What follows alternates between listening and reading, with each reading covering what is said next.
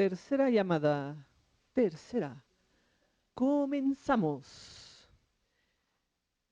Primero que nada, nuevamente voy a pasar la lista de asistentes. Cambió un poco con respecto a ayer. Hay gente que no vino y gente que vino. Entonces, si me hacen favor de revisar con las correcciones que ya se supone que tiene, si está correcta la lista, por favor. También les quiero dar la bienvenida al Instituto de Biología, no solo a ustedes, sino a todas las personas que parece que ya nos están viendo. Y pues de México sabemos que hay personas de Puebla, de Querétaro, de Jalapa, de Morelia y de varios lugares de la Ciudad de México, incluyendo ayer aparentemente el propio Instituto de Biología. Y pues la tecnología, como decía ayer, es maravillosa. También tenemos gentes de la República Checa, de Nueva Zelanda, de Argentina, de Perú, de Colombia, más los que se acumulen en el resto del día. A todos aquellos que nos están viendo por webcast, les agradecemos muchísimo que nos escriban. Para nosotros es muy importante entender la dimensión. Se me olvidó Italia. Hay alguien en Italia también. ¿En Alemania también nos están viendo? Es muy importante para nosotros pues darnos cuenta de la dimensión de este tipo de métodos de impartir clases. Para nosotros en la UNAM, que somos tan privilegiados de contar con la presencia de personas distinguidas como son Sandy Knapp y Nick Turland, y poder compartir este privilegio con todas las personas que estén interesadas en los temas que se imparten. Entonces, si quieren escribirnos a cualquiera de los tres, se los agradeceremos para darnos idea de dónde están. Y también si quieren enviar algunas preguntas en particular por correo electrónico a cualquiera de los tres, nos las pueden hacer llegar. Y en la medida de lo posible vamos a tratar de contestar esas preguntas como ejemplos o complementos en la clase que ya está de por sí preparada. Entonces, muchas gracias a todos por su presencia en el segundo día del curso de nomenclatura. Paso la lista por acá y le dejo los micrófonos el día de hoy nuevamente a Nick, que va a empezar platicando. Sí, gracias, Sandy. Está en la diapositiva y es importante que lo mencionemos.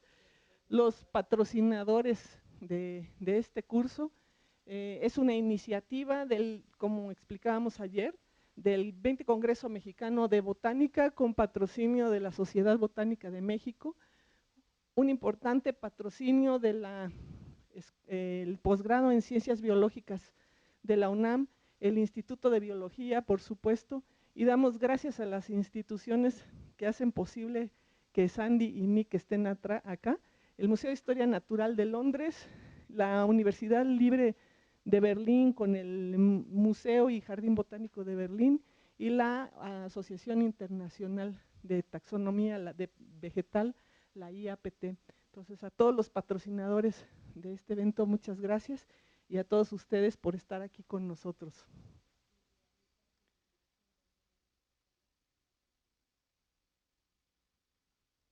Pueden escribir a Sandy Knapp o Nick Turland, sus correos electrónicos están en los apuntes que nos dieron, o pueden escribirme a mí, a Helga, @ib de Instituto de Biología, UNAM-MX, para enviarnos comentarios, dudas, intereses, inquietudes, saluditos alegres, todo lo que nos quieran mandar. Esperemos que nos lleguen muchos correos de toda la gente que nos está viendo remotamente. Y con esto pues le dejo el micrófono a Nick para que inicie la clase de hoy.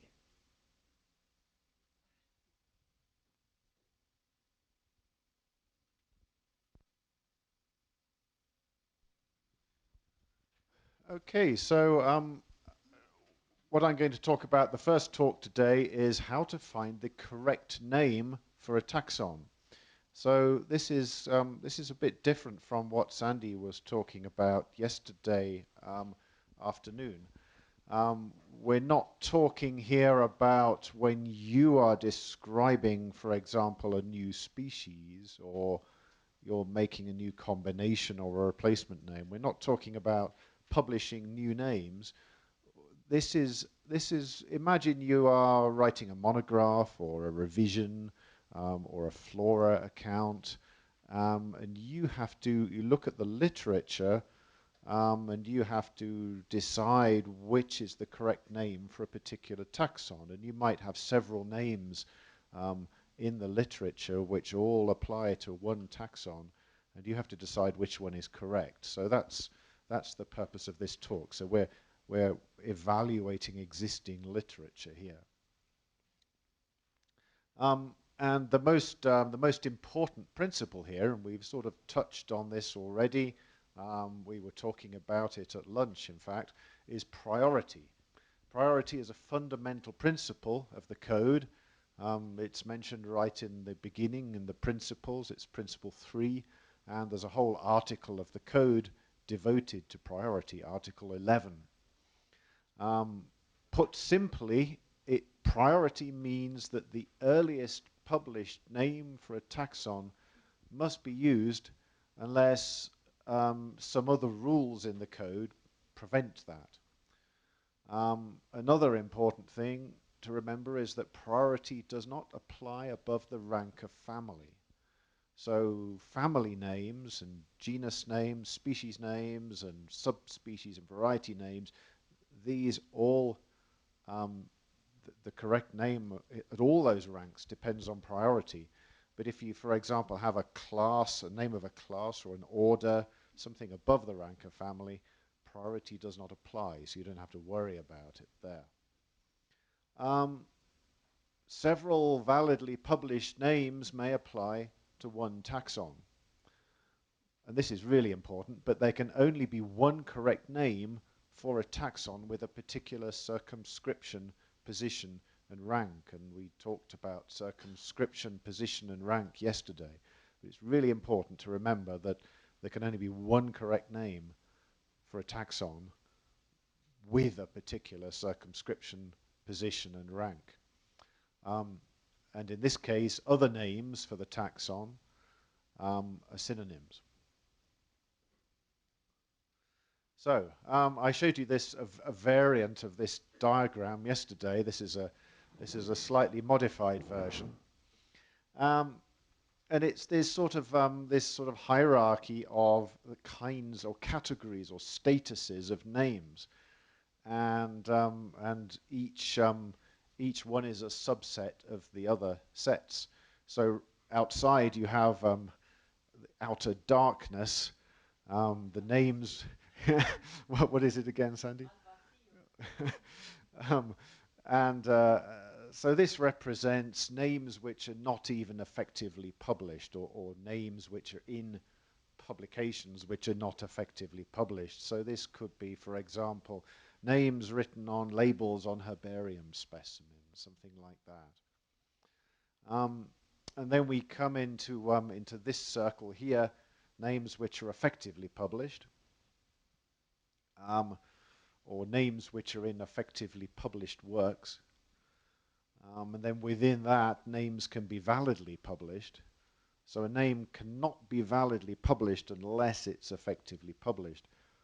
When it's effectively published, then it may be validly published. And then the next stage is legitimate or illegitimate.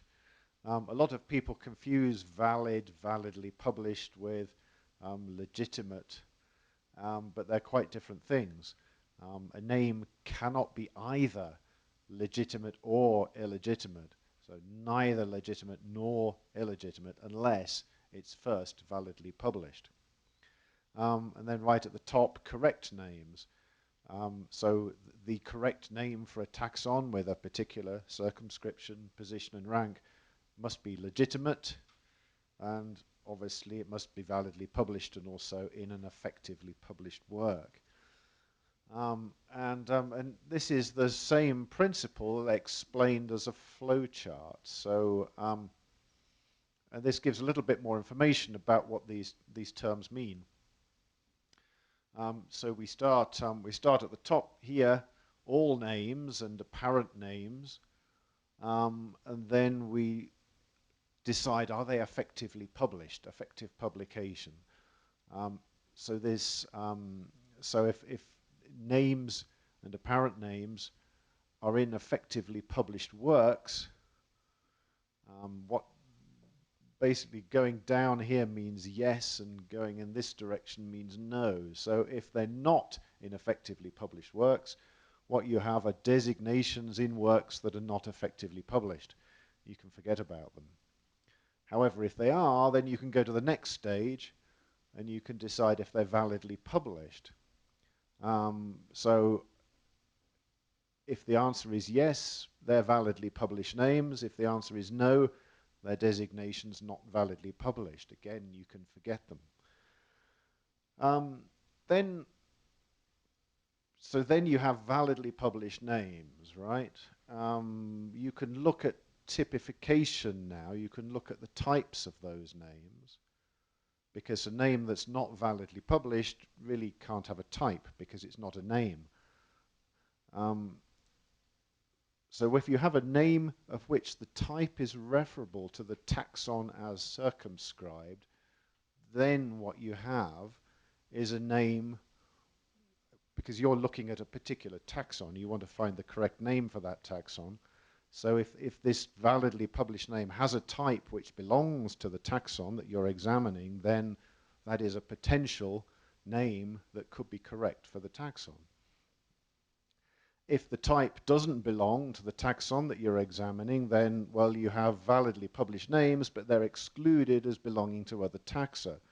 They might be correct names or synonyms, but they don't apply to the taxon that you're focusing on, that you're examining. The next stage is the name legitimate or not? Legitimacy.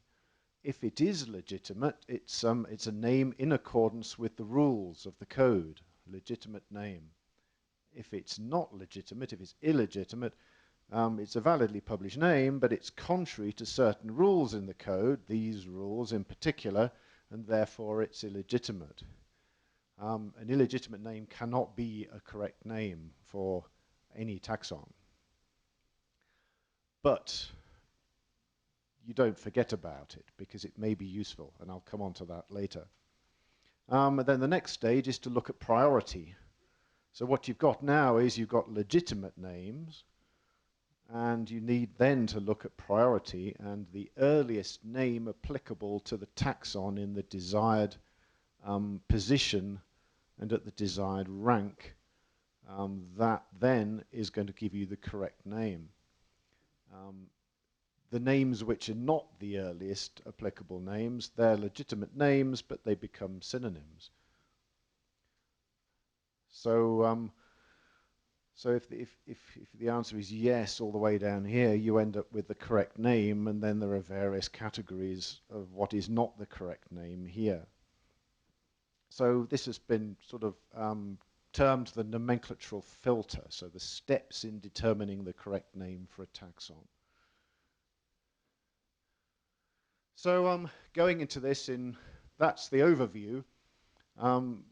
So the rest of the talk really is looking at this process in much more detail, so that you understand how it works, so that I explain how it works. So this is finding the correct name for a taxon. These are the first steps.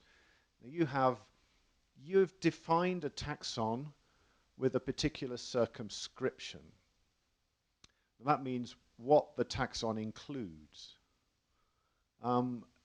It also has a particular position, and for nomenclatural purposes, that means to what genus or species it is assigned. And then there's a particular rank as well. You have to decide whether it should be a variety or a form or a subspecies, a species. And this much is taxonomy.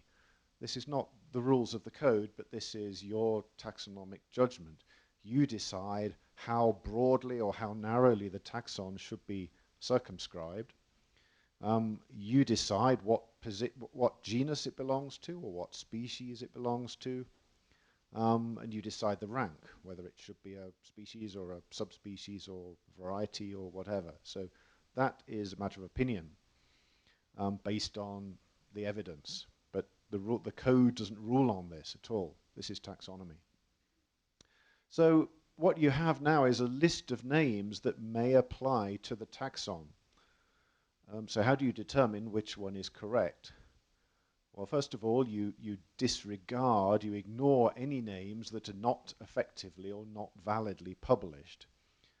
These are not really names under the code. They're termed designations, and you can forget all about them. They don't apply at all. They cannot apply. Then you examine the types of the validly published names that could potentially apply to the taxon, and any that do not refer to the taxon as you have circumscribed it, you can ignore. So remember what I said yesterday, the type fixes the application of the name, and when Sandy talks about typification, she'll go into this in more detail. But if you have a name with a type that doesn't agree at all with the taxon that you're looking at, then you can disregard that name. Then you can relegate to synonymy any names that are illegitimate. So you decide whether the names are legitimate or illegitimate, and this is ruled by the code. If they break certain rules in the code, they're illegitimate, and they will apply to the taxon, but they can't be the correct name. They will be synonyms. So what you're left with at the end of this process is a short list of legitimate names which all apply to the taxon, and only one of them is going to be correct.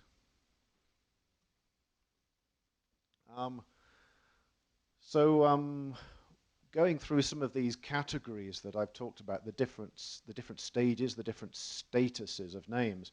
Names not effectively published. Let me give you a few examples. Names only written on annotation labels of herbarium specimens. I mentioned that already. Names only mentioned in correspondence between authors. So if you look in the archives of a particular author and you see their letters, they might mention names in those letters, handwritten letters. They're not effectively published. Names appearing in unpublished documents, which might include an unpublished PhD thesis, not effectively published. Names which only appear in databases, or names that only appear in HTML pages on the internet, web pages. And Sandy talked about this yesterday. Names not validly published. As I've said before, these are not names as defined in the code, and therefore they have no status under the code. They can be disregarded, but sometimes it's useful to cite them in synonymy. You often see, when you see a name in a flora or a monograph, and you look at the synonyms cited, sometimes there are names not validly published or designations not validly published actually mentioned in the synonymy. It's a little bit unusual, really, because they can't have types because they're not validly published. So you could ask the question, how can a name not validly published even be put in synonymy, because it has no type, therefore its application is unknown. But I suppose it's a sort of tradition that certain names have been associated with certain taxa. So it can be useful to cite them, but you don't have to, because they're not really names. They have no status. Validly, I think the preferred terms here, and Sandy mentioned this in her second talk yesterday, are validly published. And sorry, that should say not validly published, not nor validly published. That's an error. So these are the preferred terms, and it's better to say this than valid or invalid. You see valid and invalid used widely, but as Sandy explained, these terms are used in some of the other biological codes, and it could be confusing. Some examples of names not validly published, real examples, Gnetum cleistostachium, was published by C.Y. Chung. Nom inval is here mentioned after the name. That stands for nomen invalidum, name not validly published. Aster angustifolius of Royal is a nom nud, that stands for nomen nudum, literally a naked name, meaning a name that was published without a description or diagnosis. Another kind of name not validly published is a misapplied name. For example, Solanum pyracanthos sensu jacan non Lamarck. Sensu means in the sense of. Polygala chinensis auct non L. Auct stands for auctorum, meaning of authors. So these are names which have a particular type and a correct application, but in this case they've been misapplied by a particular author. So here Jacan applied Solanum pyracanthos in a sense which was wrong, because the name was actually described by Lamarck, and Lamarck's sense of the application of that name is the correct one.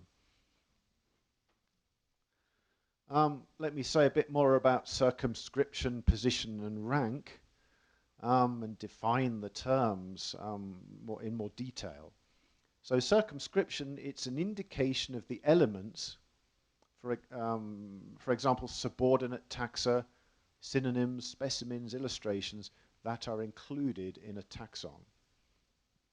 And some examples, the names Tulipa saxatilis and Tulipa bakeri can be applied to one broadly circumscribed species or to two narrowly circumscribed species. With the broad circumscription, Tulipa saxatilis is the accepted name and Tulipa bakeri is a synonym. Or with the narrow circumscription, both names are accepted. And the reason why Tulipa saxatilis would be accepted with the broad circumscription is because it has priority. It was published in 1825, whereas Tulipa bakeri wasn't published until 1938. So names can be correct. So this is an example of how two names can be either correct. Well, sorry. This is an example of how Tulipa bakeri can be either incorrect or correct depending on the circumscription. With a broad circumscription, Tulipa bakeri is not correct, it's a synonym. But with narrow circumscription, it is correct. Another example, the name Taraxacum officinale can be applied to a broadly circumscribed species that includes an enormous range of segregate taxa, all the names of which, except Taraxacum officinale, are then synonyms. Alternatively, Taraxacum officinale and the numerous other names can be applied to very narrowly circumscribed segregate species. The term sensulato, or abbreviated as SL, it means in a broad sense, in a wide sense, and sensu stricto, in a strict or narrow sense. These terms can be used to indicate broad and narrow circumscriptions. So we could talk about Taraxacum officinale sensu stricto, the narrowly defined taxon, or Taraxacum officinale sensulato, the very broadly circumscribed taxon. Now position. Position, as I said, it means the placement of a taxon relative to other taxa in a classification. And for nomenclatural purposes, this means its placement subordinate to a particular genus or species. For example, the names Geranium zonale of Linnaeus and Pelargonium zonale apply to the same species in different positions. The different positions being different genera, Geranium or Pelargonium. So if the name Geranium zonale is accepted, Pelargonium zonale is a synonym, and vice versa. And then finally, rank. rank means the position of the taxon in a hierarchy of consecutively subordinate ranks. For example, genus, subgenus, section, or species, subspecies, variety. And the example here is Pinus brutia and Pinus halapensis, subspecies brutia. They apply to the same taxon, but at different ranks. If the name Pinus brutia is accepted, Pinus halapensis subspecies brutia is a synonym, and vice versa.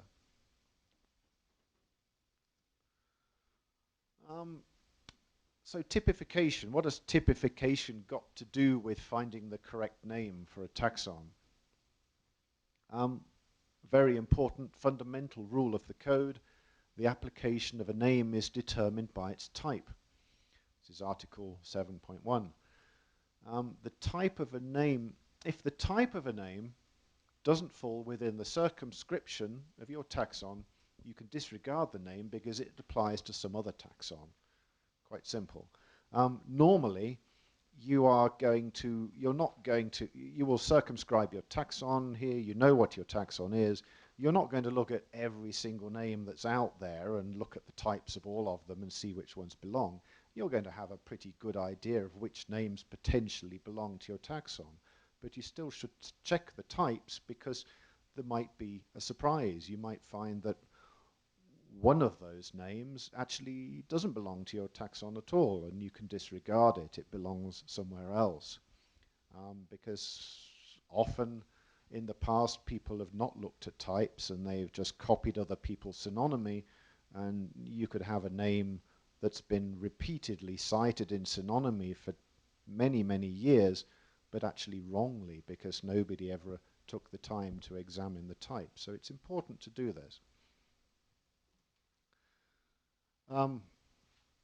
Here's an example of types. On the left, the holotype of Lycopersicon chilense of Dunal. In the center, the lectotype of Lycopersicon bipinnatifidum. And on the right, the lectotype of Lycopersicon puberilum. Do they look similar? Yes, because they're all the same species. So what you have here are three names which all apply to the same taxon as determined by their types. The types are fixing the application of the names. So if you have this if we're looking at this particular species, we would consider all three of these names as in our search for the correct name for the species. Legitimacy and illegitimacy. The code actually rules that a name is legitimate unless it is illegitimate, which sounds a bit silly, but it's establishing that it's either one or the other. You know, there's no middle ground. It's not slightly legitimate or a little bit illegitimate, and there's no third category. It's one or the other. So what makes a name illegitimate? Because we can't say that a name is legitimate until we know whether it might be illegitimate or not. So it's actually easy to decide whether the name is illegitimate. There are three causes. There are only three causes for this. And if none of those three causes applies, then the name is legitimate. Simple as that. Number one, when the name is a later homonym. And I'm going to come on to the definitions of these in a minute. Number two, when the name was nomenclaturally superfluous when published. And then number three, which is much rarer, when the name is that of a family or a subdivision of a family, and it's based on an illegitimate generic name. So this is quite rare, and it really only appears when you're considering names at the rank of family or subfamily. Almost always, illegitimate names are going to be either later homonyms or nomenclaturally superfluous when published. An important rule to remember, and the code doesn't actually say this, but it's true, if a name is born illegitimate, it stays illegitimate. If it's born legitimate, it stays legitimate. So names don't change their status over the course of history. They're born one way or another. So when a name is validly published, it is either legitimate or illegitimate. So they're born one way or the other. They remain so in the absence of special intervention, and by that I mean conservation, which I'll talk about in the next talk. So it actually is possible for an illegitimate name to become legitimate, but only through conservation. It doesn't happen in any other way. An illegitimate name cannot be correctly used, but it can serve as the replaced synonym of a replacement name, and it provides the type of that replacement name. And the only way in which an illegitimate name can become legitimate, as I said, is through conservation, or for fungal names through what's called sanctioning, which is sort of similar to conservation. So homonyms, let's look at homonyms. Homonyms are two or more names with exactly the same spelling, disregarding any rank denoting terms such as section, variety, but based on different types. So it's two or more names spelled the same way but based on different types. And the rule in the code is that a name of a family, genus, or taxon below the rank of genus, unless conserved or sanctioned, is illegitimate if it is a later homonym. And they usually apply to different taxa, these names, if you have two homonyms. For example, Vicia gigantea, published by Hooker in 1831, was described from Western North America, sort of Washington, that kind of area. Vicia gigantea of Bunga was published 2 years later in 1833, and it was described from China. Bunga's name is later than Hooker's. It's a later homonym, and it's therefore illegitimate. It makes no difference, this is important, it makes no difference if the earlier homonym is itself illegitimate or generally treated as a synonym. In that case, the later homonym will still be illegitimate. These are the, I don't think they're types, but they are representative specimens of the two homonyms. So Vicia gigantea of Hooker on the left, that's the North American species, and Vicia gigantea of Bunga on the right, the Chinese species. So you can see they're not, I mean, they're both obviously similar, which is why they belong to the same genus, but they actually apply to different taxa, as you might expect with one coming from North America and the other from China. Superfluous names. The other common way in which a name can be illegitimate is if it was nomenclaturally superfluous when it was published, unless, as before, it is conserved or sanctioned. Nomenclaturally superfluous when published means, and this is a complicated definition, but it's hard to simplify it. It means that the taxon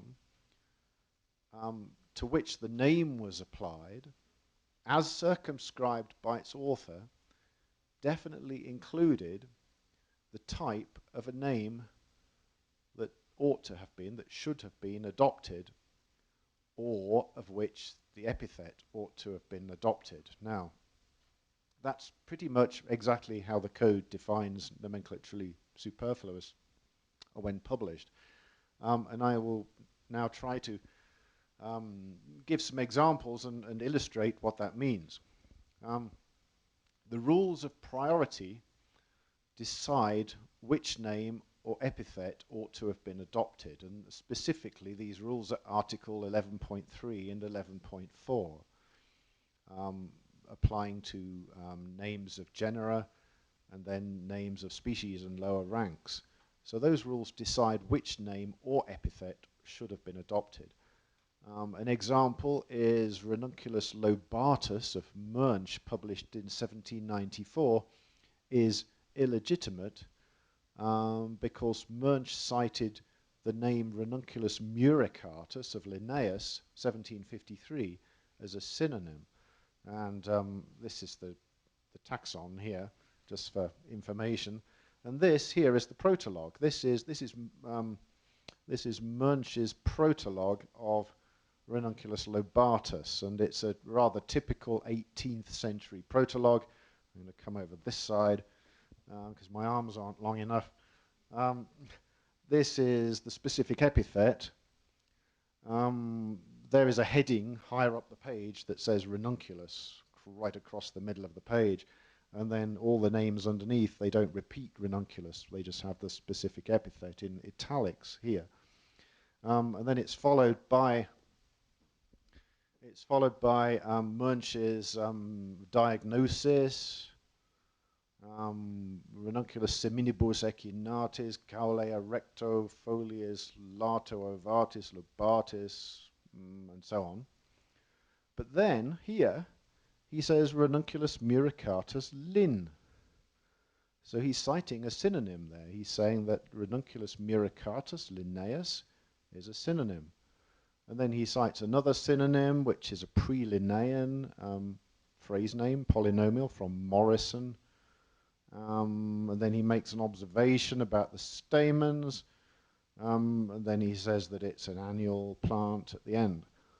But because he cited this name of Linnaeus, Ranunculus lobatus was nomenclaturally superfluous when published because he should have called it Ranunculus muricatus. There's no reason why he should not have called it Ranunculus muricatus. So lobatus, it included the type of a name that ought to have been adopted. This name ought to have been adopted. Or rather, yes, exactly, because he should have called it Ranunculus muricatus. I'll definitely including the type is defined in various ways, and one of those ways is citing the name itself.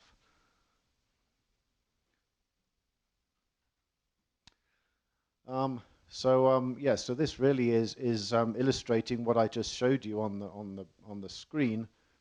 This is the protologue of Ranunculus lobatus, and here we have, the synonym Ranunculus muricatus Linn. It's an earlier name at the same rank, validly published by Linnaeus in 1753, and citing it made Ranunculus lobatus nomenclaturally superfluous when published, and therefore illegitimate, because Munch should have used the name Ranunculus muricatus instead.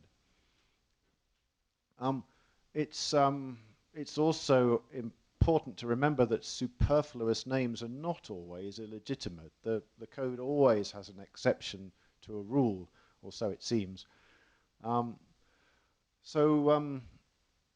a name is nomenclaturally superfluous when published, this does not make it illegitimate if it has a basionym. And this is Article 52.3. So when the name was published, it was incorrect, but it may become correct on later use that excludes the element that caused the superfluity. That's what the code says. The example here is the name Chloris radiata. It was published in 1788 by Schwarz. It was nomenclaturally superfluous when published because Schwarz included the legitimate name Andropogon fasciculatus of Linnaeus, 1753, as a synonym. However, the name Chloris radiata has a basionym, which is Agrostis radiata, Linnaeus, 1759. So Chloris radiata is not therefore illegitimate. Chloris radiata can be a correct name if Andropogon fasciculatus, the name that caused the superfluity, if Andropogon fasciculatus is treated as a different species, if it's excluded. So remember also that a basionym is always legitimate. An illegitimate name cannot be a basionym, but it can be a replaced synonym. So priority among legitimate names. So we've now got to the stage where we have several legitimate names that all apply to the taxon we are examining. For taxa, at the rank of family to genus, inclusive, the correct name is simply the earliest legitimate one with the same rank. That's Article 11.3, so a very important article in the code for establishing the correct name between the ranks of family and genus. For example, when Aeschylus of Linnaeus, 1753, and Pavia of Miller, 1754, Calothersus of Spach, 1834, and Macrothyrsus of Spach, 1834. When these 4 generic names are all referred to a single genus, the correct name for that genus is Aeschylus, because it's the earliest legitimate name at generic rank, and the other 3 names are synonyms. Below the rank of genus, the correct name is the combination of the final epithet of the earliest legitimate name of the taxon in the same rank with the correct name of the genus or species to which it is assigned. Now this is a typical code wording because it has to apply to many possible different cases. So what I'll do is try and illustrate that with a few specific cases. Unless, and this is important, unless the combination would be a tautonym which could not be validly published, for example, Cianus, Cianus, or if it would be a later homonym, which, as we discussed earlier, would be illegitimate. So here's a natural example. So this taxon is treated at specific rank. It's a species of Solanum. The earliest legitimate name for this taxon at specific rank is, underlined at the top here, Lycopersicon chilense of Dunal, 1852. Now notice, this is important, the final epithet, chilense. The correct name of the genus to which this taxon is assigned is Solanum. Not Lycopersicon, but Solanum. So the correct name for the species is therefore Solanum chilense. So we're looking here, the earliest legitimate name. The correct name for the genus is Solanum, not Lycopersicon. This is Lycopersicon chilense, the earliest legitimate name, so we take the epithet of the earliest legitimate name and combine it with the correct name for the genus, and that's Solanum chilense of, and the combination was made by Reicher. So that's an example at specific rank. And then just to sort of look at that treatment again, I also want to talk about the difference between homotypic synonyms and heterotypic synonyms. Homotypic synonyms have the same types and they therefore apply to the same taxa as a matter of fact. So the names Solanum chilense and Lycopersicon chilense are homotypic synonyms and they must apply to the same taxon because they have the same type. It's just logical and it cannot be any other way. Whereas these 3 names here, Lycopersicon atacamensi, Lycopersicon bipinnatifidum, and Lycopersicon puberilum, 3 names, these are heterotypic synonyms. They have different types, and the authors of this monograph have made the taxonomic decision, which is a matter of opinion, that they all belong to the same species and to the genus Solanum. And I showed these 3 type specimens before. So on the left, the holotype of Lycopersicon chilense, which is a homotypic synonym of Solanum chilense. Notice the exactly equal sign with 3 lines, which means a homotypic synonym. And in the center, the lectotype of Lycopersicon bipinnatifidum, which also equals Solanum chilense, but this time it's a normal equal sign with two lines, meaning a heterotypic synonym. And then finally, on the right, the lectotype of Lycopersicon puberilum, which is also a heterotypic synonym of Solanum chilense.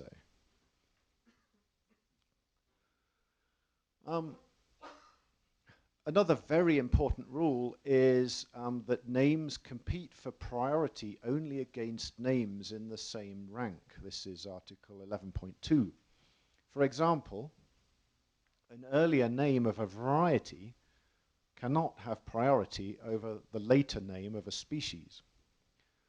To give you an example, when Magnolia virginiana variety foetida, published by Linnaeus in 1753, is raised to specific rank, it's called Magnolia grandiflora of Linnaeus 1759, not Magnolia foetida Linnaeus Sargent 1889.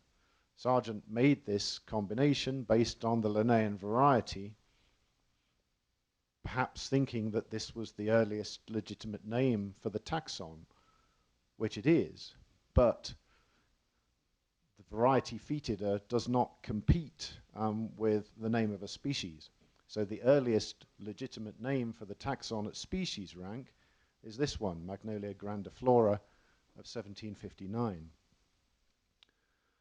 So even though Magnolia virginiana variety foetida is the earliest name, it cannot compete against the names of species. Also note that the earliest legitimate name in the same rank may be in a different position to the one that you want. For example, the name of a species might be combined under a different generic name, and in such a case it may be necessary to publish a new combination based on that earlier or that earliest name. And I'm going to give an example here. Actually, first of all, I'm going to have a drink of water, then I'm going to give the example.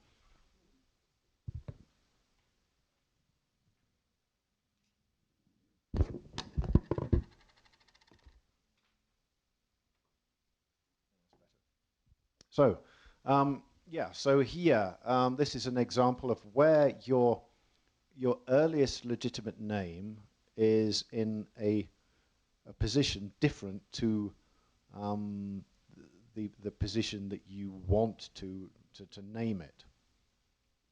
So the circumscription, first of all, the circumscription, the taxon that is circumscribed here, it includes the types of two names. Miletia unijuga of Gagnapan in 1913 and Cruspadolobium Schochii of Harms 1921. These are two different names, different dates, different types, but they both belong to the same taxon. So the taxon is circumscribed to include both of these names. The two species names are legitimate, and they're both in the same rank, species rank. Therefore, they compete for priority. Remember that names only compete for priority in the same rank. So these are both species names, therefore they can compete. So what is the position of this? The position is actually in the genus Cruspadolobium. So we're not going to assign it to Miletia, it's assigned to Cruspadolobium. So that's the position.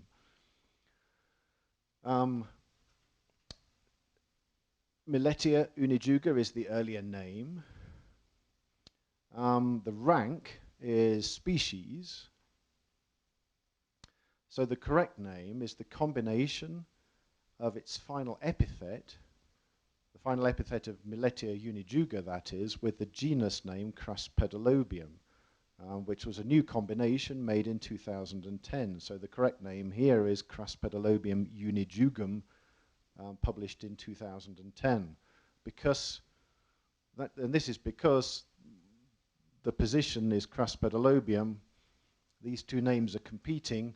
This one's earlier, they're both species, therefore they can compete, so we take the epithet of the earlier name and combine it with the correct name for the genus, and then you get the correct name. It's actually parallel to that Solanum example I showed a bit earlier on. What happens when two names are published simultaneously at the same time? Simultaneously published names in the same rank compete for priority, but they're published at the same time, so which one has priority? Well, in such cases, the correct name is decided by the first author to accept one name and relegate the others to synonymy, and this is important, in an effectively published work. Although finding the earliest published choice between names of equal priority can be very difficult, especially with taxa that have an extensive literature, because there's no index of effectively published choices between simultaneously published synonyms. This is notoriously difficult, and you just have to know the literature really well to find the first author to choose between the simultaneously published names. We mentioned autonyms were mentioned in Sandy's talk about valid publication yesterday. Priority of autonyms. An autonym always has priority over the names that established it. For example, the name Heracleum sibericum includes two subspecies, Hypericum sibericum, subspecies Lecoqii, and Heracleum sibericum, subspecies Lecoqii, and Heracleum sibericum, subspecies sibericum, which is the autonym automatically established at the same time as the publication of this name. Now, when the species Heracleum sibericum, including both the subspecies, is included in another species, Heracleum swandylium, as a single subspecies, so we're taking Heracleum sibericum with its two subspecies, we're putting it into another species, we're recognizing it under Hypericum swandylium as a single subspecies. The correct name of that subspecies is Heracleum swandylium subspecies sibericum. It cannot be Heracleum swandylium subspecies Lecoqii. So what's happening here is that these two subspecies names are competing for priority, and it's always going to be the autonym that has priority over the other name that created it. So back to the diagram here, just to sort of recap of the various different stages: not effectively published, validly published, legitimate, and then right at the top, correct. And then the nomenclatural filter again. I won't go through all the details because it's I've already done that. And I also wanted to just sort of illustrate it with this, what you might call nomenclatural evolution. Not effectively published is really still an ape. Effectively published is probably Homo erectus. Validly published is Homo habilis, I think. Legitimate is probably Cro-Magnon man or something, and then correct is modern humans. Just for fun. Thank you very much. And I will take questions. Yeah. ¿Hay preguntas?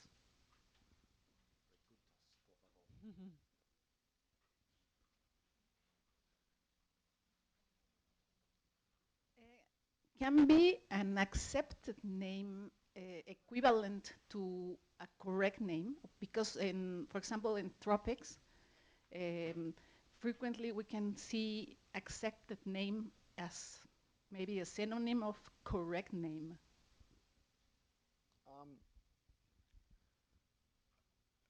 I suppose the answer is that an accepted name should be the correct name, yes.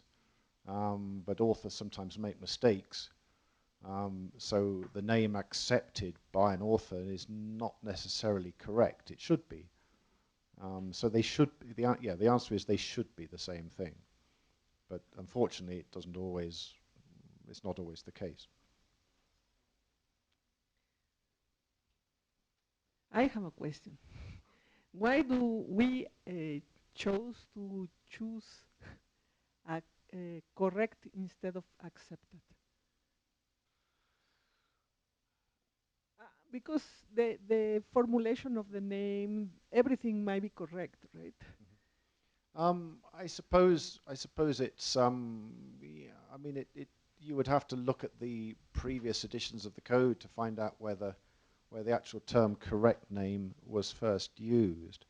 I suppose really correct name is more informative because it's telling you that the name is either correct or not correct, whereas accepted is more the opinion of the author or what the author has decided based on the evidence, which might not be right. The author could be wrong. So there's a difference between something is either correct or it's not correct, and this is a matter of fact. It's not a matter of opinion. Whereas a name that's accepted, that implies that somebody has accepted it, and of course people make mistakes. So I guess maybe that's why it's a more accurate term. But then I think if you look in the other biological codes, they have different terms. So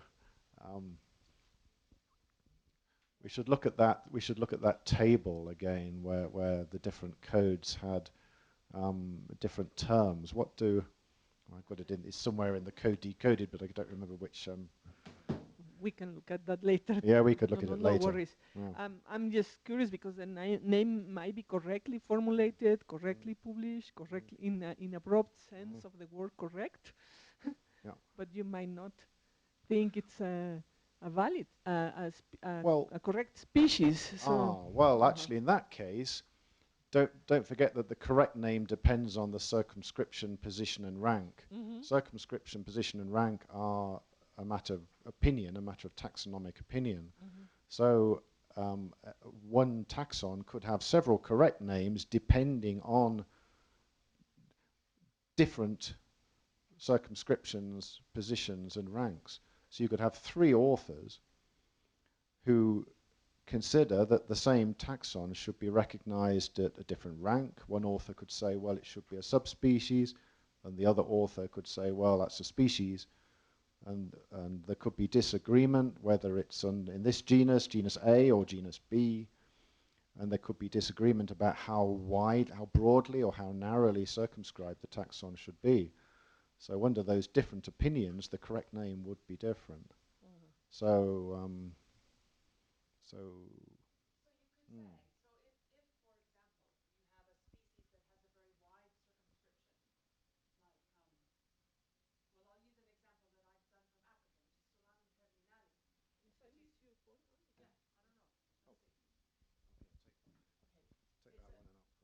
Okay, so it's a species with very wide circumscription. Bueno, hablo en castellano. Que hay una especie de una circunscripción muy amplio. Entonces es una especie que, en mi opinión, ocurre por toda África. Y si tengo la circunscripción así, su nombre correcto es Solanum terminale. Pero hay otros nombres que yo paso a sinonimia. Si yo encuentro las cosas del oeste de África diferente, si defino eso como especie diferente, eso también tiene un nombre correcto, pero para mí no es aceptado. Entonces, eso es una diferencia, es muy fina la diferencia, pero es eso que aceptado es en la opinión del autor y correcto depende de una circunscripción y también es opinión, pero es un poquito diferente.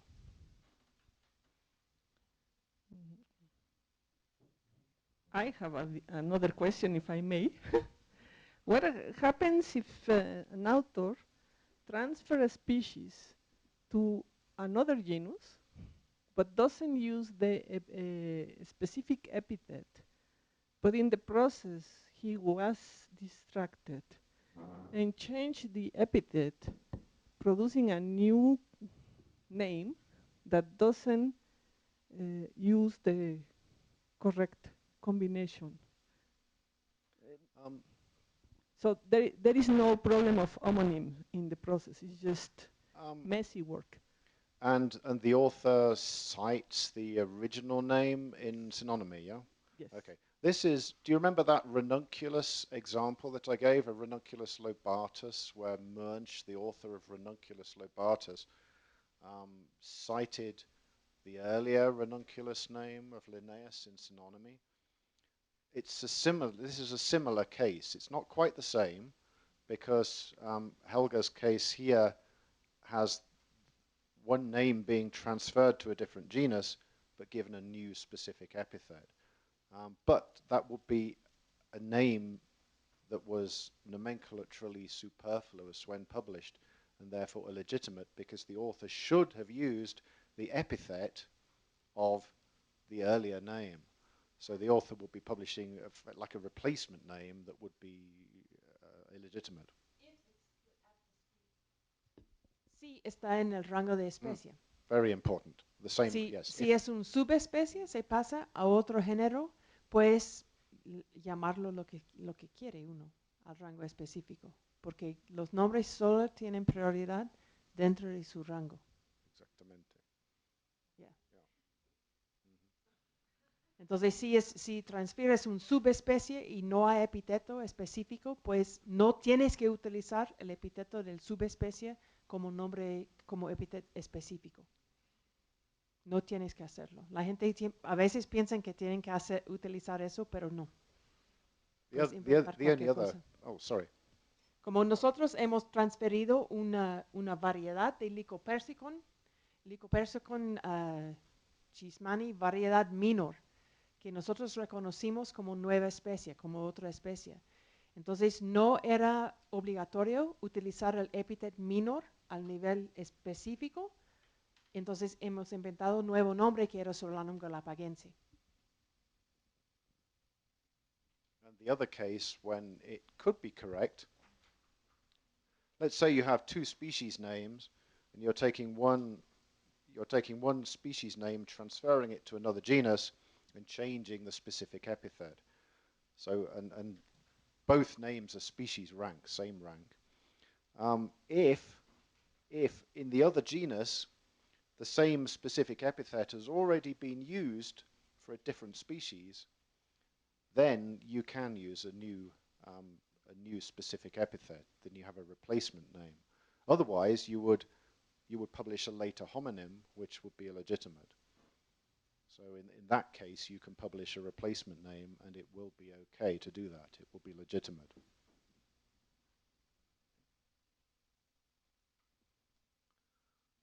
¿Preguntas? Okay. We Next one. continue? Yeah. Okay. So now I'm going to talk about. We've mentioned this in my last talk. I mentioned that an illegitimate name can become legitimate only through conservation. But here I'm going to talk not only about conservation, but also the related topics: rejection, suppressed works, and binding decisions. So really, these are ways in which the rules of the code can be, when the rules of the code cause disadvantageous nomenclatural changes, when they cause disruptive nomenclatural changes, these are extra rules of the code that prevent that disruption. So they're allowing exceptions to the rules.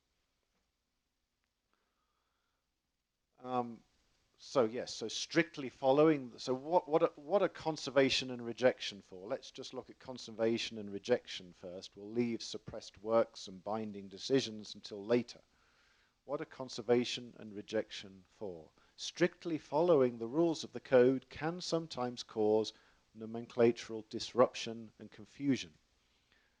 For example, a well-known name in current use could be displaced in various ways. It could be the discovery of an earlier name which has priority over the later name, discovery of an earlier homonym which would make the later homonym illegitimate, or it could be found that the type does not agree with the current usage of the name. And in this case, the well-known name must be applied to another taxon, leaving the well-known taxon with a different name or even no name. In such cases, you have a choice. You can either follow the rules and accept the disruption and confusion to the nomenclature, or you can maintain the use of the well-known name by conservation or rejection. So, conservation is dealt with by Article 14 of the Code, and it allows an incorrect or illegitimate name to be used as a correct or legitimate name, or it can change the type of a name. Rejection is dealt with in Article 56, and this simply prevents the use of a name, so it goes in the trash. So let's talk about conservation first. It is possible to conserve names at the ranks of family, genus, and species. In addition, a name of a subdivision of a genus or an infraspecific taxon can be conserved when it is the basionym of a genus or species name that could not continue to be used in its current sense without conservation. So conservation is limited to certain ranks of names. You cannot conserve any name. And the conserved names are listed in the appendices of the code, which is this, the fattest of the books up here on the table. And Appendix 2A and 2B are for names of families. Appendix 3 is for the names of genera and a few subdivisions of genera. And Appendix 4 is for the names of species and a few infraspecific taxa. A conserved name can be indicated with the abbreviation nom-cons, which stands for nomen conservandum, which is Latin for name to be conserved. And there's some examples at different ranks. Family name, Amaranthacea, Jussieu nom-cons. A genus name, Mammillaria, Howarth nom-cons. And a species, Tetracera volubilis Linnaeus nom-cons. A conserved name at any rank is conserved against all earlier homonyms. Whether or not the conserved against, that is rejected homonyms, are listed alongside the conserved name in the relevant appendix. And I should, well, it's rather hard to see, but when you open up these appendices and look at them, each page has two columns. And the names in the left-hand column are the conserved names, and the names, if any, in the right-hand column are names which are rejected. They're rejected in favor of the conserved names, or put another way, the conserved names are conserved against the rejected names. But a conserved name at any rank is conserved against all earlier homonyms, regardless of whether they're actually listed in the appendix. Examples, Mammillaria of Haworth and the Cactaceae is conserved against an earlier homonym, Mammillaria of Stackhouse, which was published in 1809, 3 years earlier. This Mammillaria is the name of an algae, and the latter name is listed alongside the former in Appendix 4 of the code. So actually both these names are listed in the appendix, the conserved name and the rejected name together. Blumeyer of de Candolle, published in 1833, and the Asteraceae is conserved against Blumeyer of Reichenbach, published a little bit earlier in the Bombycaceae, even though the latter name, Blumeyer of Reichenbach, is not listed alongside the former in the appendix of the code. Because it's an earlier homonym, the later homonym is automatically conserved against any earlier homonym that you might find. It doesn't matter whether it's listed or not in the appendix. A conserved name of a family or genus is also conserved against all other names in the same rank based on the same type. So that means against homotypic synonyms. Whether or not, again, the rejected names are listed alongside the conserved name in the relevant appendix. So it's a bit like the homonyms, homotypic synonyms. when you have homotypic synonyms, a conserved name is conserved against the homotypic synonyms if it's the name of a family or a genus. It doesn't matter whether the homotypic synonym is listed or not. A conserved name is also conserved against names based on different types, so these are heterotypic synonyms, that are listed as rejected in the entry in Appendix 2A or 3. So for heterotypic synonyms, a conserved name of a family or a genus is only conserved against listed heterotypic synonyms, not against all heterotypic synonyms. The example here is Corydalis, published by de Candolle in 1805. It's listed in Appendix 3 as conserved against 1, 2, 3, 4, 5 other names. Okay. So one of those names is an earlier homonym, Corydalis of Medicus, 1789. Now, it would be conserved against this, even if this name wasn't listed, but it is listed. It's conserved against an earlier homotypic synonym, Pistolochia, of 1800, 5 years earlier. It would be conserved against this, even if it were not listed, but it is listed. And then it's conserved against the earlier heterotypic synonyms, Capnoides, Cysticapnos, and Pseudofumaria. Now, these must be listed in the appendix, otherwise it would not be conserved against them. So these 5 conserved against names are all rejected in favor of Corydalis de Candolle.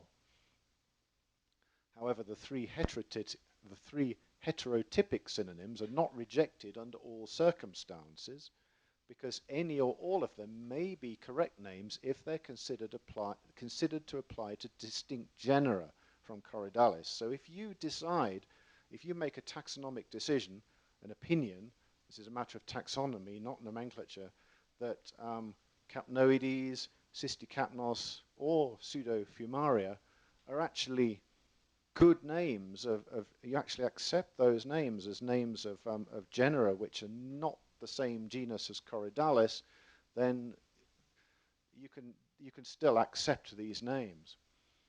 And in fact, in some treatments, they are treated as accepted names.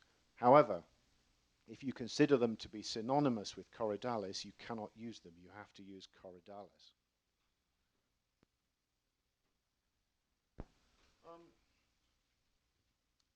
So that's names of families and genera. A conserved name of a species is conserved against all names listed under it in Appendix 4 as rejected, and against all combinations based on the rejected names. The example here is Cactus cruciformis of Veloso, published in 1829, is conserved against the earlier homotypic synonym Cereus squamulosus of Candolle, 1828, published a year earlier. It's also conserved against the 3 earlier heterotypic synonyms, Cereus tenuis spinus, Cereus myosurus, and Cereus tenuis. These 4 conserved against names are all rejected in favor of Cactus cruciformis. And the same applies to all combinations that are based on them. However, any of the 3 heterotypic synonyms could be adopted as the correct name if it were considered to apply to a species distinct from Cactus cruciformis, which is currently, I think, Lepismium cruciformi. So if you decided that this, for example, Cereus tenuispinus, was in fact not a synonym of this, there will be nothing to stop you accepting this name either in the genus Cereus or in some other genus. However, if you consider this and this to be synonyms, you have to use this name. And if you're accepting them in a different genus, which let's say we are, it's Lepismium, the name has to be Lepismium cruciformi because this is the conserved name. You couldn't, for example, call the same species Lepismium tenuis spinum and cite that as a synonym.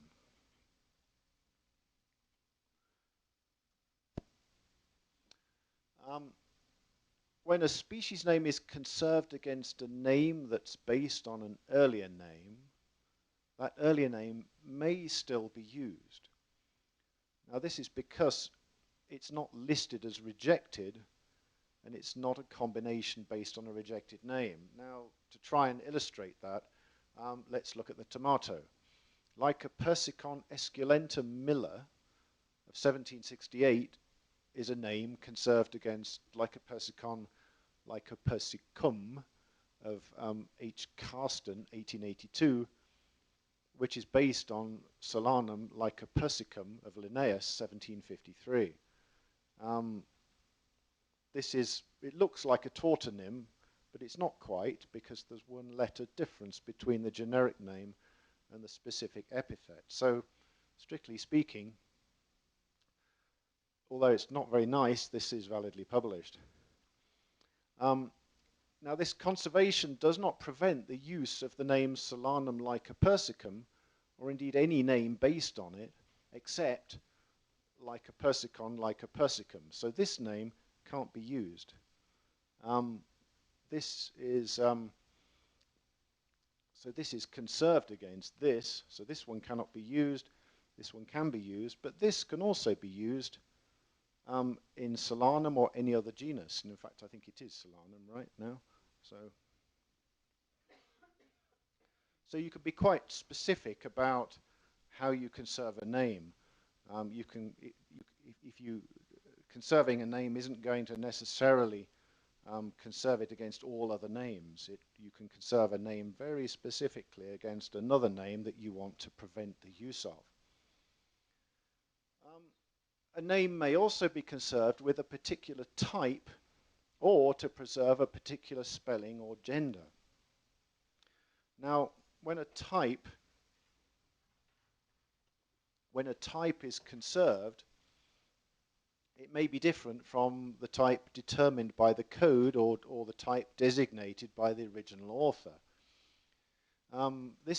So having a conserved type is a very useful tool for maintaining nomenclatural stability when the existing type, or the only elements available for designation as the lector type, which will be coming up in Sandy's talk later on, when these conflict with the current usage of the name. I mean, it could be very inconvenient if you find that you have a name which you're applying to a taxon, and you look at the type of the name and find that the type belongs to a completely different taxon. You can't apply that name to the taxon anymore, so what do? Well, you can conserve the type, you can change the type. So you have the advantage of being able to choose here a high quality recent specimen with duplicates widely distributed in several herbaria. You can choose anything you like as a conserved type. You do not have to choose a specimen seen by the original author. It's not like lectotypification.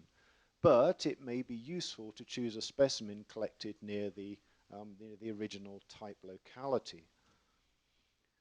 Some examples of conserved names with conserved type or conserved spelling or conserved gender. Well, the most notorious example is Acacia of Miller. Nom cons, it's a conserved name, and it has a conserved type, which is not the original type of the name.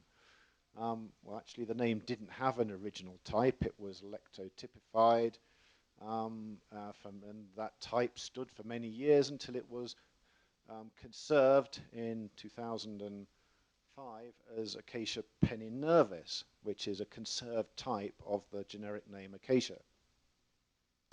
The name Bougainvillea is a conserved name with a conserved spelling.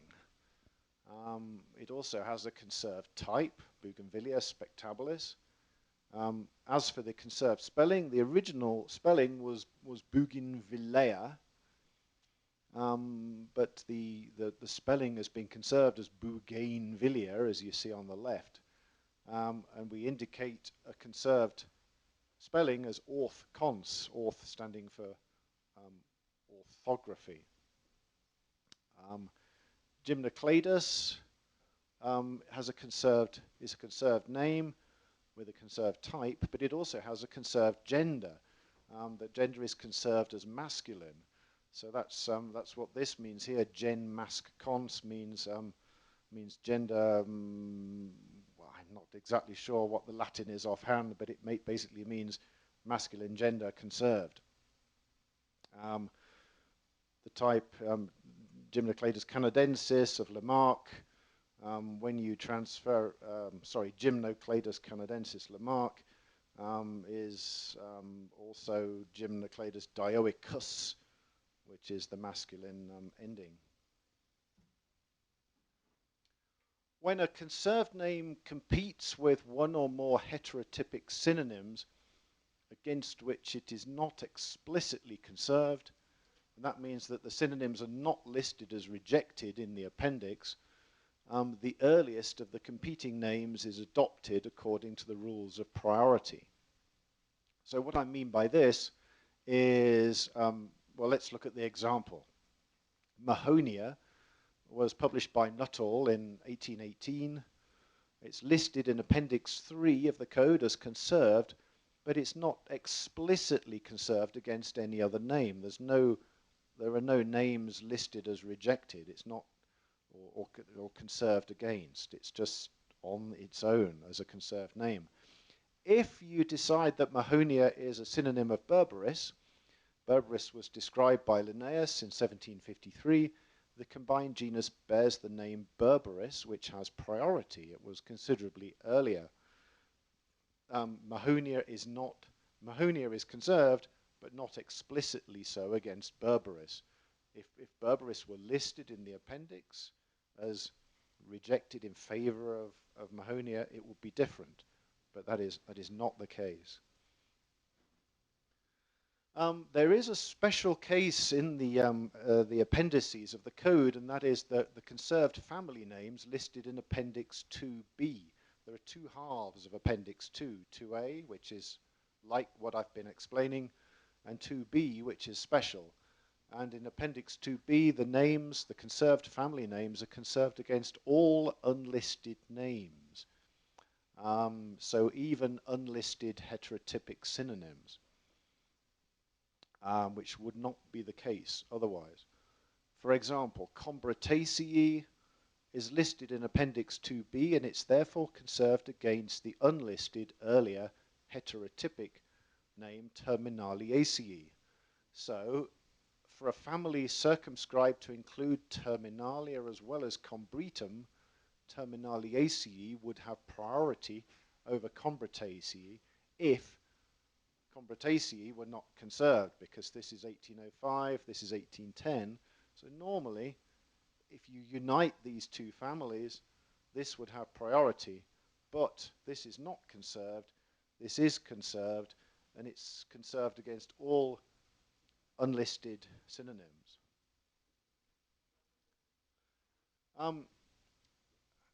Then this one's a bit more complex. I'll go through it quickly. A rejected name or a combination based on one may not be adopted for a taxon that includes the type of the corresponding conserved name.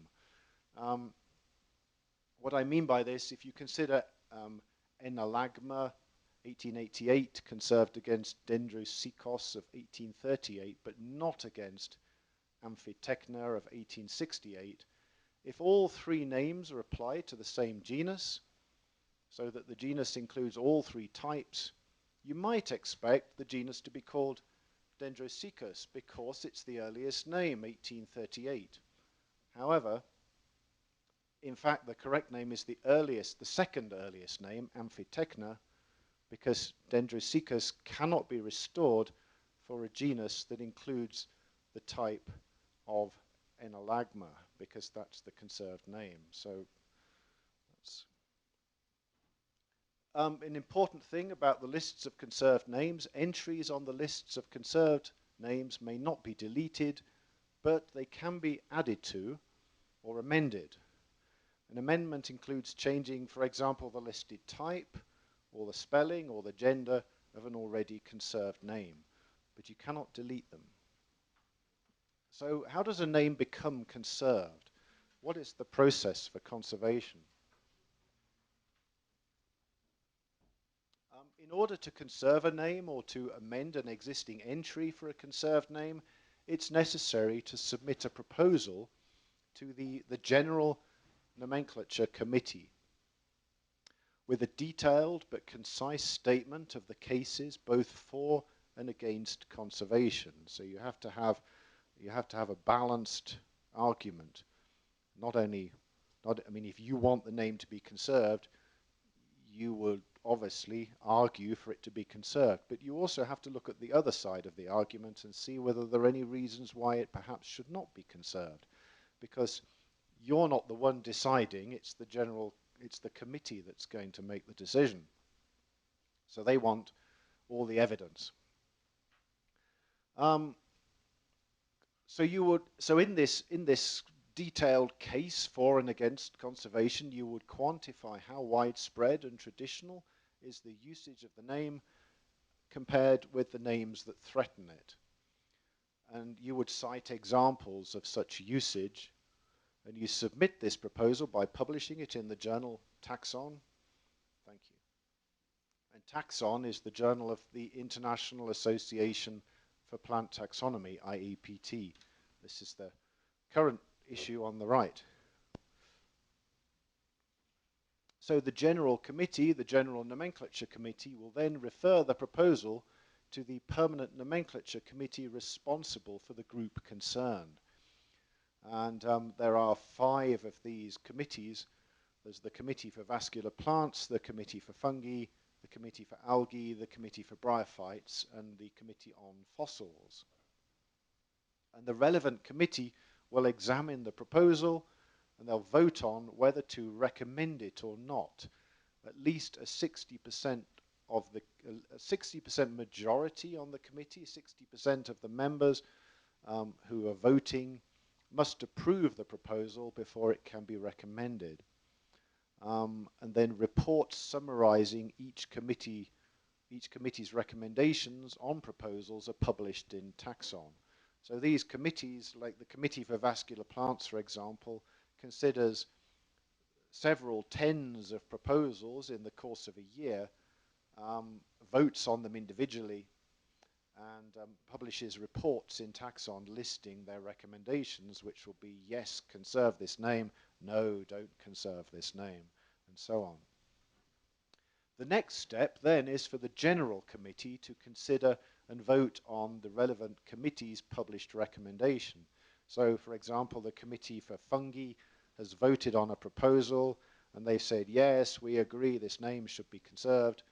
That recommendation then goes to the General Committee, back to the General Committee, who also vote on the proposal. And they require, again, a 60% majority in order to approve a recommendation. And this is usually a straightforward process that takes little time. The General Committee publishes its own report, separate report. If the report recommends conservation, this is important, retention of the name is then authorized subject to the decision of a later International Botanical Congress.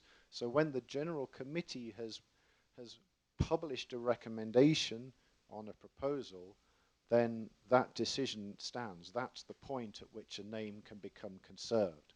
However, it does have to be approved or ratified by a later International Botanical Congress, and this is the nomenclature section of an International Botanical Congress at Melbourne in 2011. Here's Sandy. This is me. This is John McNeil, who was the rapporteur in Melbourne.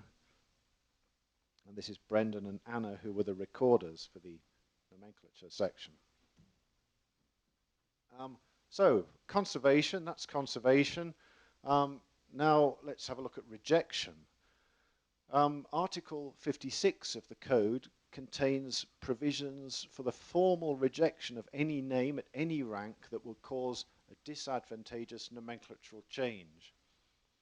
No name needs to be conserved against such a rejected name. It is rejected in all circumstances and cannot be used, and all combinations based on the rejected name are likewise rejected. So it's this outer darkness thing. You are consigning this name to outer darkness. Such names are called nomina utique regicienda, which means names to be rejected in any case, or suppressed names, and these are listed in Appendix 5 of the Code.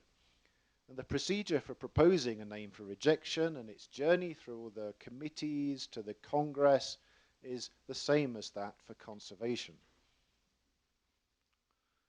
A nomen utique regiciendum may be indicated as such with the abbreviation nom utique reg or just nom reg. So here are some examples: Cacalia, nom reg; Echinocactus smithii, nom reg; or Dodecatheon media variety puberilum, nom reg.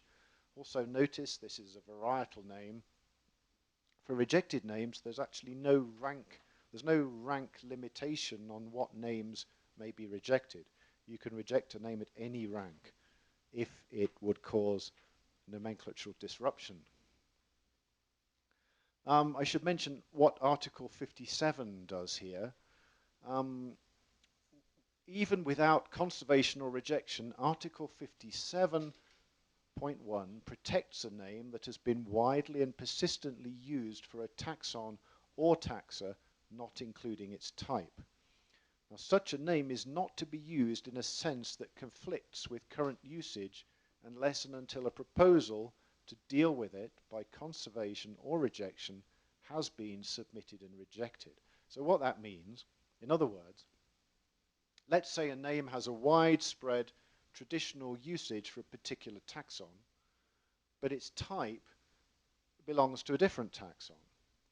The usage of the name must not be changed from the traditional sense to the sense of its type. The name can be proposed for conservation with a conserved type that does agree with the traditional usage of the name, or the name could be proposed for rejection. And then only if that proposal is rejected by the committees and the Congress can the name be applied in the sense of its type, which will be a disruptive application of that name. So basically what the article is doing here is it's preserving traditional usage of names, and it's giving us a chance to then make a conservation proposal or a rejection proposal to formalize the traditional usage, and then if that fails, then you just have to follow the rules of priority. So, suppressed works. That's enough on conservation and rejection. How do you suppress a work? Well, you can burn it. However, there's often lots of copies in libraries all over the world, and we can't burn them all. And electronic publications are even more difficult to suppress, and nobody's tried to do that yet. But the code provides a way of suppressing a publication that contains so many disruptive names that it's actually simpler to propose the whole work for suppression. And this is done under Article 34.1. So this is often simpler than proposing each disruptive name individually for rejection. Because the name could contain 100 names which are all disruptive.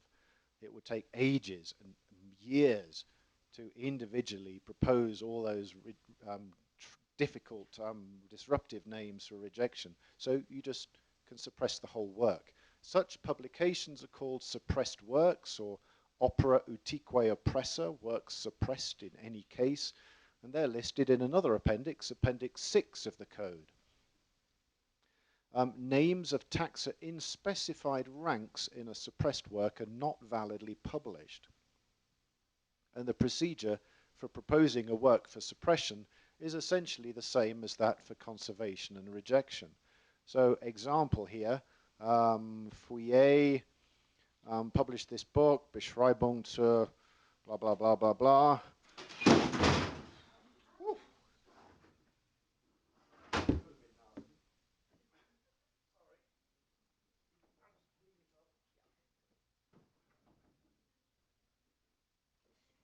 Suppressed lecturer almost there.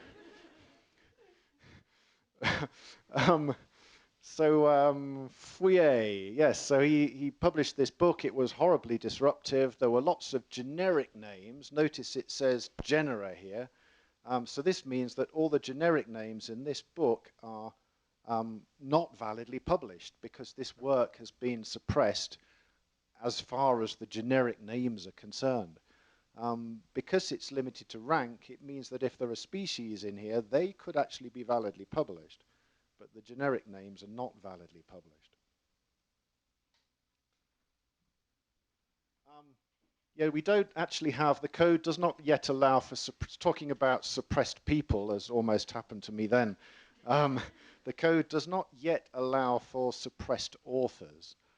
Although sometimes I wonder it might be quite useful because some authors have had such a history of publishing difficult to interpret and disruptive names that if you just said everything published by this author is rejected, it could solve problems. But I'm not sure it will be possible to put something like that in the code. It's a little bit aggressive, yeah. Yeah.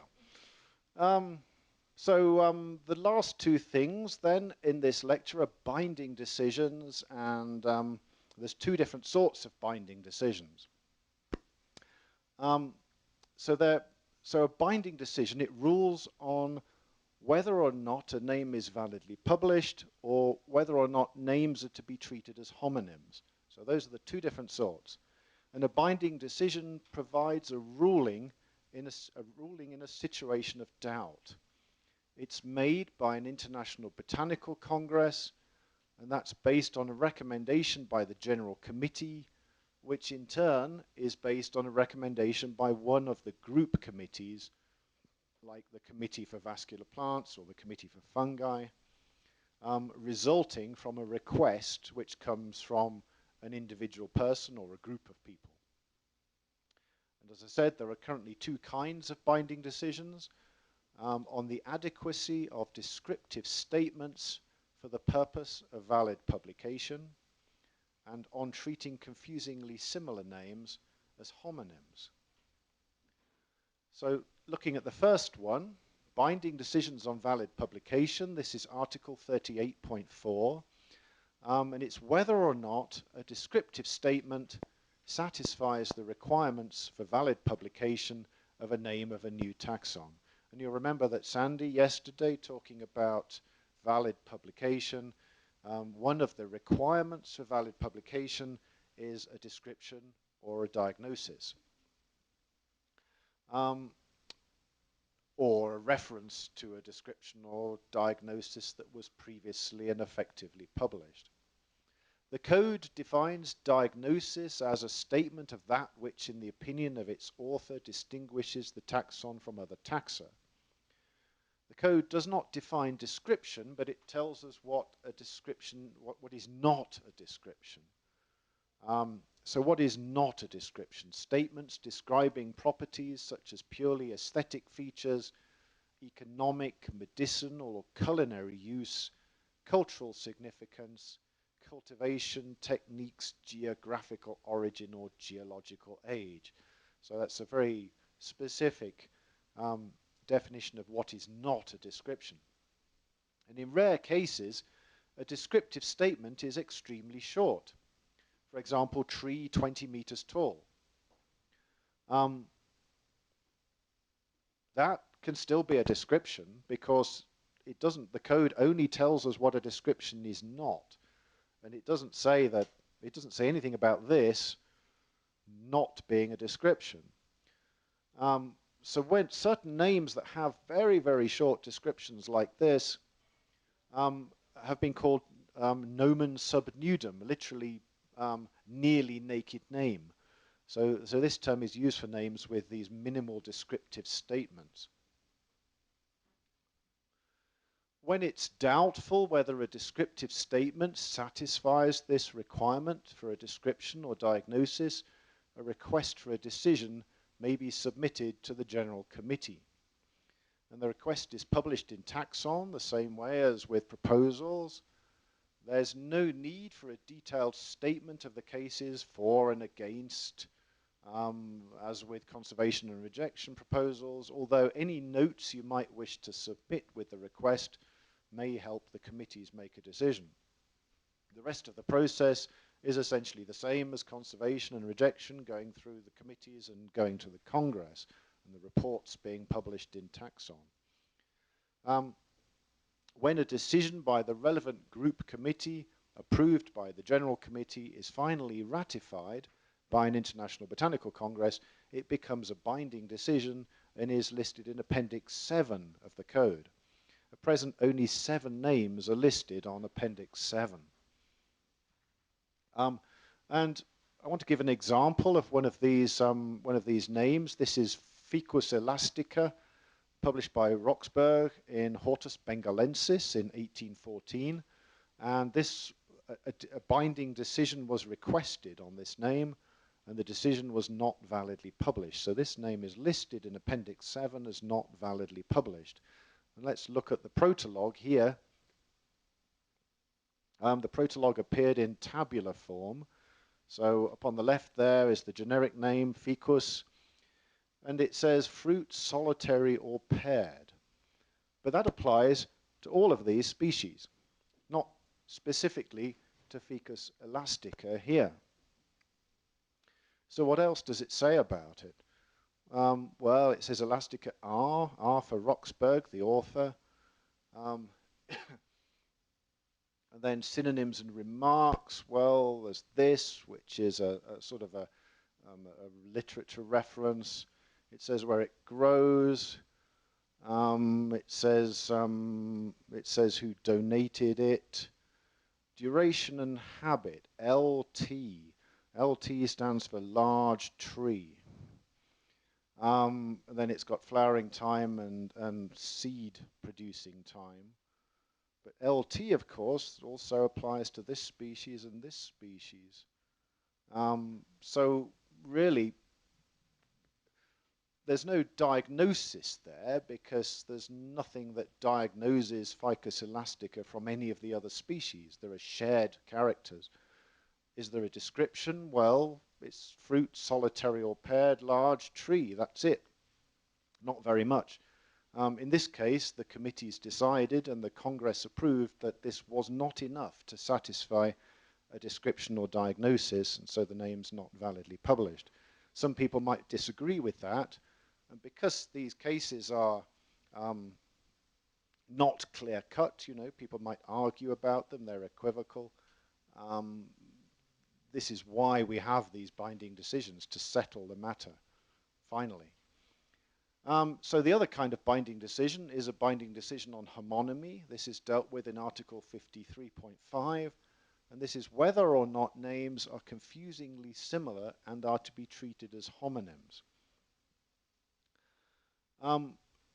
So these are orthographically similar names, names spelled in a similar way that the rank of genus or below that are likely to be confused. And such names, if they're based on different types, are to be treated as homonyms under these 2 articles of the Code. The likelihood of confusion may depend on how similarly they're spelled and how closely related are the taxa to which they're applied. Because here you have a sort of a grey area. You have similarly spelled names. They're not exactly the same. They're similar names. So do you treat them as homonyms or not? Different people have different opinions. To one person, 2 names might be homonyms. To another person, they could say, well, there's no confusion. These are different names. When you have a situation like this, when people cannot agree whether they're homonyms or not, whether they should be treated as homonyms or not, then you can get a binding decision to settle the matter.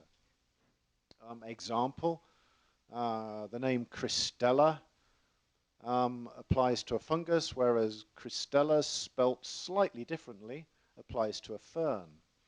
These names are not really likely to be confused, even though they differ by only 1 letter, because one is a fungus and one is a fern.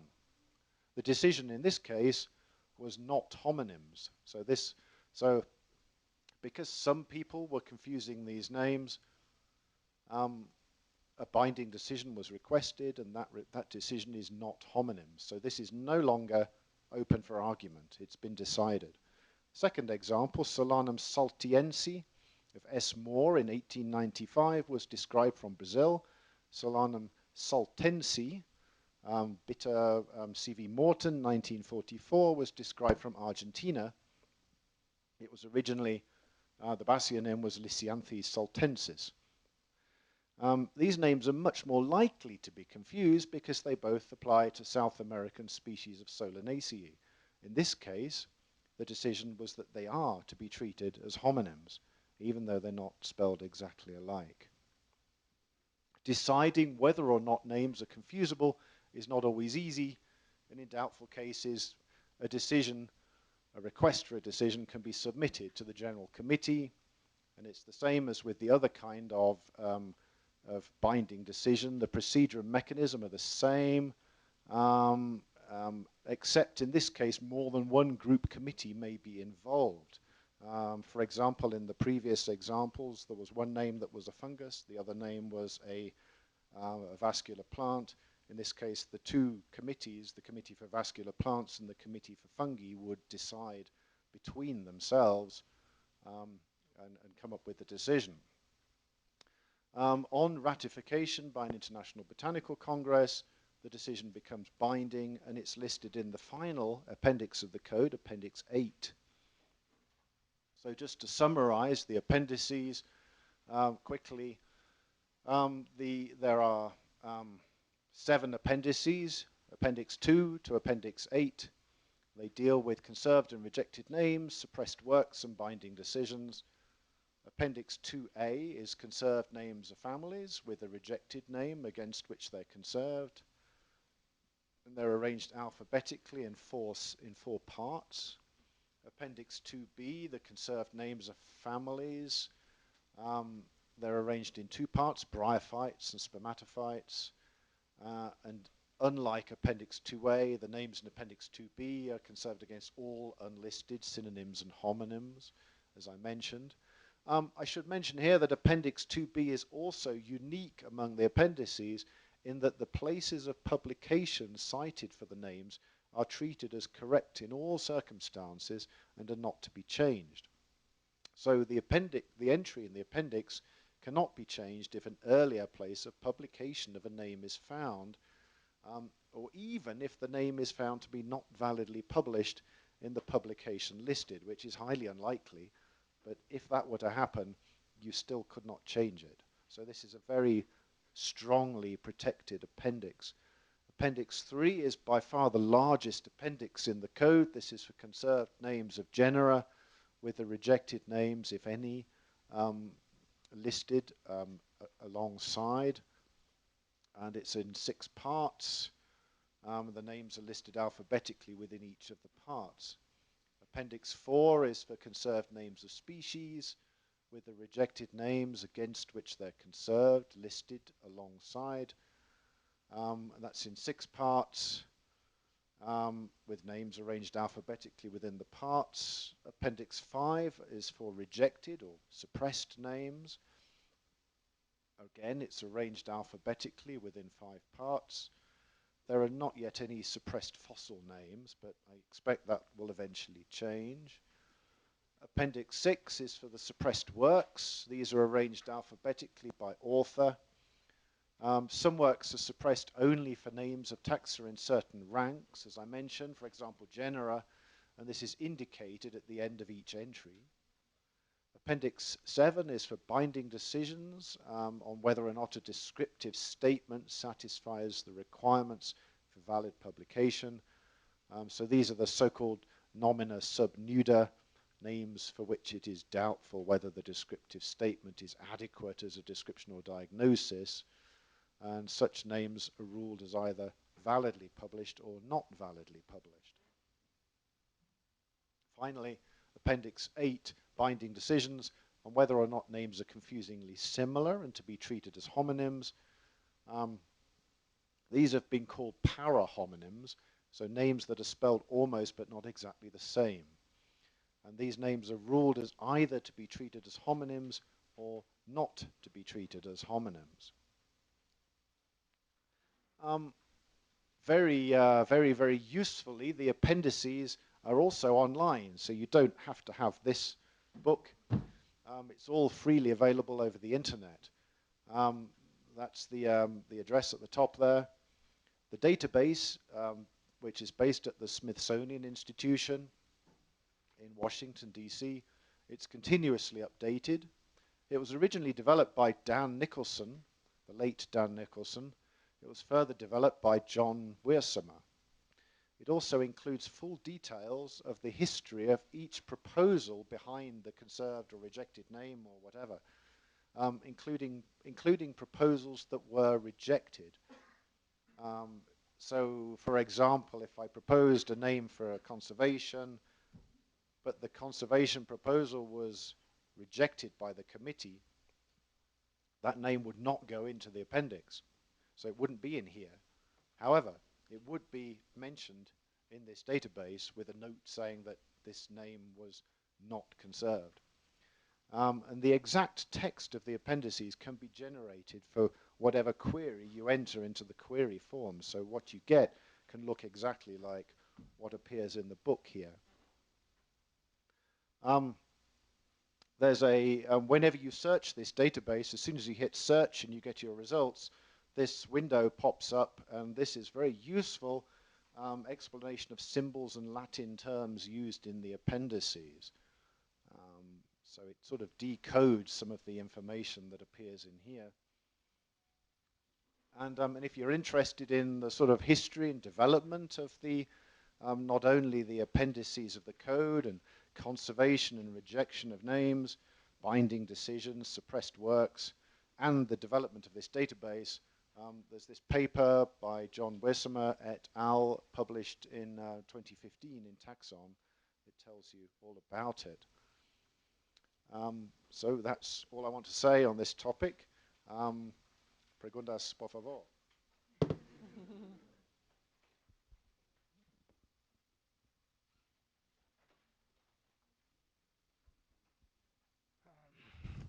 About suppressed works. How many disruptive names are necessary to propose a work as suppressed? How many is so many? Well, it's a good question. I mean, if you just had one or two or three names in the work, then I would say it's probably easier to reject them individually. But you also have to remember that it's when all the names in the work need to be suppressed in a particular rank. So, for example, if the work contained 50 generic names, and 20 of them were disruptive, but 30 of them were not and were names in current use, you wouldn't want to you wouldn't want to suppress the work.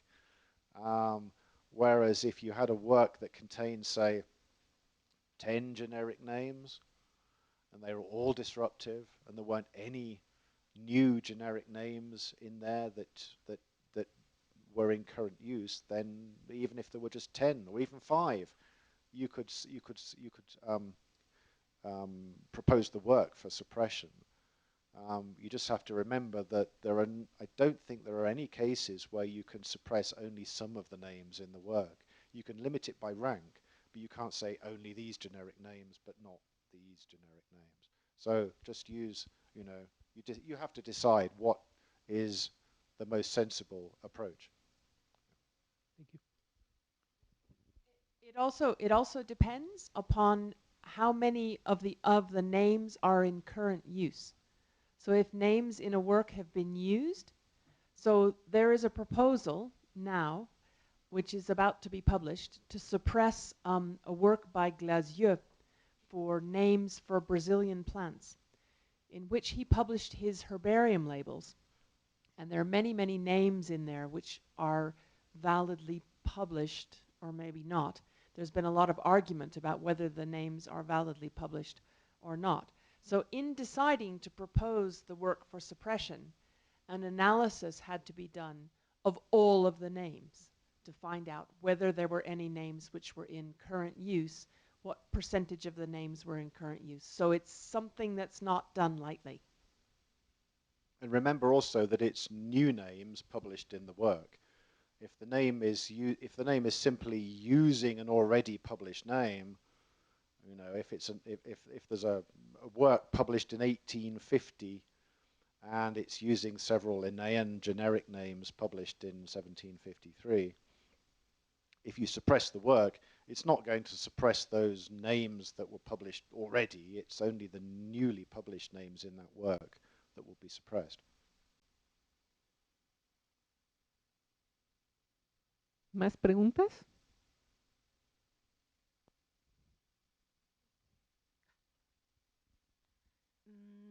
Quisiera que nos platicaran un poquito más cuál es el trabajo, por ejemplo, de los editores del sitio de IBNI.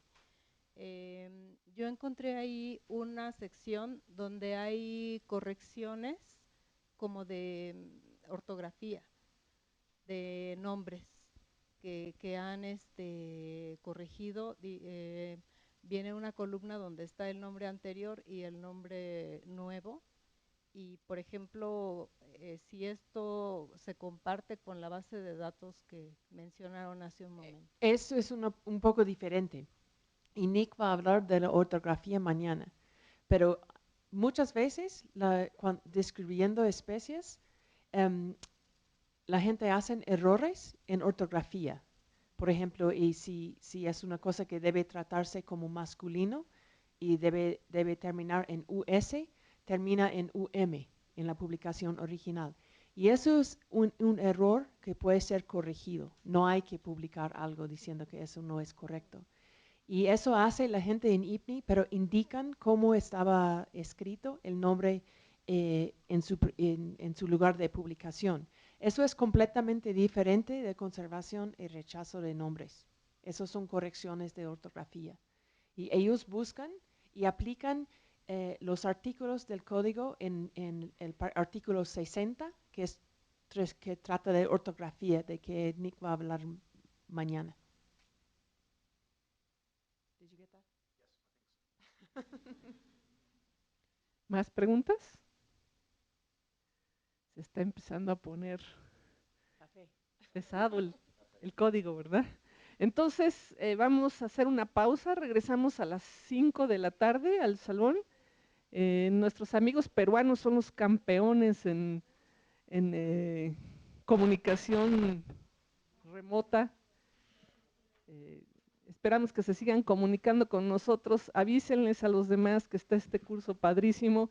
Comuníquense con nosotros y nos vemos aquí nuevamente a las 5 de la tarde, por favor.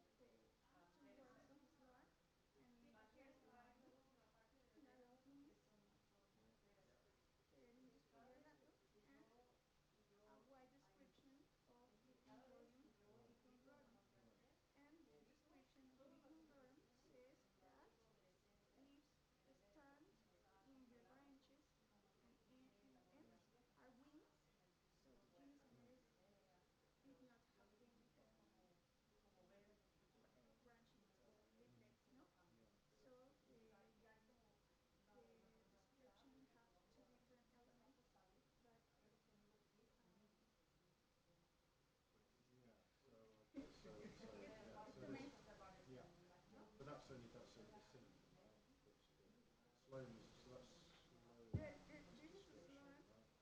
and distant. Okay.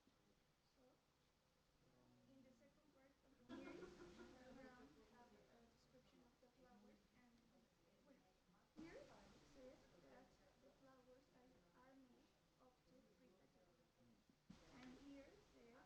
Yeah.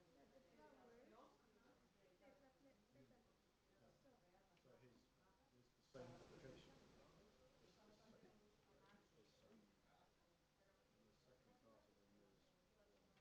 sí, You I mean mean here, it's what, right? yeah. So here says that it's complicated.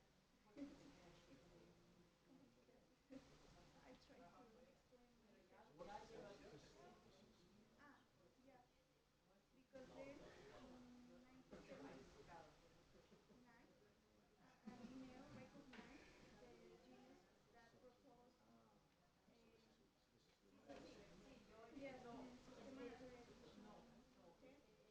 so this is the sí, mail sí, sequence. yes, in Systematic Edition 10, he recognized the name of Miri and Nifera. Two years later. Uh-huh. So Brown has a mirror's Amos Press, yeah. Yeah. Okay. Three species of mirrors, Uh-huh. each with a description, each with synonyms, each with a diagnosis, Yes. each with synonyms, each with description, Yes. different description. But he doesn't have a separate description for the generic name. No, but establishes that because of the typography, the different typography is Oh, accepted name, an accepted genus, because here is only an S2 that yeah. it doesn't have a different typography, and here it has name also. Oh, you mean because of this, for the Yes, second part? yes. Then he has it here with Be- be- the same but format here, for but approval. here the author doubts if it's an S2. So then, where, but then,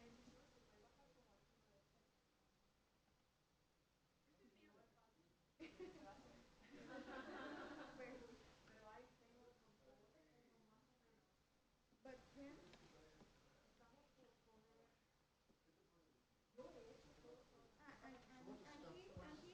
he, Brown, yeah. signs another side. So this is the other side. When I start to, well,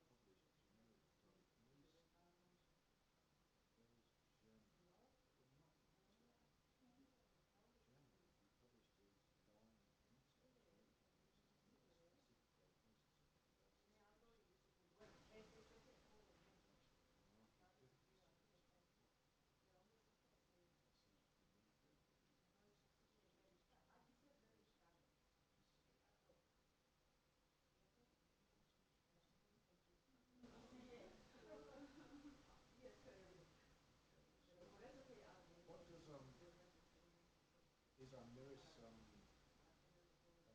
a precise name, is it? No, no, but if I want to, What does index nominum stand for? Specification of Amiris. mm, opportunity. Well, there's a database index nominum generico, index generico motifs, provides a good for correct valid places of publication. Generico is better than distribution. Those just keywords. Doesn't necessarily mean they're right. Well, I try to resolve this problem, and then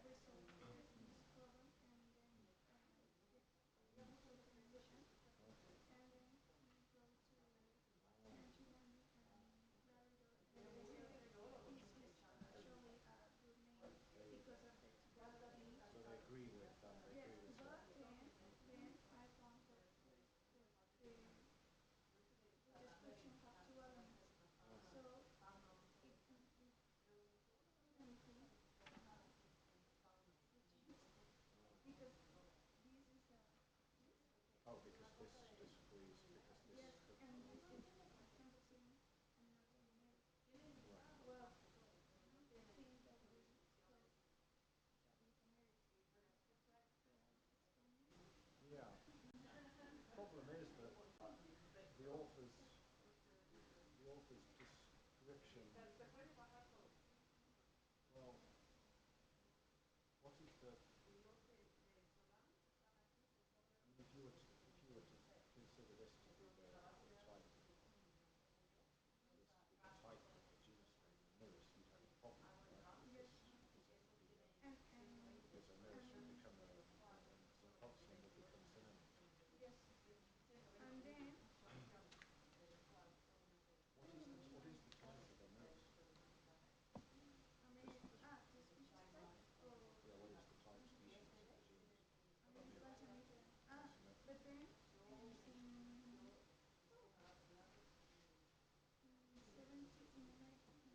Described described Ameris balsamifera. Ameris balsamifera is brown, America balsamifera, yeah. and America.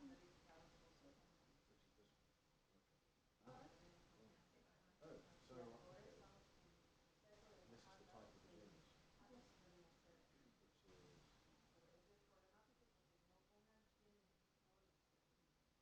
so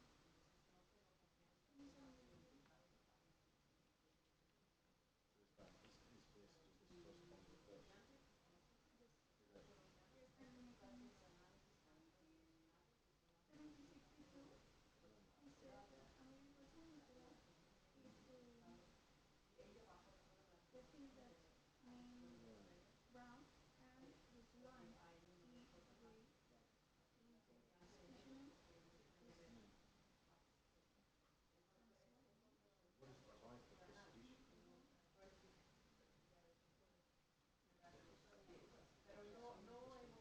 yes, is that what check order out of chaos that the names the names and their types are? It might. I mean, it's not necessary because according to this, but not necessarily. but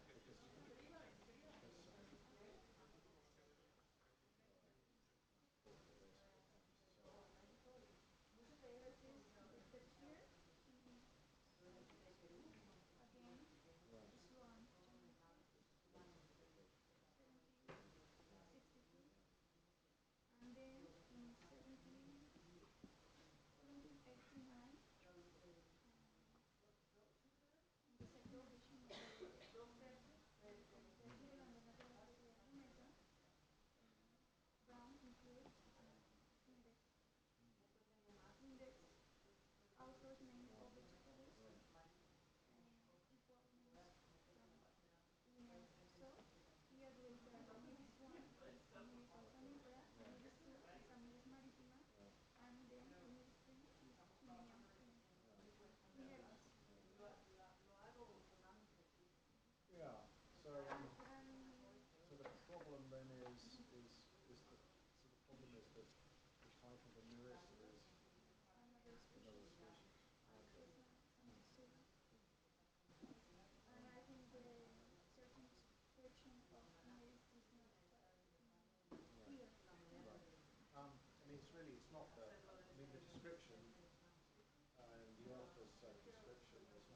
so important. What's important is the type of the name, because it's the type that fixes the application of the species name and the generic name. Um, and a name from that period is not automatically written whole house in most the name will be a different name. So it depends. If the Sloan illustration was the lexotype of a Mirror's falsimeter, and therefore also the type of a Mirror's falsimeter is the type of a mirrors, and therefore yes, it does seem that the type of a mirrors is absolutely more identified as a proxy. So then what's the problem? But we need to be sure that that helps.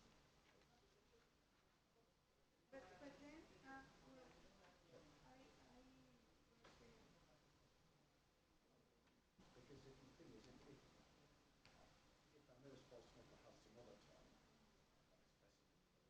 like specimen for the name Averroes, for example, yeah, but then there's then no problem. Gerald Yeah. as Ameris balsamifera, but I am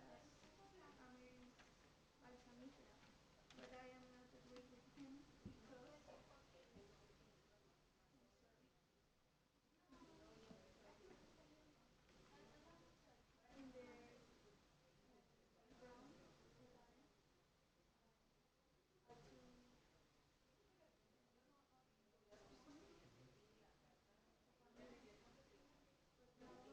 in the brown line are two species Mm-hmm. of Ameris, but no one kind of balsamifera, and the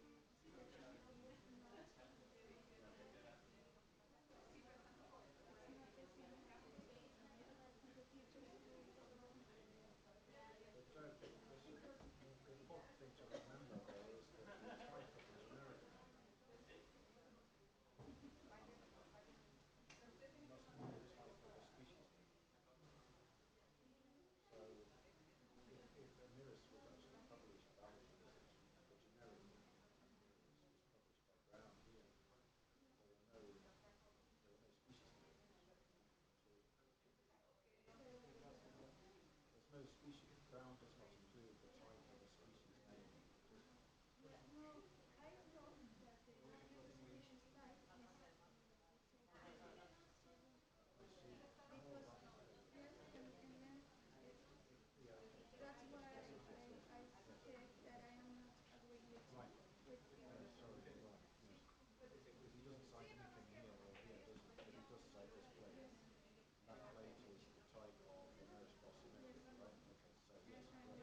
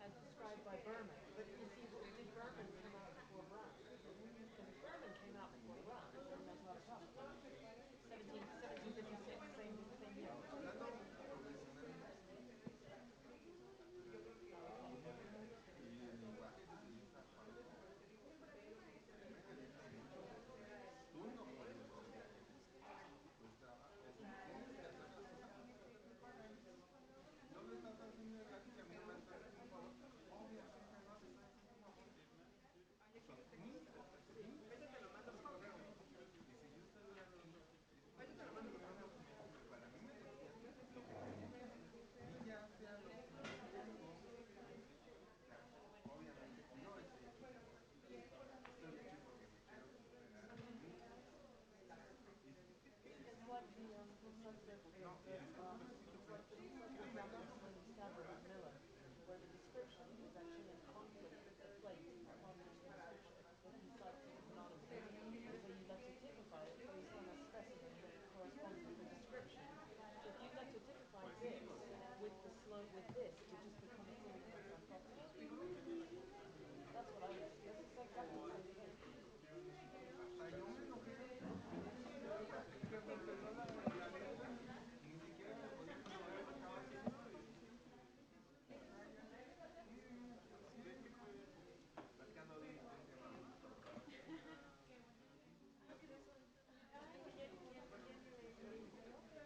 Roy Jerome.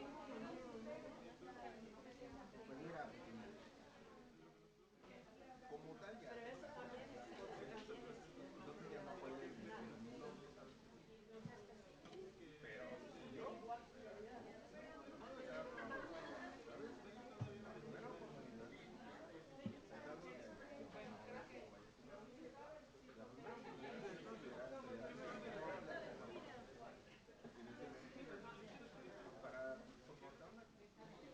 Primera llamada.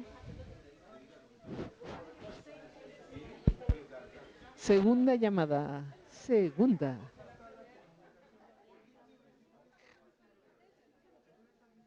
Sí, sí. Bueno, sí.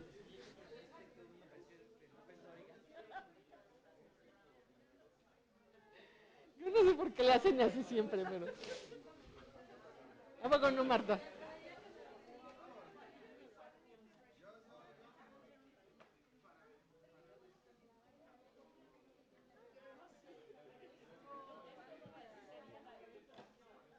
No, a mí me da risa como la hacen. Sí, sí. Bueno, bueno. 1, 2, 3, 4. Sí.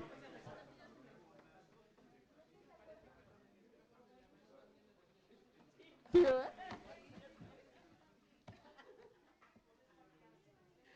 Bueno, vamos acomodándonos, por favor, en los lugares. Que no se diga en Perú que somos impuntuales. Entonces.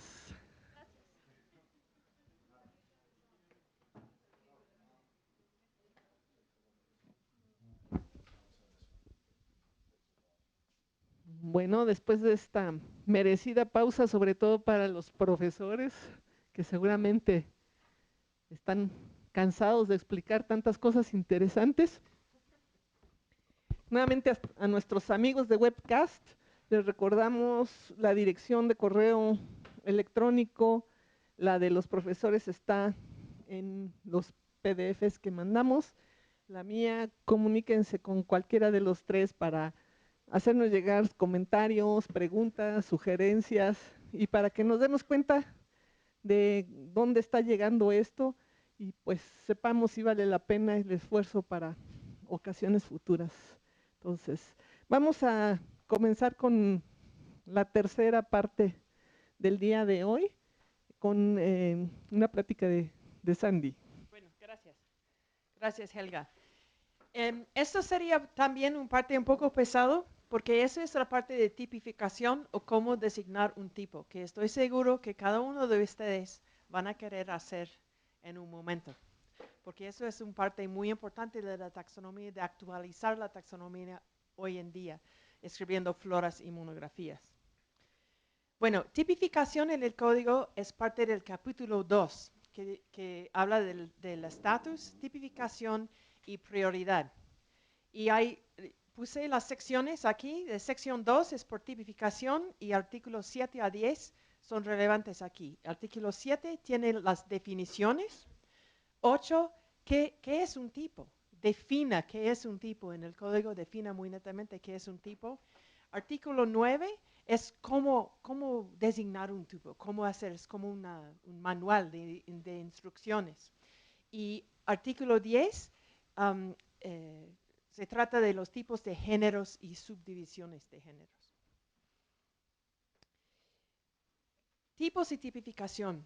Un tipo es un espécimen o ilustración con un estatus especial. Es el elemento que liga el nombre de acuerdo con las reglas y normas que están en sección 2 del código. Un tipo siempre es un objeto fisical, es un objeto, es algo que se puede tocar y se puede examinarlo y compararlo con otras cosas. Entonces no es un concepto, un tipo no es un concepto, es algo físico que se puede comparar con otras cosas. Carácter por carácter. Y tipificación es el método que utilizamos nosotros para poner fichas en taxones, para poner sus nombres. Los tipos, la utilidad de tipos, la función única de un tipo es de ligar un nombre a un taxón.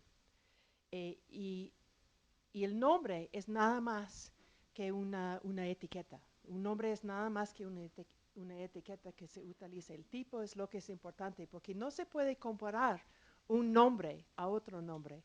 Se compara a través de sus tipos, que son objetos que se pueden ser comparados. Un tipo dice nada sobre la circunscripción o vecinidades, la filogenia de un taxón. Esos tienen que ser descubiertos a través de la ciencia de la taxonomía sistemática.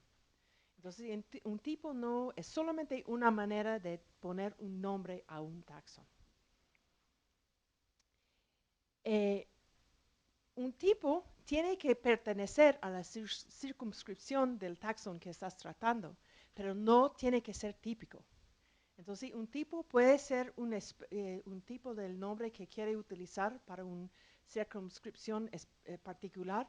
Puede ser una cosa que es muy diferente a los más normal, del típico, del taxón típico. Y eso es un problema de palabras, que tipo y típico y todo eso. Pero un tipo no tiene que ser típico. Eso es lo importante. Y muchos taxones tienen nombres que no son normales, hay cosas como flores, frutas, hojas, que son más grandes o más pequeños de lo normal en el taxón como circunscrito. No es la función de un tipo de establecer conceptos de taxones o circunscripciones. Eso no es la función de un tipo. Y un tipo no puede ser desechado solamente porque no es típico. Tiene que utilizar el tipo. Y la circunscripción de un taxón puede cambiar a través del tiempo, como cuando hay más especímenes. Eso es porque hay sinonimia.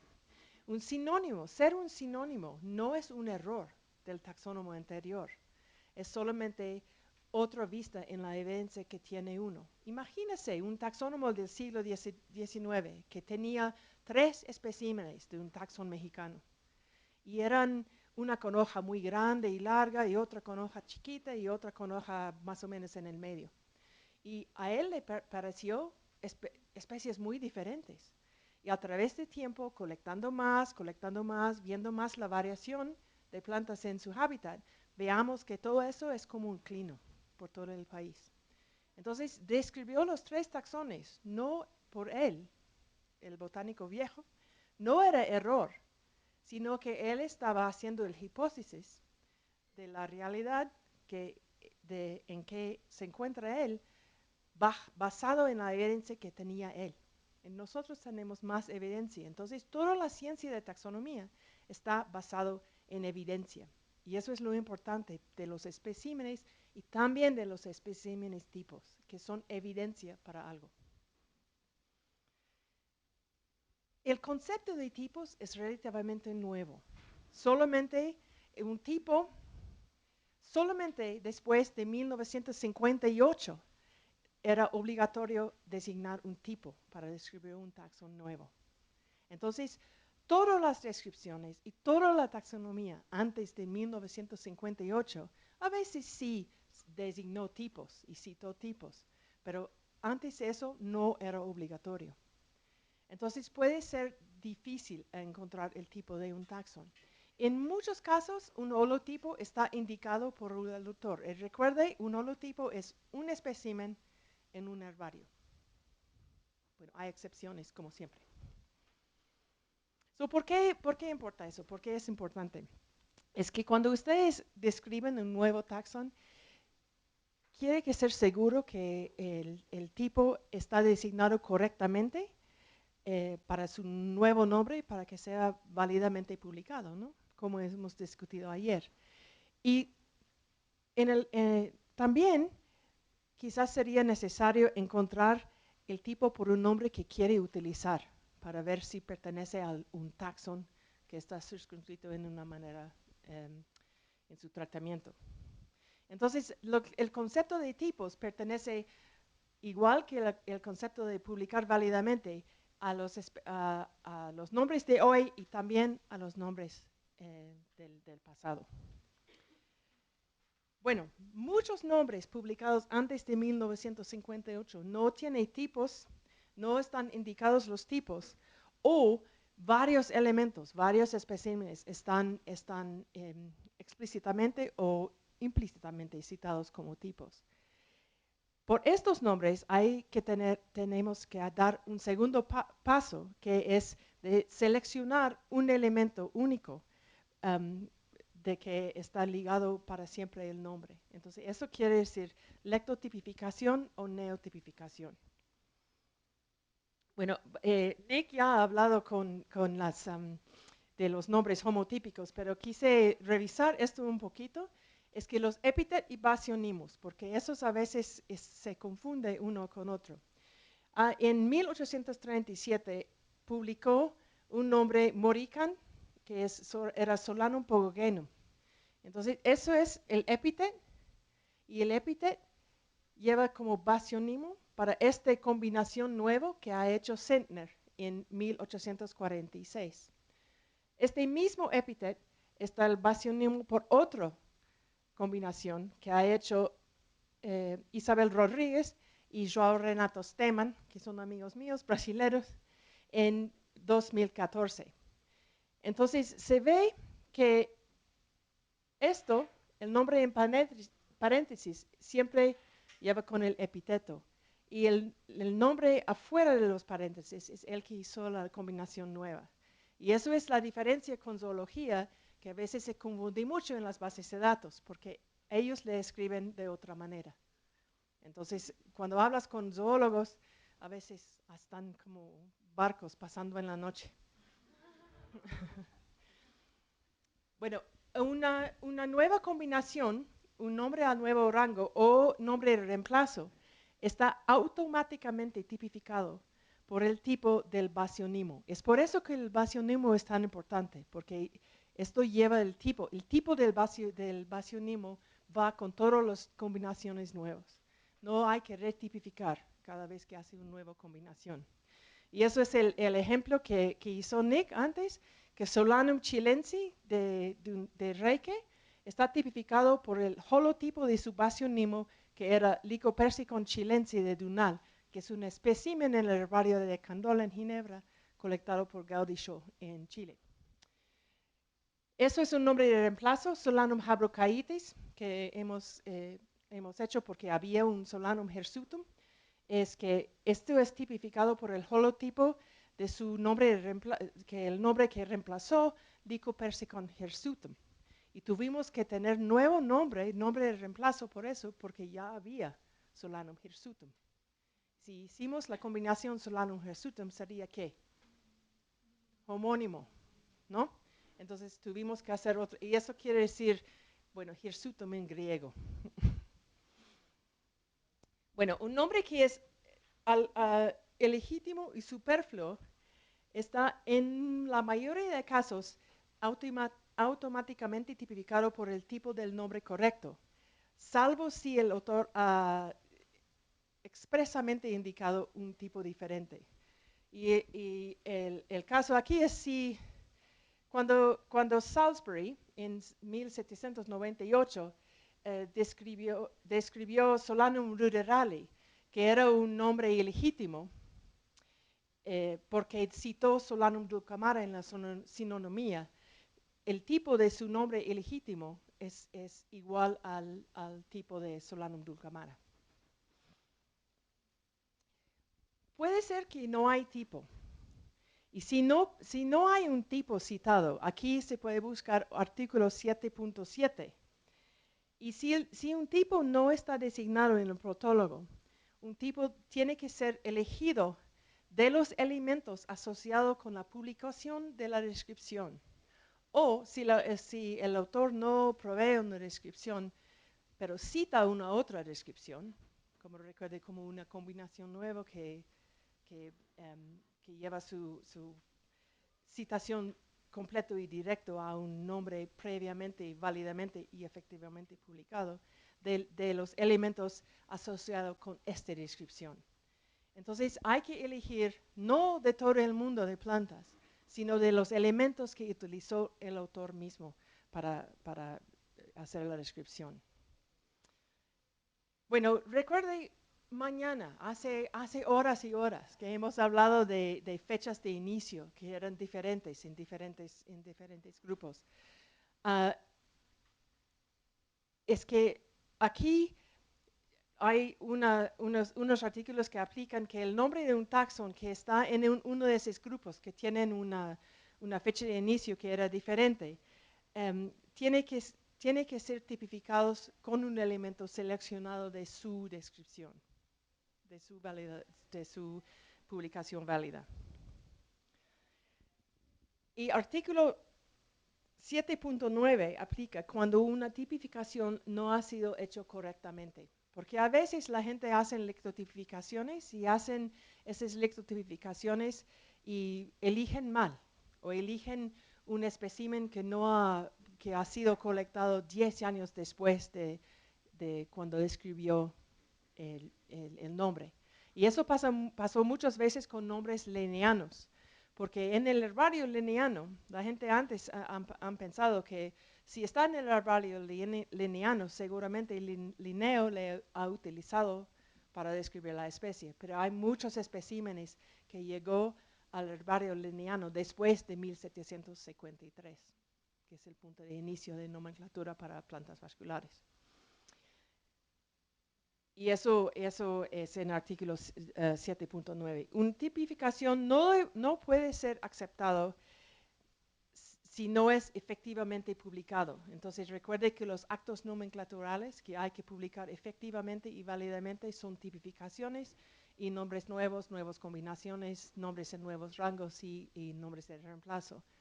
Y son las mismas normas que están para la publicación efectiva de un taxón. Entonces, el proceso de publicación es igual para tipificación que para describir una nueva especie. Esas son las normas de publicación efectiva de tipos. El primero es un poco de una de esas cosas que dice el código que es absolutamente obvio, pero hay que decirlo, es que el tipo tiene que ser aceptado por el autor que le designa. Entonces, puede decir que eso nunca pasa, que el tipo no está aceptado, pero a veces pasa. Y eso pasa con nomenclatura. El tipo tiene que ser indicado claramente por el uso del término type o un equivalente como tipo, lectotipo, neotipo. Y después del 1 de enero de 2001, en el Código de St. Louis, para tipificar correctamente, lo que dice tiene que incluir la frase designado aquí, hic designatus, designated here designated, pero algo que dice que aquí estoy designando esto. Es algo muy explícito que el autor tiene que decir que aquí estoy haciendo eso. Y el término correcto tiene que ser utilizado cuando designando un lectotipo o neotipo. Entonces hay que utilizar el término correcto. Y aquí son unos ejemplos. El statement, me pierdo siempre statement. ¿Qué es statement? Helga. Anunciado. El enunciado, lectotipo Mauritius Sonorat sin número en P. Lamarck, publicado en la Flora de Ecuador en 2004, no es una tipificación efectiva del nombre Calancoy Pinata Lamarck Pers, porque el autor no incluyó el anunciado here designated o hic designatus, solo dijo lectotype. Y puede ser que alguien, otra persona ha designado el lectotipo, pero no, eso no sería válidamente publicado en la lectificación. Esto, lectotype designated here, Munich y con su código de barra, es una tipificación efectiva del nombre Solanum amygdalifolium, que está basado en Solanum persicifolium y homotípico con ello. Entonces, es el lectotipo de Solanum persicifolium, que es automáticamente el tipo de Solanum amygdalifolium, que es un nombre de reemplazo para Solanum persicifolium martius, porque el autor incluyó las palabras designado aquí. Artículo 8 forma parte de exactamente qué constituye un espécimen por los fines de tipificación. Y parece que todo el mundo sepa qué es un espécimen, ¿no? Pero hay definiciones muy claras en el código porque no es tan sencillo que todo eso. El tipo, el holotipo, lectotipo o neotipo de un nombre de una especie o taxón infraespecífico es un espécimen único conservado en un herbario o otra colección o institución. No tiene que ser un herbario. A veces hay lugares donde conservan solamente hongos o solamente algas que no se llaman herbarios.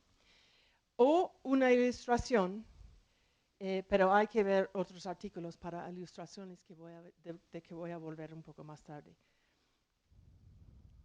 Entonces, ¿qué es? Esta definición dice que tiene que ser un espécimen conservado en una institución. Entonces, ¿qué es un espécimen para los fines de tipificación?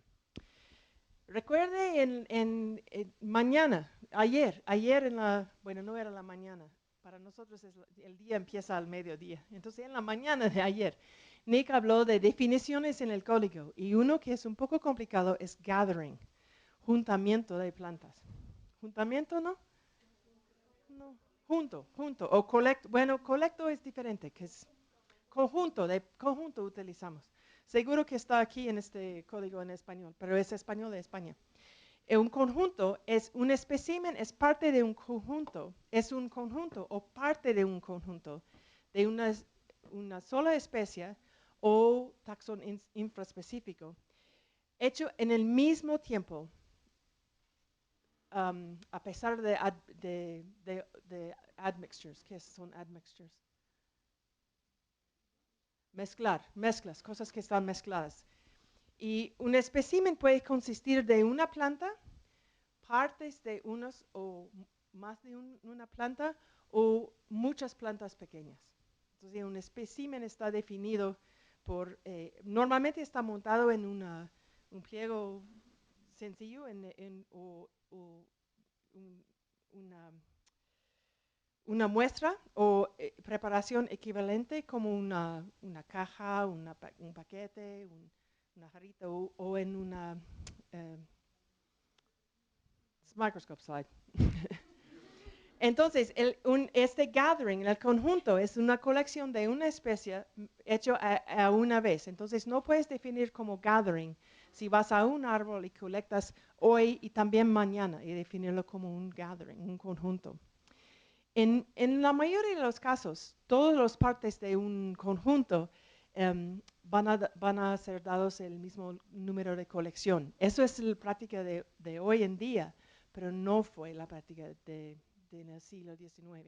Entonces hay que tener muchos cuidados con los números que pongan en las colecciones del siglo XIX. Por ejemplo, Triana, que coleccionó en Colombia, ha dado el número 3855 a todos los especímenes de solanáceas que ha colectado él. A todos. Y hay muchas especies de solanáceas en Colombia. Entonces hay que tener mucho cuidado con números que no son de hoy. Todas las partes de un conjunto tienen que ser colectadas en el mismo tiempo. Entonces, en el mismo tiempo. Y algo mixto es algo más que no pertenece a la especie que ha sido colectado. Como por ejemplo, en un árbol tropical, los líquenes, musgos y todas las otras cosas que están encima de las ramas, esos son partes mixtas de la colección y no pertenecen al gathering. Especímenes no están definidos como plantas individuales. Entonces, eso es importante. Y especímenes son definidos por su método de preparación y preservación y no por lo que contiene. Las ramas tomadas de un árbol, de un único árbol y montado en pliegos diferentes, son especímenes diferentes, mientras que vienen del mismo árbol. Muchas plantas pequeñas, individuales, del mismo conjunto, que han sido colectados, recuerden, en el mismo tiempo, en el mismo lugar, y montados en un pliego de herbario, devuelven a ser un espécimen único. Y hasta que cada planta pertenece al mismo taxón, el pliego en su integridad puede ser designado como el tipo. No es necesario especificar una de las partes.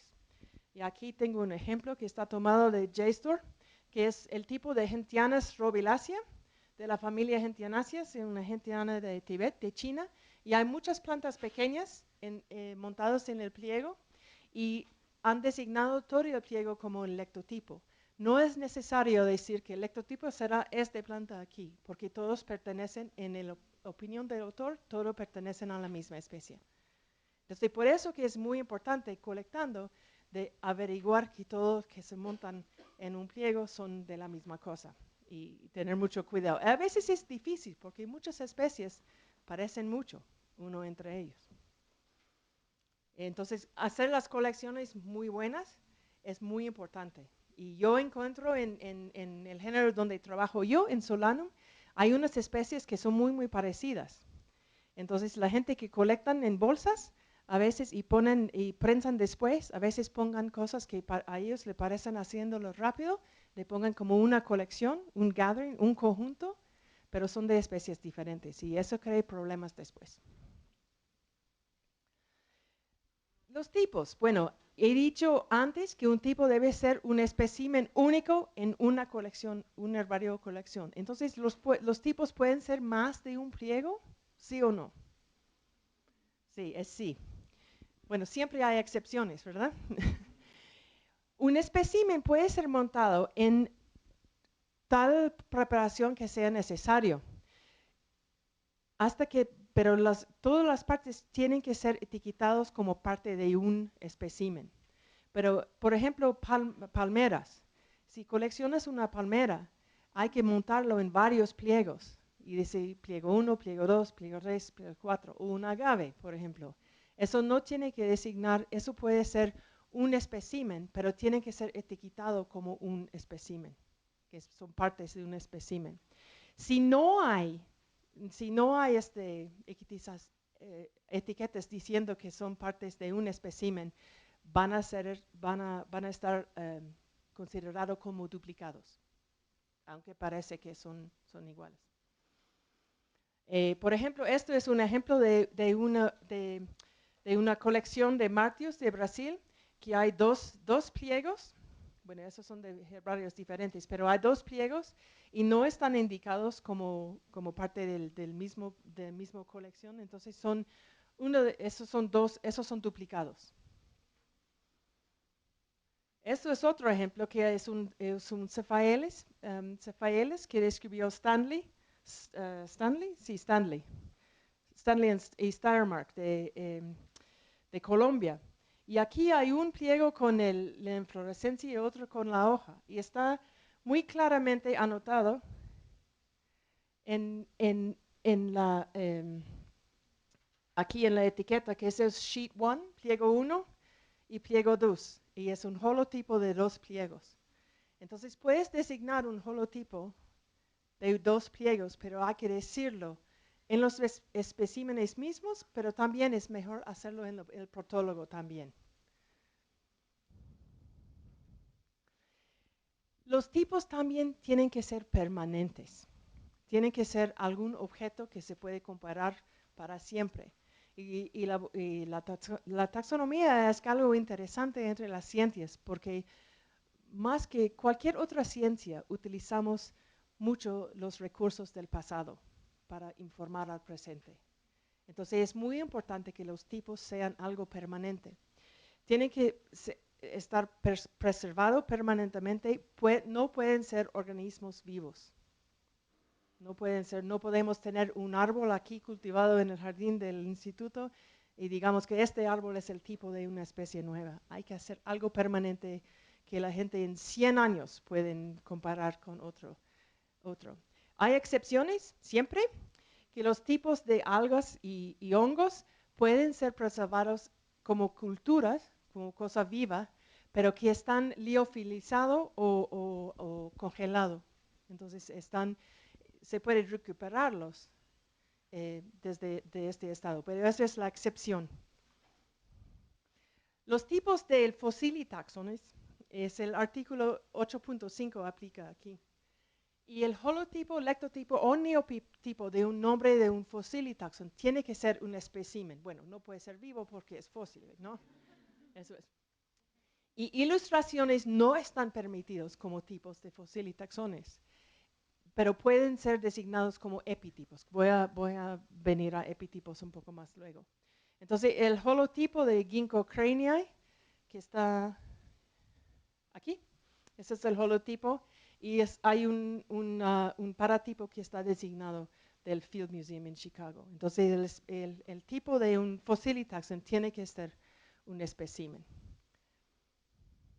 Bueno, artículo 9 define los tipos de tipos. Y eso hay mucha información sobre eso. Y eso tiene las definiciones por los varios tipos de tipos y también las normas para designar lectotipos, neotipos y epitipos. Entonces ese artículo vale la pena leerlo y entenderlo muy bien. Un holotipo de un nombre es el único espécimen o ilustración es el único espécimen o ilustración usado para el autor o designado para el autor como el tipo nomenclatural del nombre. Entonces tiene que ser algo único que designó entonces para el autor. Los nombres publicados después del 1 de enero de 2007 no pueden tener una ilustración para un holotipo. Entonces, si describamos una planta en la familia Rubiaceae hoy en día, no podemos designar como holotipo una ilustración. Salvo si el taxón es una alga o un hongo microscópico. Eso es excepción, como siempre hay excepciones. Entonces tiene que tener un espécimen. Un holotipo es muy fácil de reconocer si el autor expresamente indica un espécimen en un herbario como el tipo, ni siquiera sea como tipo o holotipo.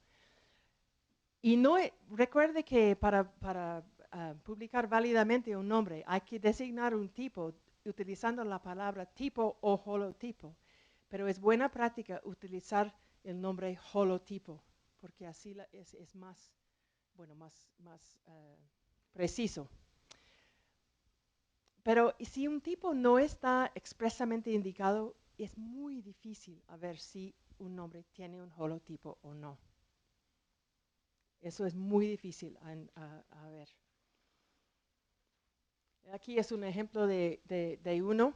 Y eso es también lo que yo estuve diciendo antes. a la gente en el pizza lunch, que eso es una especie de pasiflora que yo describí hace años ya, y yo designé el holotipo en Missouri, y había muchos duplicados, pero no supe dónde estuvieron distribuidos en el momento de publicar. Entonces yo dije que hay duplicados, pero están por distribuir, en vez de decir dónde estaban. Entonces eso es, en mi opinión, eso es buena práctica, porque así no te pongas un herbario y dice que hay un duplicado en Mexú y nunca llega el duplicado. Porque hay que citar el holotipo. Y aunque no citó los isotipos en este caso, sí hay muchos isotipos de esta especie, de este nombre, y están en muchos herbarios. Yo creo que también hay uno aquí, porque colecté mucho de esto. Entonces, no cité los isotipos, pero son isotipos. Así. Sí.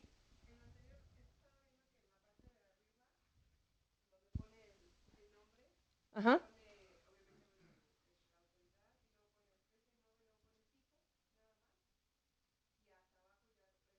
Eso es formato.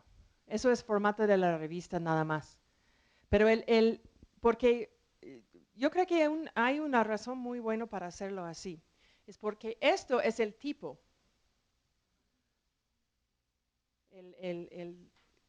Los especímenes son el tipo. Y el holotipo es este espécimen. Entonces el tipo en este sentido es un poco diferente. Vale la pena distinguirlos. Bueno, ilustraciones como holotipos, podemos decir. El elemento único citado en un protólogo puede ser una ilustración, especialmente en obras antiguas. Pero si especímenes que no eran citados existen, estos califican como material original y la ilustración no está en un holotipo. Entonces, en un ejemplo, si tenemos algo que ha sido publicado en 1850, digamos, y hay una ilustración, y es el único elemento que está citado en el protólogo, esto no puede ser un holotipo si hay algún espécimen que ha utilizado el autor. Entonces, casi nunca las ilustraciones son holotipos. Y especímenes que no son citados, pero que califican como material original. Y material original es el material que ha utilizado el autor. Entonces, material original es, por ejemplo, quizás son especímenes que han sido colectados antes del año de publicación, que lleva anotaciones del autor. Pero no pueden ser especímenes colectados después del año de publicación del nombre, porque seguramente no ha utilizado estos, porque ha publicado antes, ¿verdad? Entonces, esos son de estatus igual con ilustraciones que son citados. Entonces, hay que tomarlos como iguales. Es una pelea entre iguales. Bueno, y hay que lectotipificar. En estos casos, cuando no hay un holotipo, lo que uno tiene que hacer es lectotipificar. Y un lectotipo es un espécimen o ilustración designado desde el material original que utilizó el autor como el tipo para el nombre. En conformidad con esos artículos, cuando no había indicado un holotipo, o quizás el holotipo no se encuentra, o si el holotipo era parte de más de un taxón. Entonces hay después que elegir el lectotipo, que electar quiere decir elegir. Entonces es un tipo elegido por un botánico, un autor después. Y una publicación que puse en el Dropbox que es muy útil es eso que ha sido escrito por John McNeil hace 2 años, en 2014. Es que es toda una explicación sobre holotipos y cómo designar, cuándo tiene que designar un lectotipo. En su opinión de John, mayormente es que antes de 1990, muchos nombres publicados antes de esta fecha no es muy claro si existe un holotipo. Entonces, en todos esos casos es más seguro lectotipificar que asumir que hay un holotipo, porque asumir algo es, bueno, no se va, no, otra evidencia puede aparecer después. Entonces, es más seguro lectotipificar. Y él tiene explicación de las reglas para reconocer los holotipos y sugerencias para práctica buena. Sí.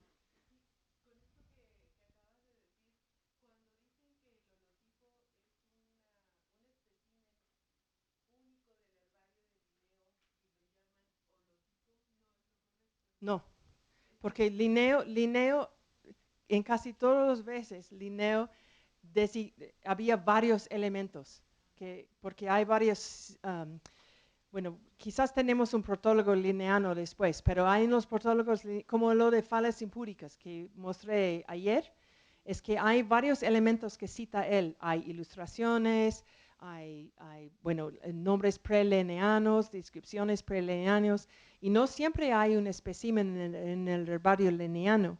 Y a veces el espécimen en el herbario lineano ha sido donado a Linneo después de que se publicó Species Plantarum. Entonces no es netamente, no son holotipos. Bueno, ¿verdad, Nick? Oh, yeah, sorry, I forgot. Also, it's important to remember with Linnaeus that even if, so the question was if there's a single specimen in the Linnaean herbarium, is that the holotype? Was that no? Yeah. Oh, yeah. No, is it correct to cite it as the holotype? Not Almost really. never. No, almost never. Linnaeus almost never cited specimens in the protologue, and he also gave away specimens and discarded specimens. So what exists today in the Linnaean herbarium is almost certainly not as much as what originally existed when he described the names. So there are probably lost specimens which were original material. So if there's only one specimen today, there may have been 3 specimens when he described the name, when he published the name. Pero también las citaciones de ilustraciones son de igual estatus con los especímenes que citaba Linneo. Pero hay lugar, yo voy a mostrar después, hay lugar donde se puede encontrar que eran los tipos de los nombres linneanos y eso sería correcto. Bueno, hay un sitio de web. Entonces, eso vale la pena leer, porque eso es un recurso muy importante y muy útil para la tipificación.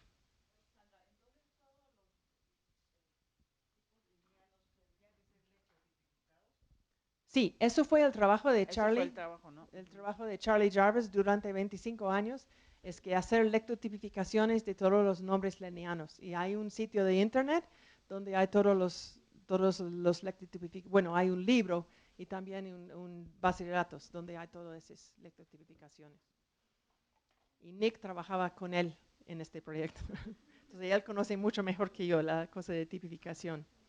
Bueno, si el nombre no tiene un holotipo, un lectotipo tiene que ser designado hasta que el nombre puede ser ligado con algún espécimen.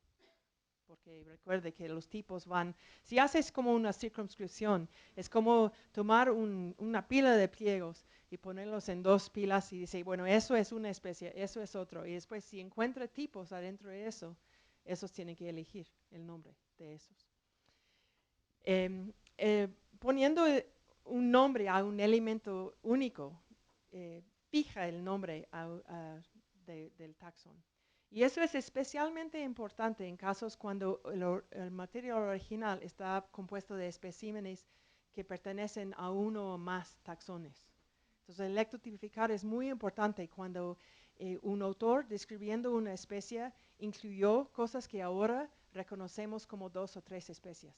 Es muy importante lectotipificar para que el nombre pueda ser ligado en un espécimen, uno de esos elementos, porque eso evita discusiones.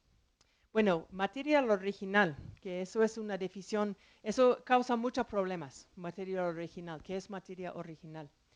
Es el grupo de especímenes y ilustraciones, incluye ilustraciones, en que ha sido pasado a la descripción original, que hace válidamente publicado el nombre. Entonces, eso está ligado con publicación válido. Y esos especímenes, así.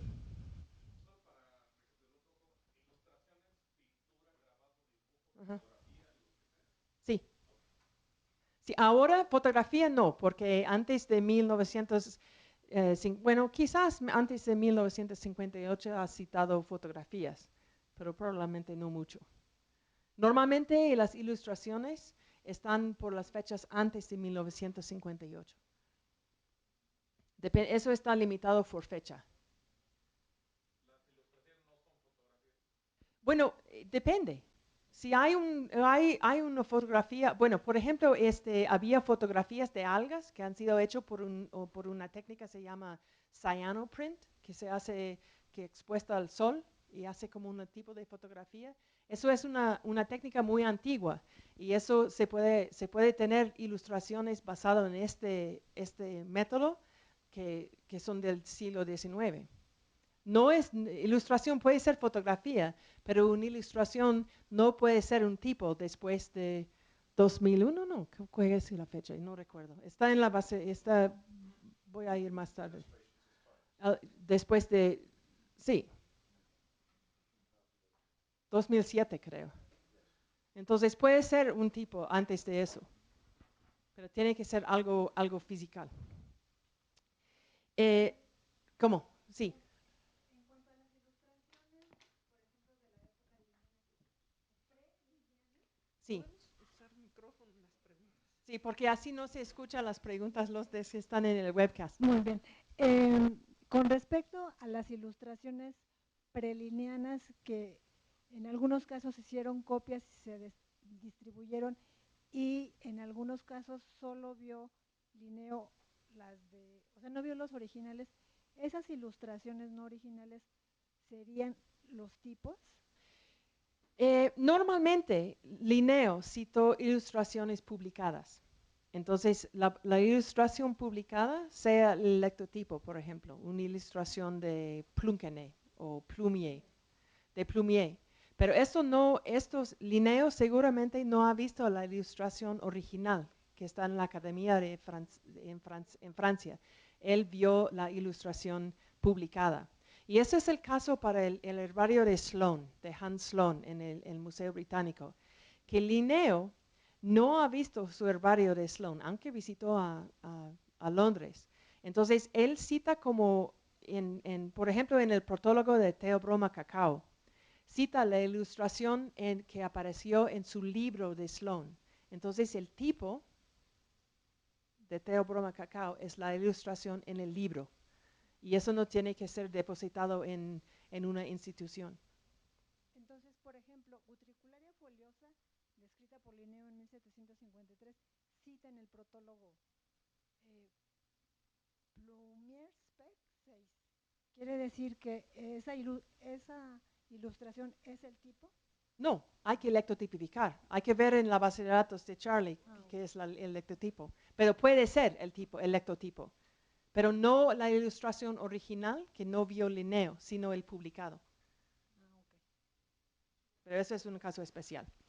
Bueno, las ilustraciones o especímenes son muy fácilmente identificados si están citados. Bueno, por supuesto, si están citados se ve lo que hay. Pero los especímenes o ilustraciones que no son citados, que han sido utilizados para el autor, también son material original. Y eso es difícil a averiguar a veces.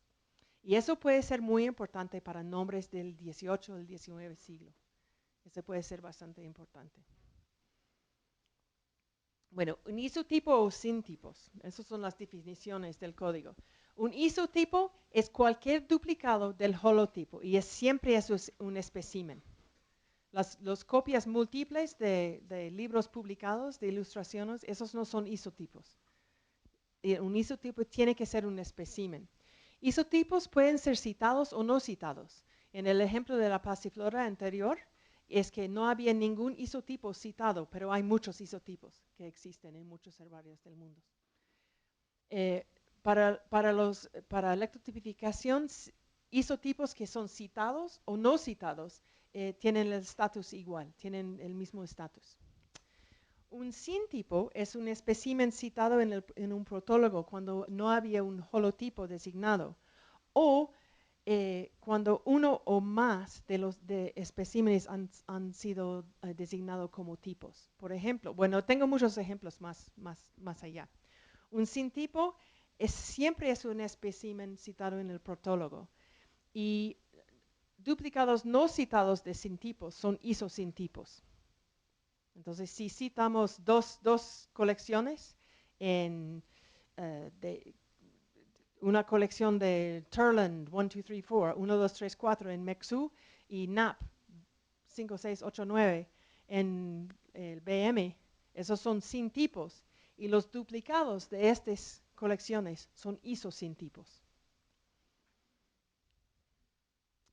Un paratipo, hemos tocado en paratipos en el primer día. Un paratipo es un espécimen citado en un protólogo que no es holotipo ni isotipo, y tampoco uno de los sintipos si hay sintipos. Entonces, es cualquier espécimen que está citado en un protólogo de una especie nueva que no pertenece que no ha sido dado el estatus de holotipo, sintipo o isotipo. Un paratipo siempre es un espécimen citado en el protólogo, y duplicados de paratipos no tienen estatus especial y no pueden ser designados como lectotipos porque a veces no pertenecen al material original. Y en la mayoría de casos, cuando no hay holotipos indicados, tampoco hay paratipos. El concepto de paratipos es más una cosa moderna cuando hay un holotipo citado. Entonces, porque todos los especímenes citados serán sintipos. Por ejemplo, en el siglo XIX había descripciones que citan como una docena de especímenes con la descripción, no indicando cualquiera de ellos era el tipo. Entonces, todo eso son sintipos del nombre. Un neotipo es un espécimen o ilustración selectados como el tipo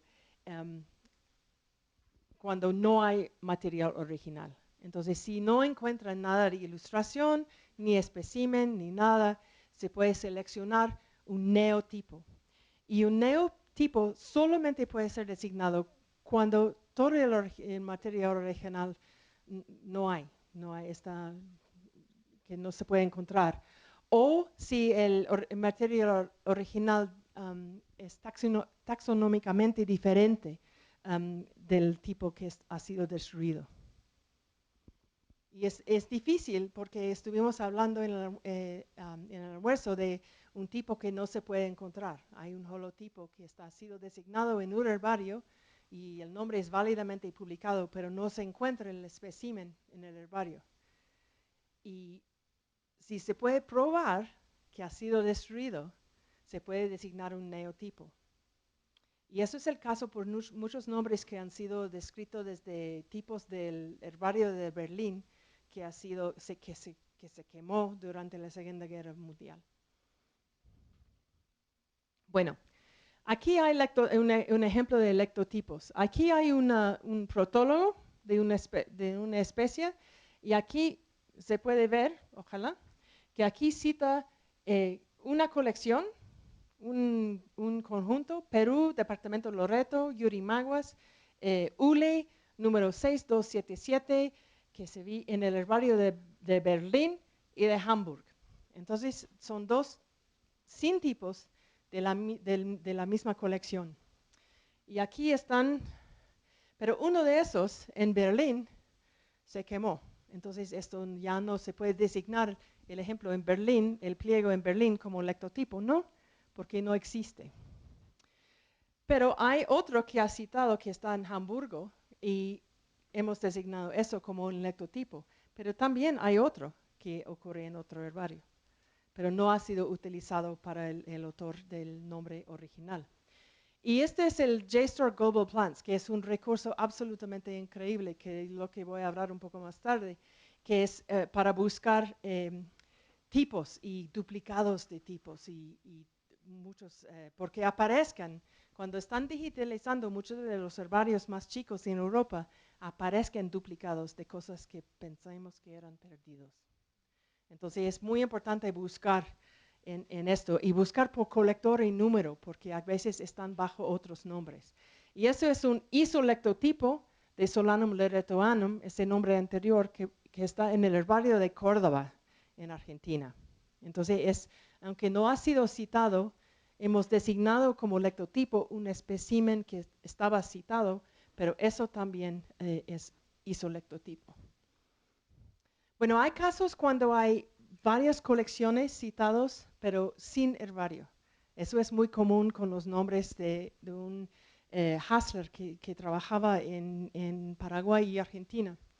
Entonces, en este nombre, que es una variedad, él citó Hassler 3 colecciones suyas, pero sin herbario.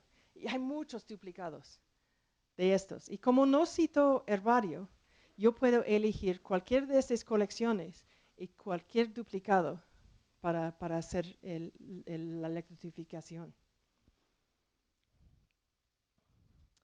Los neotipos ocurren cuando no hay material original. Y eso es un ejemplo de Solanum commutatum, que es otra vez tomates, como Solanum chilense. Y eso fue un nombre que escribió Sprengel. Y tiene una descripción muy buena, que se puede ver todos los caracteres, pero no hay espécimen citado, ningún espécimen. Y el herbario de Sprengel ha sido perdido. Y él trabajaba en varios lugares. Entonces hemos designado como neotipo un espécimen que corresponde muy bien a la descripción y también tiene una etiqueta que pertenece al mismo tiempo cuando estaba trabajando Sprengel. No tenemos seguridad que eso es material original, es por eso que esto es un neotipo y no un lectotipo. Pero yo no tuve que elegir este espécimen. Sería posible hacer una colecta nueva con muchos duplicados, pero como era sinónimo, no era tan importante para mí. Bueno, quizás usted encuentra un error en términos. El uso de un término definido en el código como denominando un tipo en un senso contrario de lo que está definido es tratado como un error corregible. Entonces no es un error fatal que se puede estar corregido. Por ejemplo, el uso del término lectotipo para denominar lo que sea un neotipo. Por ejemplo, si en el ejemplo anterior del Solanum commutatum de Sprengel, si yo puse lectotipo en vez de neotipo, eso es un error mío, pero no es fatal, queda el tipo, sino que cambiamos el término a neotipo. Y el término incorrecto debe ser corregido, pero no hay necesidad de otra publicación. Yo recibo a veces publicaciones y vamos a corregir este término incorrecto. Y es muy importante que la prioridad para la tipificación, porque tipificaciones también tienen prioridades. Data del original designación, que aunque sea incorrecto. Entonces, prioridad data es corregible nada más. Bueno, epitipos son un concepto muy nuevo que inventó Charlie por los nombres lineanos, porque a veces son difíciles a tipificar. Un epitipo es un espécimen o ilustración que uno elija para servir como algo interpretativo, porque cuando hay una ilustración como un tipo, a veces no se ve los detalles de pubescencia o tipos de frutos que normalmente se necesitan para ver bien la circunscripción o la inclusión de un espécimen en un taxón. Entonces, es bueno que designen epitipos cuando el material original es ambiguo o no puede ser críticamente identificado para la precisión. Entonces, en una publicación que corregí en la mañana, estuvimos designando un epitipo por un taxón de Solanum de Indonesia. Y hemos designado un epitipo porque los detalles de la taxonomía de Solanum pertenecen mucho en la pubescencia. No se ve la pubescencia en la ilustración. Entonces, era importante hacer un epitipo. Y un epitipo tiene una función diferente de los otros tipos de tipos. Los tipos están para fijar nombres, ¿verdad? Eso es su función. Pero un epitipo tiene la función de clarificar la identidad taxonómica del tipo.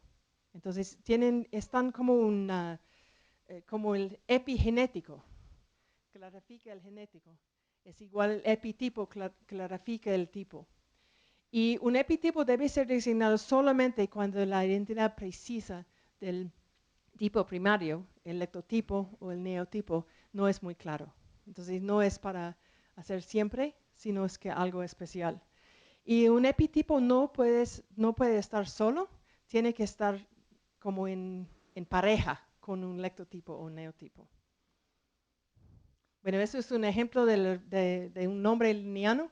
Eso es el lectotipo del nombre Astragalus trimestris, del Linneo.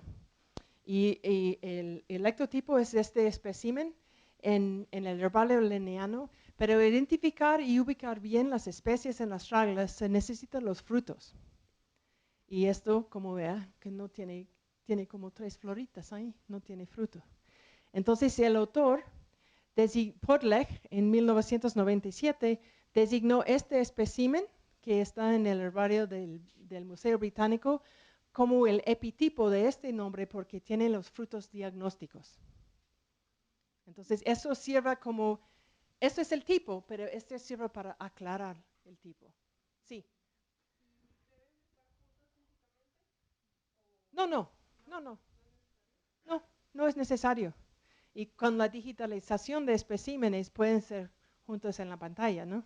Pero sí debe de especificar en alguna parte del lectotipo que tiene un epitipo. No. Pero en la publicación sí. Sí, pero el lectotipo puede ir adelante, antes de la epitipificación. Eso puede ser después. Y el autor que primeramente designa un epitipo tiene que ser seguidos. Si un epitipo diferente puede ser designado solamente cuando está destruido el epitipo que ha sido designado, si está perdido o destruido. Y una vez designado, un epitipo no puede ser cambiado. Entonces no puedes decir, esto yo hice mal, las frutas de esto están otro. Eso no, es que no puede ser cambiado. Entonces algo, hay que hacerlo con mucho cuidado. Y si un epitipo difiere taxonómicamente del tipo primario, el lectotipo o neotipo, y eso hace problemas con la aplicación del nombre, solo se puede recuperarse desde proponer el nombre para conservación con un tipo conservado. Entonces, hacer un epitipo es algo muy, muy especial.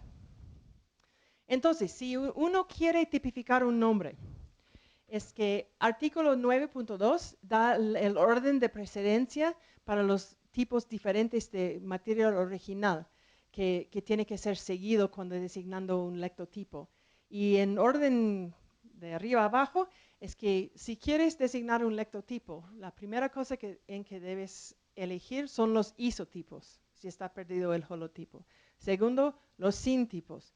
Después los isotentipos, después los paratipos y quinto, otro material original como especímenes no citados o ilustraciones que son citados o no citados. Entonces hay un orden y estos primeros 4 siempre son especímenes. Después del 1 de enero de 2001, un anunciado de tipificación tiene que incluir las siguientes palabras. Las palabras designado aquí o el equivalente, el término para el tipo designado, que sea lectotipo o neotipo, y una referencia explícita a la institución donde está alojado el espécimen. Entonces, ¿dónde se puede encontrar el tipo? Entonces, aquí hay un ejemplo que viene de una monografía de Solanum, por supuesto, que hay un lectotipo designado aquí, que está en Q y tiene el código de vara. Entonces, es un espécimen en un herbario que designé como un lectotipo. Pero aquí hay otro, que eso es el tipo de Solanum decorticans, pero el tipo de Solanum inodorum, que ha sido descrito por Veloso en Flora Fluminensis, es que no hay especímenes de herbario. Entonces no había especímenes citados y no se encuentran los especímenes de Veloso en cualquier parte. Entonces yo puse no specimen cited, el lectotipo designado aquí y cité la publicación en donde aparecen las ilustraciones, que no son de la misma fecha de eso, pero eso encuentra que eso era error. Eso fue error mío, porque hay ilustraciones originales que han sido vistos por Veloso en el año 1829. Entonces tuve que redesignar el lectotipo para la ilustración original. Entonces eso fue error mío. Entonces hay que averiguar si hay ilustraciones originales que ha visto el autor. Pero nadie murió. Entonces, si uno quiere tipificar, bueno, ¿quiénes de ustedes van a querer tipificar un nombre? Muchos, ¿no? Seguro. Una ilustración no puede ser designado como un lectotipo si un espécimen citado o un isotipo no citado existe. Entonces no puedes decir, bueno, ese espécimen que está citado no está muy bonito, voy a designar a la ilustración al lectotipo. Eso no es permitido. Pero como material original, ilustraciones tienen un estatus igual con especímenes no citados que no son isotipos. Entonces, en su caso de Alejandro, cuando hay una ilustración, y puede ser que hay especímenes que existen, que ha visto el autor, estos tienen el mismo estatus. Y él puede elegir la ilustración o el espécimen, lo que él quiere. Cuando un espécimen tipo de un pliego de herbario o preparación equivalente contiene partes que pertenecen a más de un taxón, que a veces pasa, ¿no? Que a veces montan cosas en un espécimen y, bueno, hay una variación tremenda de pliegos de herbario. El nombre tiene que ser ligado al parte que corresponde a la descripción original. Y eso se hace para restringir la lectotipificación a una parte de un espécimen. Aquí hay un ejemplo de Hedychium villosum, que bueno, hice muy bien aquí. Es que eso es un pliego en el herbario, en mi herbario, en el herbario del Museo Británico, y tiene tres pedacitos de plantas. Y esos pertenecen a 2 especies. Y ha sido colectado como fueran uno. Entonces, para lectotipificar este nombre, Hedychium villosum, los autores, Sanoch et al., lectotipificó especificando la planta en el medio, como el lectotipo. Entonces, hay que especificar muy bien si es una colección mixta, que, bueno, ocurre más que uno piensa. Si un holotipo o un lectotipo previamente designado ha sido perdido o destruido y puedes probar que todo otro material original es diferente taxonómicamente que este tipo, un neotipo puede ser seleccionado para preservar el uso del nombre. Porque todas las normas del código es como un balance entre perfección y seguir las normas y preservar la estabilidad de nombres. Entonces, todo ese de seleccionar lectotipos, de conservación y rechazo de nombres, es un balance entre seguir las reglas y normas así y preservar la estabilidad de nombres. Y eso y es un balance y a veces no hay una respuesta correcta y hay que hacer decisiones. Y esas decisiones son importantes a seguir las normas del código para ver, pero muchas de las normas tienen get-outs, como que se puede, si quieres preservar la estabilidad, hay que hacer eso. Y esto es la única situación en que es permisible a designar un neotipo aunque material original existe. Ese es único. Si todo lo que hay es diferente taxonómicamente que el tipo original.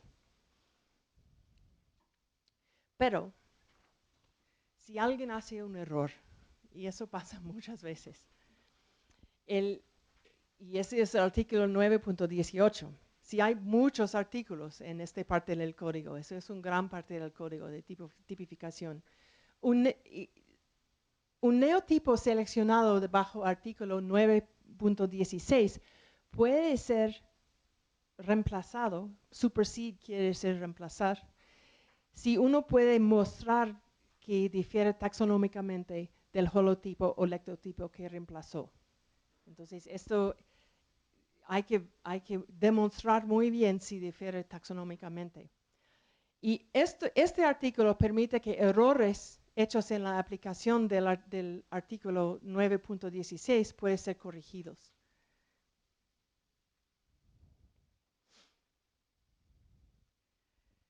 Bueno, esto es otro artículo. Si una designación de un lectotipo o neotipo que después se encuentra que hay más de un pliego en un herbario. Por ejemplo, eso pasa muchas veces con las colecciones de Cecé y Mousinho y de Ruiz y Pavón en Madrid. La gente dice que hay lectotipo Madrid, pero hay 3 pliegos en Madrid. ¿Cuál de ellos será el lectotipo? Entonces, si uno encuentra que hay más de un espécimen, el lectotificación debe ser aceptado, pero puede ser estrechado, más refinado es un proceso que se llama lectotipificación de 2 pasos. Entonces, el primer lectotipificación de un espécimen, por ejemplo, digamos que hay 2 duplicados, si alguien designó un lectotipo en el herbario aquí en Mexú, diciendo que lectotipo Mexú, sin referir al número de accesión. Y si encuentra bajo otro nombre, había un duplicado de esta colección, hay que refinar la lectotipificación a uno de estos especímenes. Eso quiere decir lectotipificación de 2 pasos. Y esto es muy común. Y cuando utiliza este artículo es cuando hay un herbario que tiene más de un duplicado de un conjunto y el autor que primeramente tipificado el nombre no designó un espécimen en este conjunto. Y eso es muy normal con los especímenes, los nombres de Ruiz y Pavón, Cecé y Mousinho que tienen sus colecciones en Madrid. Las lectotipificaciones anteriores normalmente dijeron lectotipo Madrid y nada más. Y se encuentra que hay 5, 6, 7, hasta 10 colecciones de la misma cosa. Entonces hay que restringirlo. Y utiliza cuando anuncios de lectotipificación como lectotype Smith 1, 2, 3, 4, donde hay una colección que está citado, pero el herbario no está especificado y duplicados existen en más de un herbario.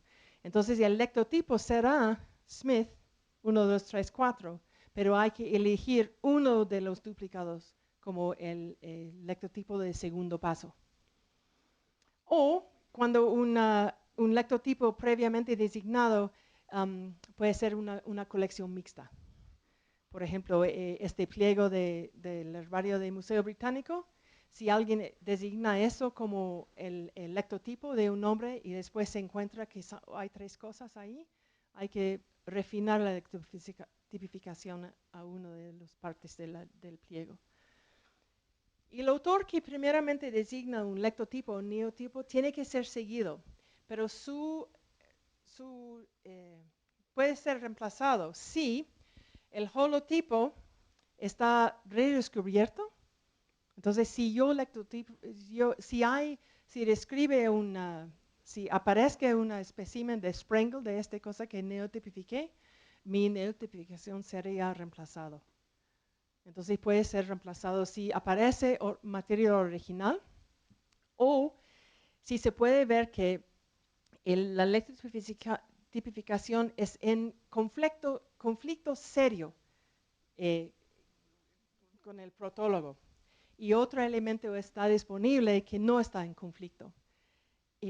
O que si está contrario al artículo 9.14, que es una colección mixta.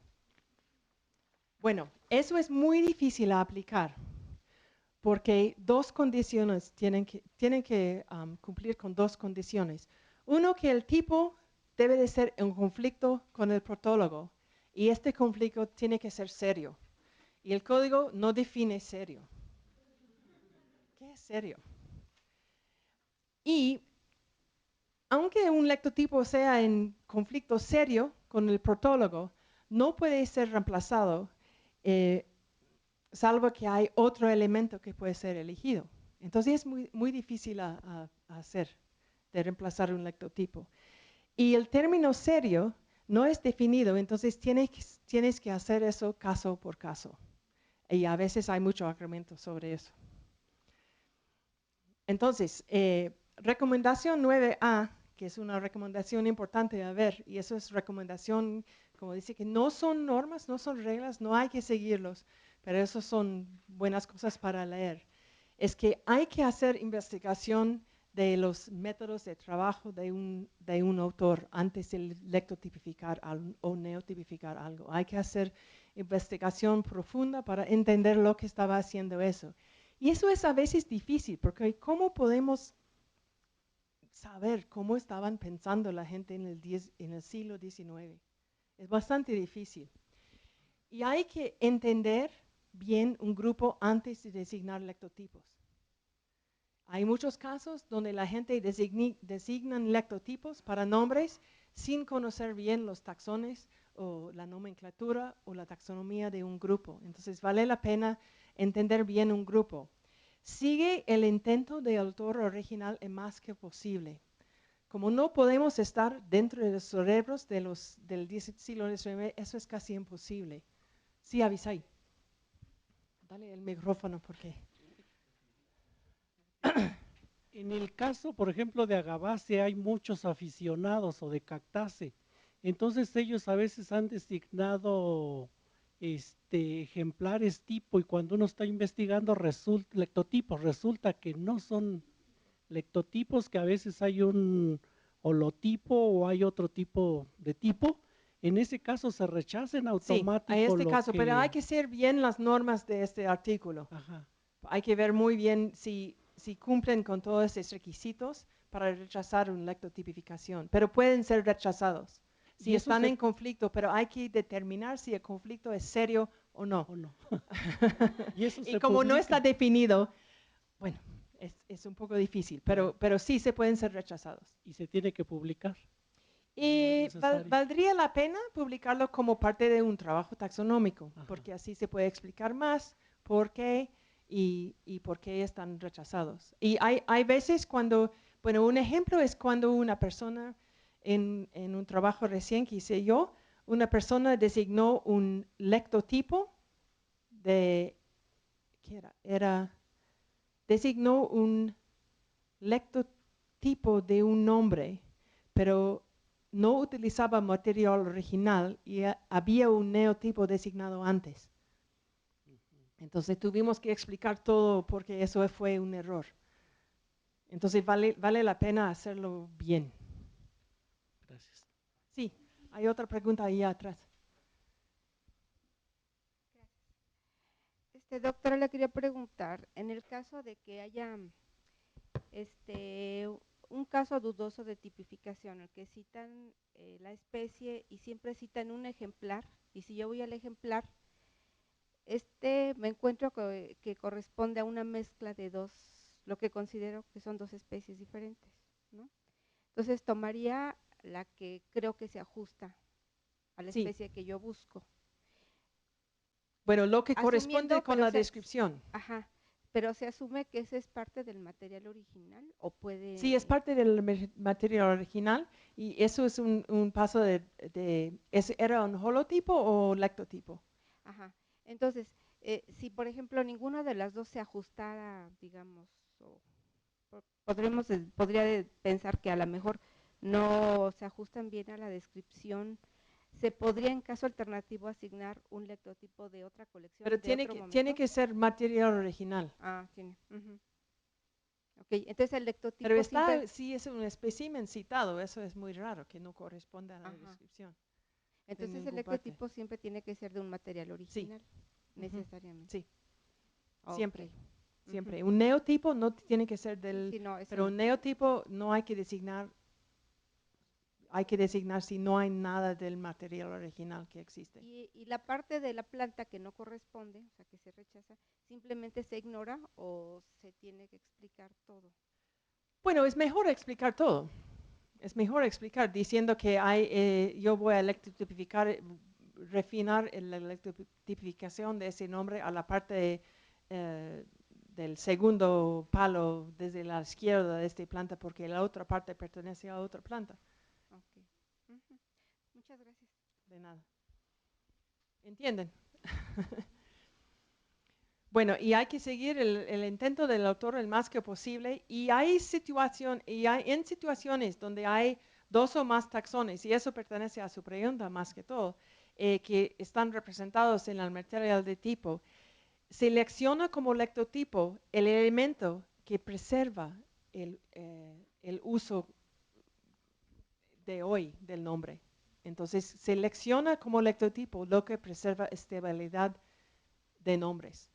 No elecciona lo que cambia todo. Bueno, nombres de géneros, eso es, ya estamos casi terminando. Hay otras normas para tipificar nombres genéricos y arriba, y el tipo de nombre de un género o subdivisión de género es el tipo del nombre de una especie incluido, excepto hay excepciones, por siempre. Y un nombre genérico siempre es tipificado por espécimen o ilustración. Entonces, a veces la gente, normalmente citan un género y dice tipo, solanum, tipo solanum nigrum. Pero el tipo del género es el espécimen, que es el tipo de solanum nigrum. El nombre genérico no está tipificado por una especie, que es un taxón. Es tipificado por un espécimen. Cuando un nombre específico está citado como un tipo de un nombre genérico, es sirviendo como proxy por el tipo del nombre específico. Es como decir que es para no escribir muchas cosas. Entonces, como digamos rhododendron, el tipo de rhododendron es rhododendron ferruginum linneo. Rhododendron ferruginum linneo, quiere decir Herbarium linneano número 562.1, que es el lectotipo de Rhododendron ferruginum. Entonces es como un proxy para el espécimen, que es el tipo del nombre específico. Si en el protólogo de un nombre genérico o de cualquier subdivisión de género, el holotipo o lectotipo de uno o más nombres específicos previamente o simultáneamente publicados están definitivamente incluidos, el tipo tiene que ser elegido dentro de estos tipos. Solamente, salvo que el tipo era indicado o designado para el autor del nombre. Si el autor designa el tipo es fácil, pero si no designa hay que elegir dentro de este material que citó él. Y eso es un ejemplo que es complicado, que es un poco como el caso que estuvimos viendo ahí, y eso es muy complicado. El género Anacyclus, que era originalmente circunscrito por Linneo, tenía 3 especies válidamente publicadas. Cassini designó Anthemus valentina, Linneo 1753, como el tipo de Anacyclus, pero este no era parte original de su circunscripción de lineo, entonces no era un material original. Green, en 1929, designó Anacyclus valentinus como el único de los 3 especies originales que todavía sean partes del género, como el standard species, y su elección debe ser seguido. Humphreys, que fue un profesor mío, en 1979 designó un espécimen en el herbario de Clifford en el Museo Británico como un lectotipo de Anacyclus valentinus, y este espécimen ahora está el tipo del nombre genérico Anacyclus. ¿Bien? Ok, pero un punto significativo ilustrado aquí es que un nombre específico no tiene que ser explícitamente tipificado en un elemento único antes de que el tipo del nombre específico está designado como el tipo del nombre genérico. Si recordamos de atrás, el tipo genérico ha sido designado en 1929 y el lectotipo de Anacyclus valentinus solamente 50 años después.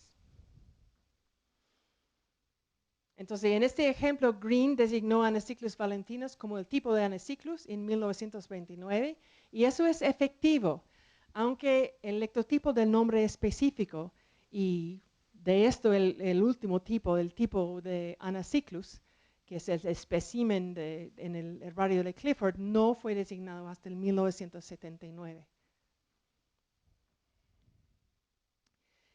Puede ser el tipo de género, puede ser la ilustración, y eso es solamente y solamente por conservación. El tipo genérico no puede ser ilustración, solamente por conservación. Bueno, ¿para quién seguir? ¿Quién seguimos por las tipificaciones genéricos? Es igual a lo de los nombres específicos. El primer autor de lectotipificar un nombre genérico debe de ser seguidos. Hay 2 excepciones, y son las mismas excepciones que hemos tenido por lectotipificaciones de nombres específicos. Es si el tipo está en conflicto serio con el protólogo, y aquí, como antes, serio no está definido. Y la segunda razón de no seguir una tipificación genérica es si ha sido elegido por un método automático, un método como mecánico. ¿Qué quiere decir un método largely mechanical, que era un método automático? Y eso ha sido un punto de debate durante muchos años. Y eso surge de, bueno, la mayoría de la comunidad está de acuerdo que el proceso de automáticamente designado como tipo de un género, la primera especie en una lista de especies. Y eso fue seguido por muchos autores durante el American Code, de que escribió Nick ayer. Pero es permisible, es muy bien de designar el primero en una lista como el tipo, pero no hay que hacerlo diciendo que designo eso como el tipo del género porque es primero en la lista. Puede ser la primera en la lista, pero no hay que decirlo. Es este elegimiento que no es critical, que es problemático. Bueno, el tipo de una familia o una subdivisión de familia es igual a lo del nombre genérico en que está basado. Y para designación o citación del tipo, el nombre genérico solamente es suficiente como el nombre específico. Y el principio de tipificación no aplica a los nombres de taxones arriba del rango de familia, excepto para los nombres que son automáticamente tipificados por ser basados en nombres genéricos, como el nombre, el Fagalis, Fagacia, Fagoidi, y todos tienen el mismo tipo que Fagus, que está un espécimen en el herbario de Burser, que está en UPS en Suecia. Entonces, si están automáticamente tipificados por ser basados en nombre genérico, sí tienen tipos. Bueno, hay recursos para encontrar tipos, y ustedes seguro que todos entienden muy bien de JSTOR, pero se puede hacer se puede buscar en muchos diferentes campos y vale la pena utilizar la búsqueda avanzada en JSTOR porque se refina mucho la búsqueda y es más fácil a encontrar las cosas. Y los resultados llegan como nombre corriente, filed as, que quiere decir dónde está puesto en el herbario, y el tipo del nombre. Entonces eso es una búsqueda de una especie de solano. Otro recurso muy útil para encontrar los tipos y mayormente por los nombres lineanos, porque eso es el trabajo de 25 años de una persona, Charlie Jarvis, bueno, con la ayuda de muchos como Nick, es de este libro Order Out of Chaos, pero toda la información del libro está también en un base de datos que está parte de la página de web del Natural History Museum, donde se encuentra los nombres lineanos, su referencia, de dónde ha venido, si hay un tipo designado o no, y qué es su nombre actual. Y aquí también lista la material original para el nombre. Entonces, si hay lectotipo, se va a listar el lectotipo. Pero las cosas más importantes para mí, para la lectotipificación, y eso es una de las tareas de los taxónomos que nos toma mucho tiempo, es tipificación. Es que hay que estar seguro si usted describe una nueva especie que designa un holotipo correctamente, un espécimen en un herbario o un espécimen con 3 pliegos, pero están netamente hechos, pliego 1, pliego 2, pliego 3. Y hay que tener mucho cuidado cuando uno lectotipica o neotipica una especie u otro taxón que no tiene holotipo. Hay que seguir recomendación 9A, que vale la pena memorizar. Y para mí lo más importante es que, bueno, have fun. Porque es algo muy interesante y se puede meterse dentro de la personalidad de otra persona del siglo pasado y es muy, muy interesante. ¿Hay preguntas? Hay muchos.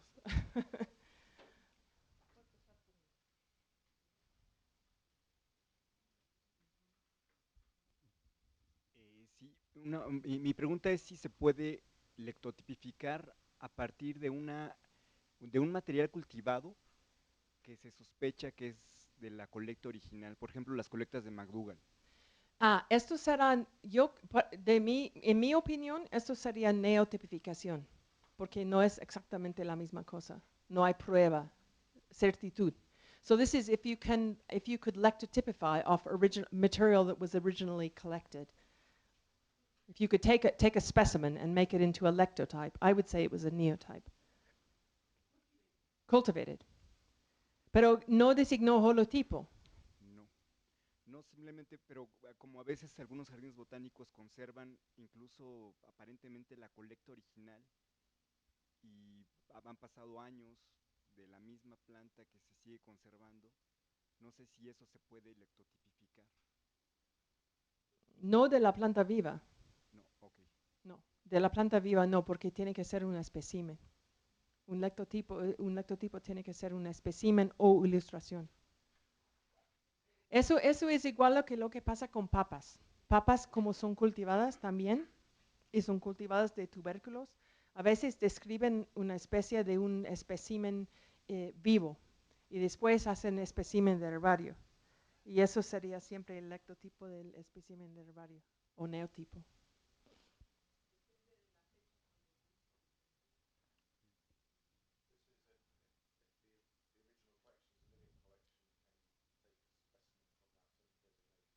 Yes, I think.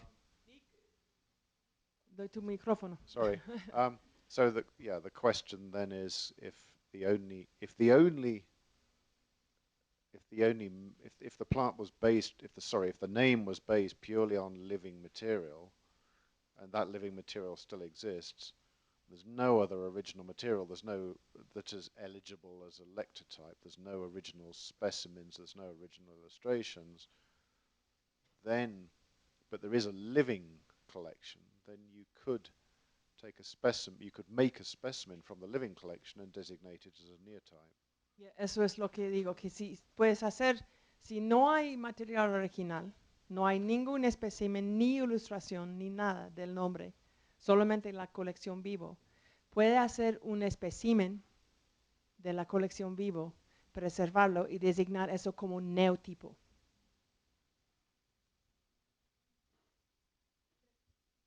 Yo tengo una pregunta. Bueno, son tres en realidad.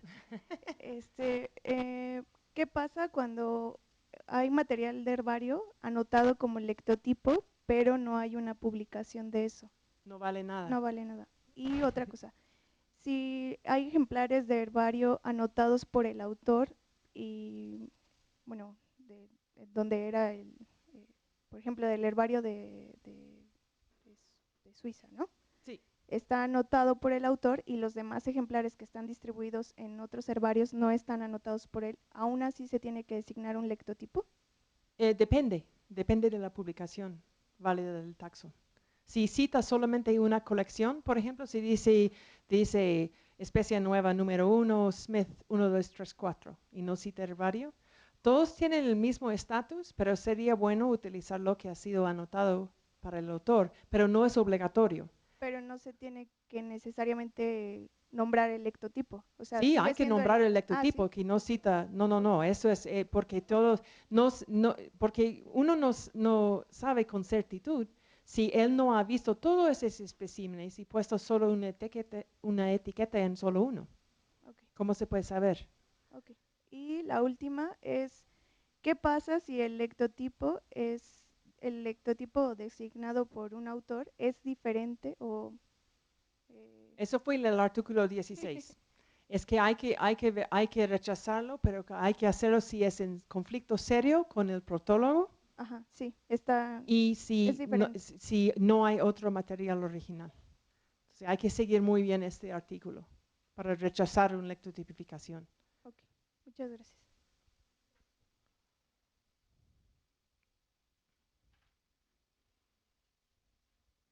También tiene que ver con anotaciones por el autor.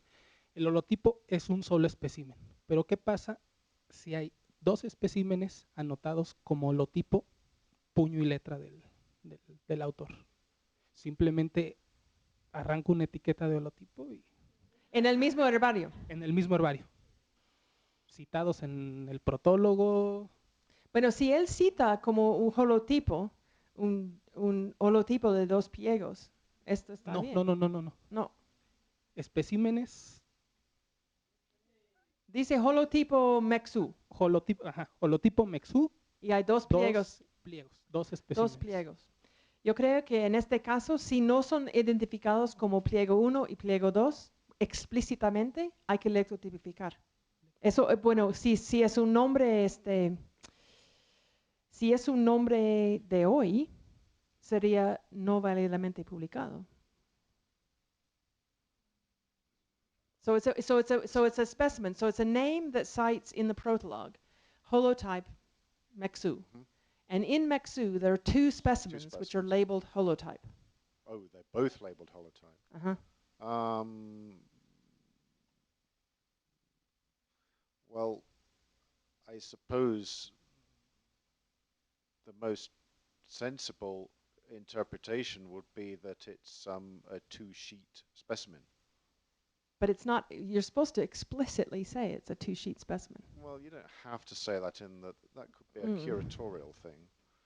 I would get a curator to very rapidly write sheet 1 of 2 and sheet 2 of 2 on the 2 specimens to prevent the name from... otherwise, somebody could argue that the name was not validly published. Yeah. And it would be very sensible to have, in that case, to have a 2-sheet holotype. Otherwise, the name becomes some people not would validly find a published. problem. Yeah. Yes. No, but if there's no reason to consider them as 2 sheets, then and if there are 2 sheets labeled as holotype and it's only 1 sheet that's cited in the protologue, then it's not validly published. If it was published last year, let's say. If it was published in 1923, that's different.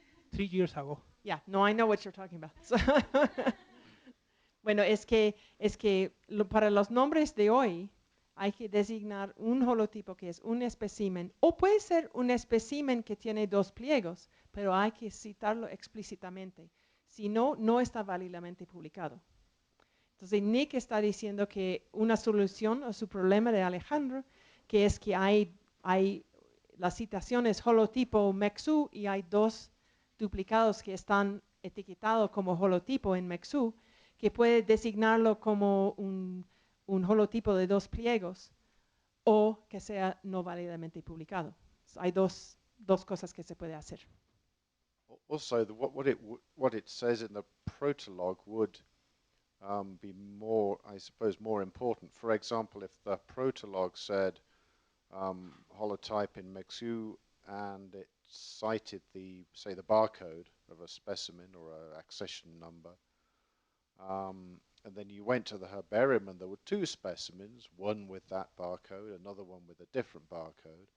If they both said holotype, that doesn't matter. The holotype will be the one cited in the protologue. Yeah, it's the publication that matters. What's stated in the publication is what matters. However, if the publication just said holotype Mexu, and you went to the herbarium and you found two specimens and they didn't say anything, but they were that gathering, right? You know, Smith 1, 2, 3, 4. It didn't say holotype on the specimen, but you had two duplicates. Then the name would be validly published and they would be syntypes, because a gathering was cited in the protologue, and if that gathering, it says in the code, if that gathering comprises more than one duplicate, those duplicates are syntypes. So then the name would be validly published, but you would have to designate one of those specimens as a lectotype. Yeah. Otra.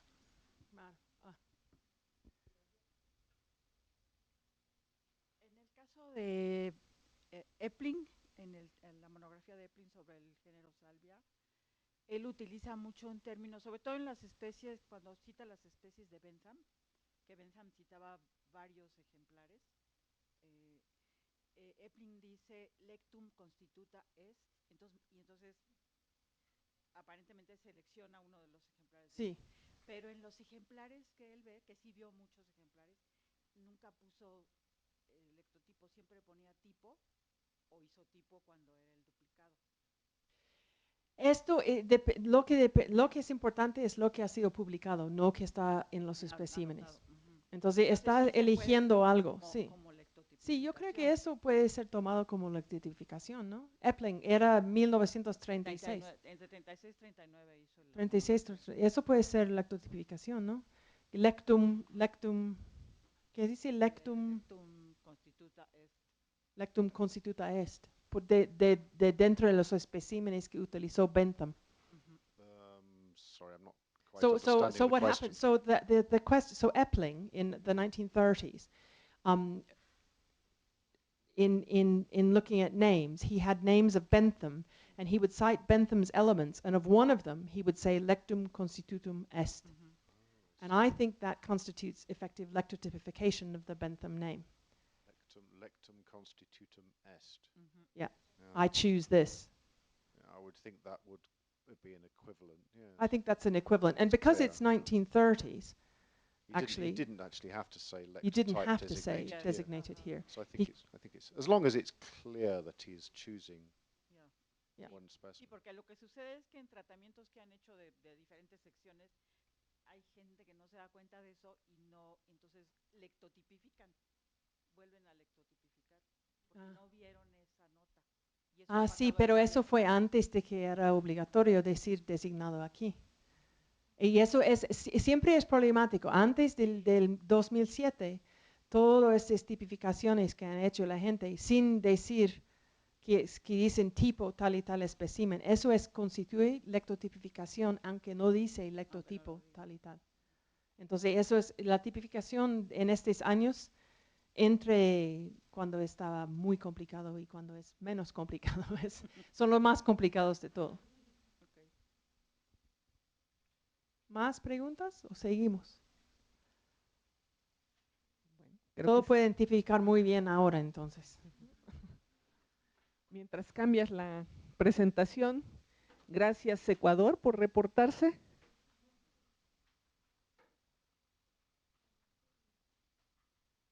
Muy bien, otro país. Bueno, esto sería más corto, quizás no tan pesado. Como dije ayer, hay muchas normas que aplican a todo, pero hay siempre excepciones, y hay excepciones que pertenecen solamente a grupos que no son angiospermas ni plantas vasculares. Entonces son nombres de algas, hongos, fósiles y híbridos. Y voy a tocar un poco en grupos que no están cubiertos por el código, nuestro código, este código de algas, hongos y plantas. Bueno, en el preámbulo del ICN, del código, dice que las provisiones de este código aplican a todos los organismos tradicionalmente tratados como algas, hongos o plantas, aunque sean fósiles o no fósiles, incluyendo, y aquí describen los grupos que están bajo incluyendo las cianobacterias, Chytridae, que son relacionados a los hongos, o Myceti, no sé qué son los slime molds en castellano, pero slime molds. Y protistas fotosintéticas son con sus parientes taxonómicas que no son fotosintéticas. Entonces, tratando de definir los grupos que están, pero excluyendo los microsporidias. Y profesiones para los nombres de híbridos aparezcan en el apéndice 1. Bueno, ¿qué quiere decir eso? ¿Qué grupos están cubiertos por nuestro código? Dentro de los eucariotas, el código del ICN cubre plantas, que están aquí, hongos, que están aquí, salvo los microsporidia, unos dinoflagelatos, ampicoplexos y alveolatos aquí, los heterocontes, los diatomas y algas marrones y oomycetes que están aquí. Entonces, nuestro código no es monofilético, es absolutamente polifilético. Entonces, eso es otro paso que puede decir que el código de nomenclatura no tiene nada a ver con la taxonomía o filogenia. Es algo para aplicar nombres. Se define muy netamente en el preámbulo en cuáles grupos deben utilizar este código y no otro. Entonces, las definiciones que es el código de algas, hongos y plantas. Las algas incluyen las algas azul-verde, las cianobacterias, y estos protistas fotosintéticos con sus parientes no fotosintéticos. Los hongos incluyen Chytridae o Myceti y slime molds. Mixomesetes, muy bien, muy bien, muy bien. Bueno, hemos tenido unos españoles trabajando en mixomesetes, ¿por qué no recordé? Qué horror. Plantas incluyen plantas vasculares y briófitas, y fósiles son fósiles de algas, hongos o plantas. Entonces, esas son las definiciones de las palabras que aparecen en la portada del código. Bueno, diferencias entre grupos ocurren en estos 7 cosas, que son los puntos de empiezo para la nomenclatura, que hemos tocado un poco ayer, la formación de nombres, los requisitos de idioma en que aparezcan las descripciones, la preservación de tipos, ilustraciones como tipos, los requisitos para ilustraciones y también registración. Entonces, esos son elementos en que hay diferencias entre grupos que están parte del código. Bueno, starting points, puntos de empieza. La mayoría de los grupos que están bajo nuestro código, su punto de empiezo es el 1 de mayo de 1753, que está puesto como la fecha de publicación de Species Plantarum. Bueno, no sabemos exactamente cuándo era publicado, pero bueno, asumimos que ha sido publicado en el 1 de mayo. Las algas es esta fecha, salvo por estos grupos. Los fósiles, exceptando diatomas, su punto de fecha de inicio es el 31 de diciembre de 1820, porque Linneo no trató fósiles, trataba solamente plantas vivas. Y esa es la publicación de este libro de Sternberg, Flora del Vorwelt. Y hay otro que ha sido publicado antes de esta fecha. Entonces, hay esas excepciones. La más grande que son los fósiles. Bueno, mostré eso en otra forma ayer, que la formación de nombres puede decir que estás tratando de una alga, un hongo o una planta. Y para órdenes y familias, las terminaciones son iguales. Entonces, micota, micotina, ficota, ficotina, fita, fitina.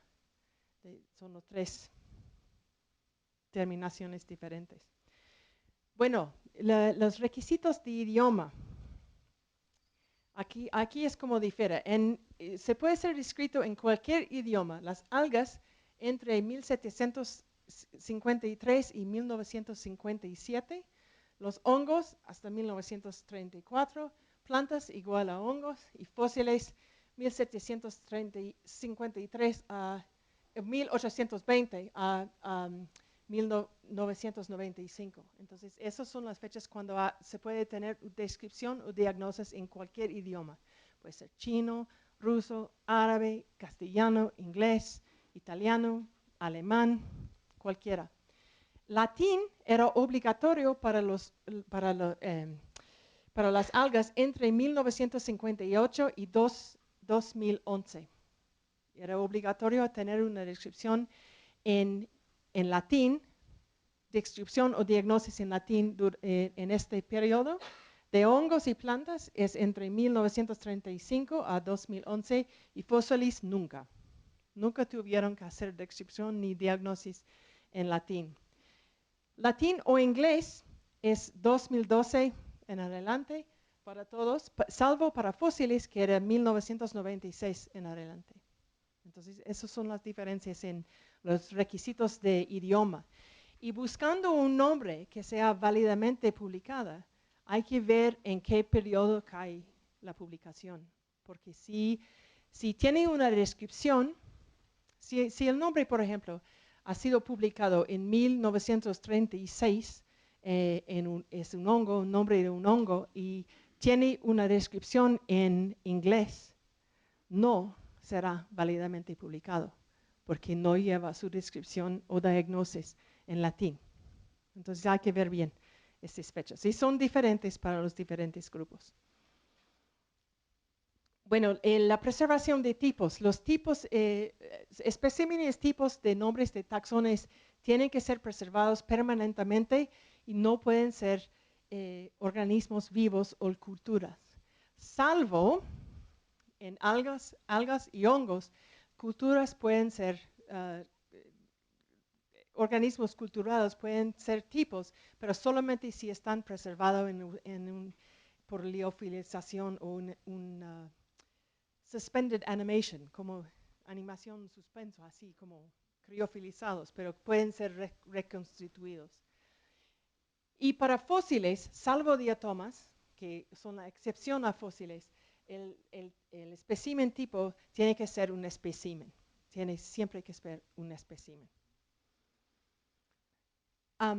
El requisito de ilustrar su taxón nuevo es que para algas, los nombres publicados desde 1958 hasta hoy tienen que ser ilustrados, tienen que llevar una ilustración, si no, no son válidamente publicados.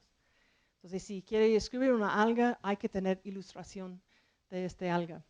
Para fósiles, nombres publicados desde 1912 en adelante tienen que llevar ilustración. Puede ser fotografía, dibujo, pero tienen que ilustrar el taxón que está describiendo. Y de 2001 en adelante, una de las ilustraciones de un fósil y taxón descrito tiene que ser del espécimen tipo. Entonces, de los dos que mostré antes, del ginkgo cranii, uno de esos era el espécimen tipo, eso fue parte del protólogo de este nombre. Tipos normalmente son especímenes, salvo tipos como ilustraciones están limitados por fecha, igual que, bueno, mucho del requisito para idioma.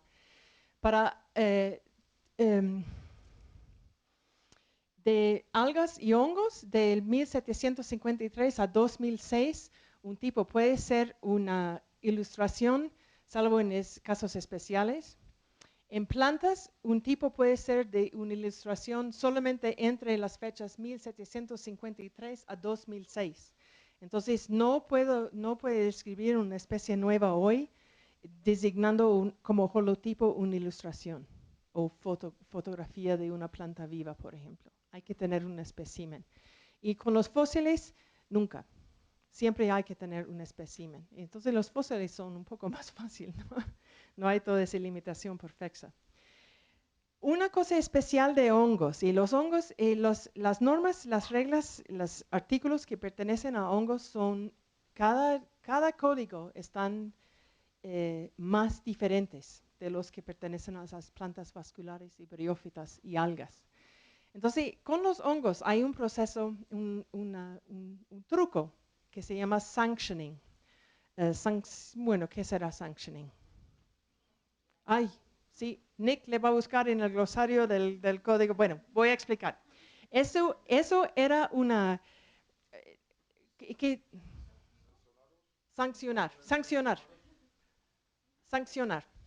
Es que con los hongos, en un año cambió el punto de empiezo de los años de 1800 hasta 1753 para estar más con todos para hacerlo más similar. Entonces, cuando cambió la fecha del inicio, muchos nombres que han sido descritos antes de 1800, no recuerdo el año, pero muchos nombres viejos, reapareció como los nombres más viejos que tuvieron prioridad.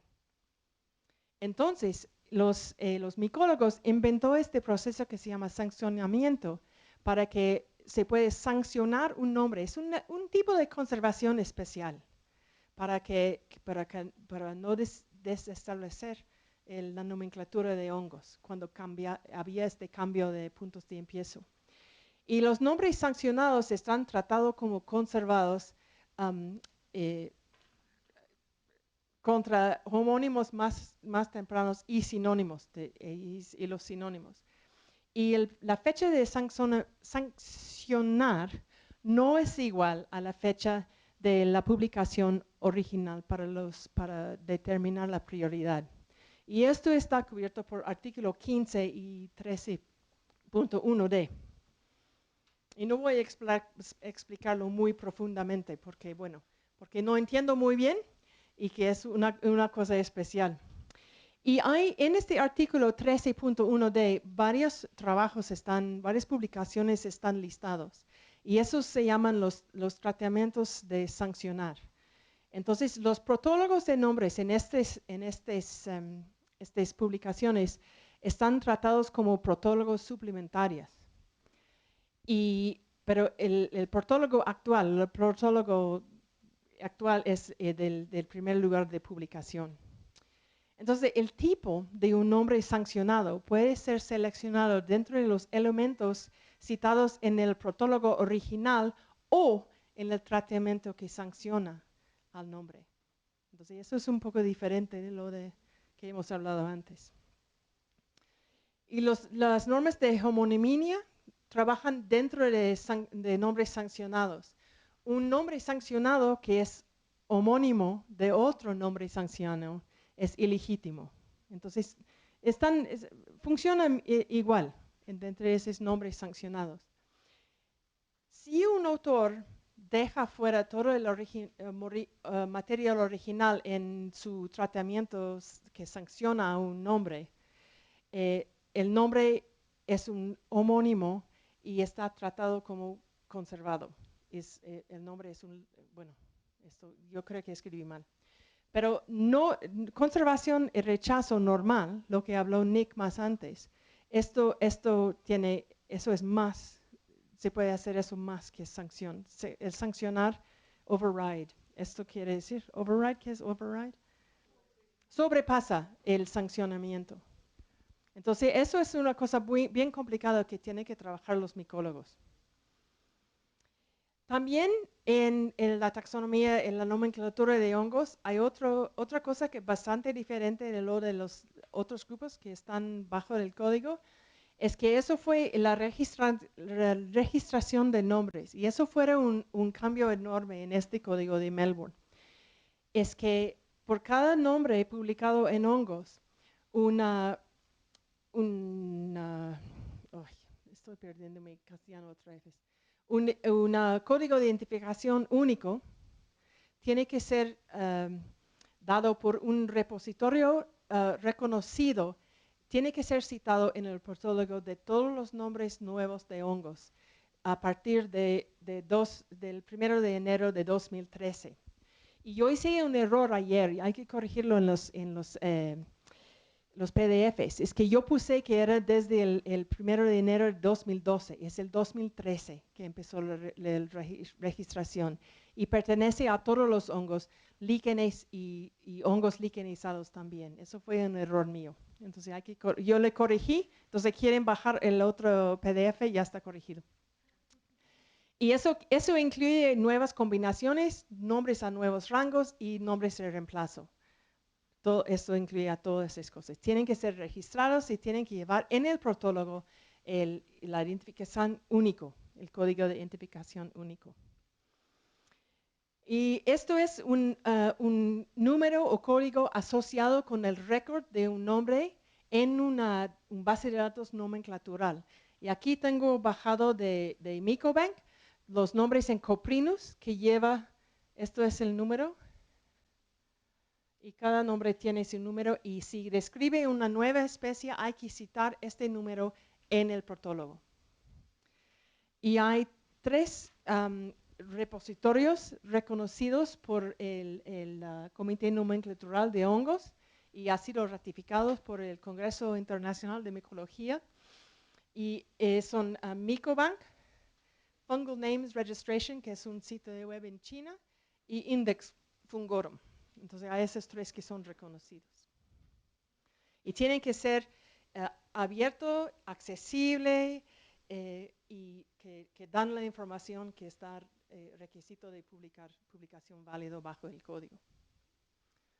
La otra cosa que cambió con hongos en este año era el nomenclatura dual. Es que hay muchos hongos que están conocidos de un estado que se llama anamórfico, que es su estadio asexual, que es el estadio mitótico, y también por su teleomorfo, que es el estadio sexual. Y parecen muy diferentes. Eso es un taxón que tiene formas muy diferentes cuando están sexual o asexual. Entonces siempre los micólogos han llevado una nomenclatura dual de anamorfas y teleomorfas. Y en Melbourne ha decidido, antes del enero de 2013, cada hongo puede tener 2 nombres. Ese es que se llama hongos de ciclo de vida pleomorfas. Pueden tener 2 nombres, su nombre de estadio sexual y el estadio asexual. Eso es muy complicado, ¿no? De tener los 2 nombres. Pero después del 1 de enero de 2013, todos los hongos tienen que ser un solo nombre. Entonces, lo que eso implica es que esto aplica a todos los hongos pleomórficos en acidiomicota y basidiomicota, excluyendo los que forman líquenes. Eso es una excepción, que los líquenes están excluidos de eso. Y todos los nombres tienen que competir para prioridad, ni siquiera su estado sexual. Entonces, lo que va a pasar es que van a preparar listados de nombres aceptados o rechazados, y están sumisos al Comité de Nomenclatura para Hongos y después al Comité General. Y después de ser aprobados, esos nombres serán tratados como conservados o rechazados. Entonces están preparando listas. Eso implica un montón de trabajo para los micólogos. Y están trabajando mucho. Hay varias listas que han sido publicados y están trabajando mucho para resolver el problema que cada hongo tiene que tener un nombre. Hay unos cambios que están propuestos que, bueno, no vamos a hablar mucho de los cambios que están propuestos para el código en este curso de nomenclatura. Podemos hacerlo todo un curso de cambios que están propuestos. Pero hay unas cosas para los hongos que son muy profundos y yo creo que debemos destacarlos aquí. Es que han propuesto, hay en una publicación que está en prensa en Taxon, propongan que las cosas, los problemas nomenclaturales que son solamente para hongos, van a ser tratados en los congresos internacionales de micólogos, no en los congresos internacionales de botánicos. Y que habrá sesiones nomenclaturales como parte de estos congresos y que las decisiones tomadas en estos congresos serían binding. ¿Qué es binding? Bueno, no, es que tienen que ser tomados por el Congreso Internacional de Botánica, excepto cosas editoriales. Tienen que ser aceptadas. Entonces son ley. Y el Comité Nomenclatural de Hongos serán elegidos por el Congreso Internacional de Micólogos en vez del Congreso Internacional de Botánicos, como es ahora. Y que ahora el taxón es el lugar donde publican propuestas para cambiar el código, pero van a añadir este género que se llama IMA fungus y propuestas que pertenecen solamente a hongos deben de ser publicados ahí, además que en taxón. Entonces esos son cambios profundos a la nomenclatura de hongos. Bueno, para las algas cianobacterias. Bueno, las cianobacterias siempre son problemáticos porque son bacterias, no son plantas. Y son lógicamente parte de dos códigos. Son parte como son fotosintéticos, y siempre han sido tratados por el código de nomenclatura de botánicos. Eso es lógico que pertenecen a pero también son bacterias. Entonces, quizás deben ser tratados bajo este código, que fuera una secesión de bacteriólogos del código de botánica. Entonces, la situación es absolutamente caótica, porque los dos códigos funcionan en maneras absolutamente diferentes. Entonces, es completamente caótico. Hay terminaciones diferentes y eso es un problema cosmético. Yo creo que eso no es problemática tan grande, pero el más critical es que el código de procariotas requiere que los tipos sean culturas vivas y muchas de las cianobacterias no pueden ser culturados. Entonces eso es bastante problemático para ellos. Y en la sección de nomenclatura en Melbourne, había un comité especial para examinar estas cosas y no han hecho mucho para resolver esto, pero hay un grupo de jóvenes bacteriólogos, gente que trabajan con cianobacterias que ya están empezando a tomar esto en serio y hacer unas decisiones y proponer cambios al código de este código para que las bacterias puedan ser mejor parte de esto, porque por este problema del tipo de culturas. Bueno, para fósiles, alguien nos preguntó ayer sobre la prioridad de un taxón que tiene un tipo fósil, que sea algo vivo. Y eso es una cosa especial de fósiles. Aquí, ojalá que tenga respuesta a su pregunta. Para prioridad, los nombres de los fósiles taxa, salvo los diatomas, competen solamente con nombres basados en otros nombres basados en tipos que son fósiles. Entonces, competen solamente fósiles con fósiles y no con los... pero antes de 2011, los fósiles taxa eran nombrados morfotaxa. Y sus nombres competieron solamente dentro de un morfotaxa. Entonces, un fósil de una hoja, el nombre de un fósil de una hoja solo competía con un nombre de otro fósil de hoja. Pero ahora se computen en todos fósiles taxa pueden ser comprimidos por una de esas partes o estados. Entonces, ahora es más amplio. Es un poco como un nombre por un hongo, ahora hay un nombre por un fósil, que pertenecen al mismo organismo. Nombres de organismos, exceptando de los diatomas, que son siempre excepcional, basado en un tipo que no es un fósil, están tratados como que tengan prioridad sobre los nombres que están basados en un tipo que es un fósil. Pero del mismo rango. Pero las normas, las reglas por homonimia aplican. Entonces, eso es el ejemplo que viene del código mismo.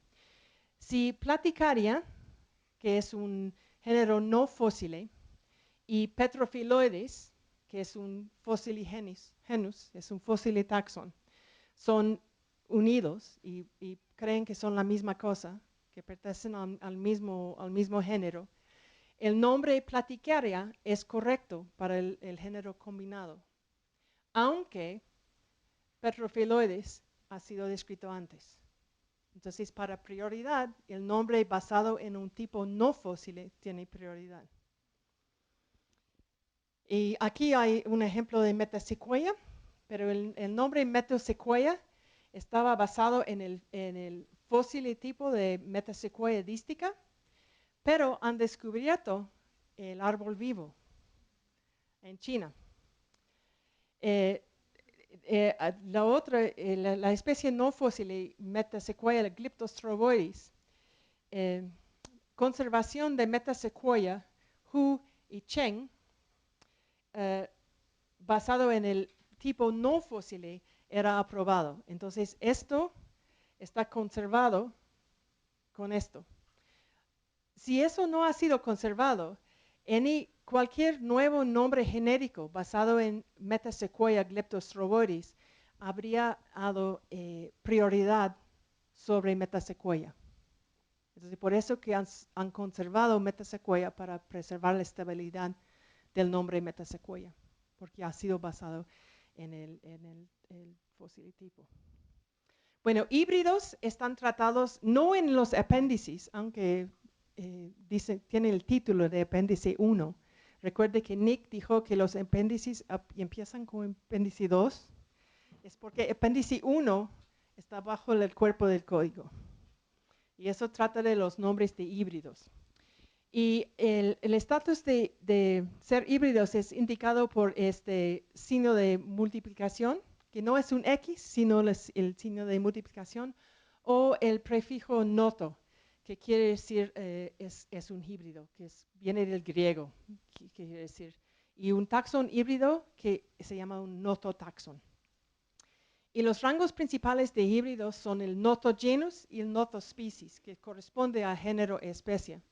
Otros rangos están indicados de la misma manera, añadiendo noto adelante del nombre, como notosección, notosubespecie, notovariedad.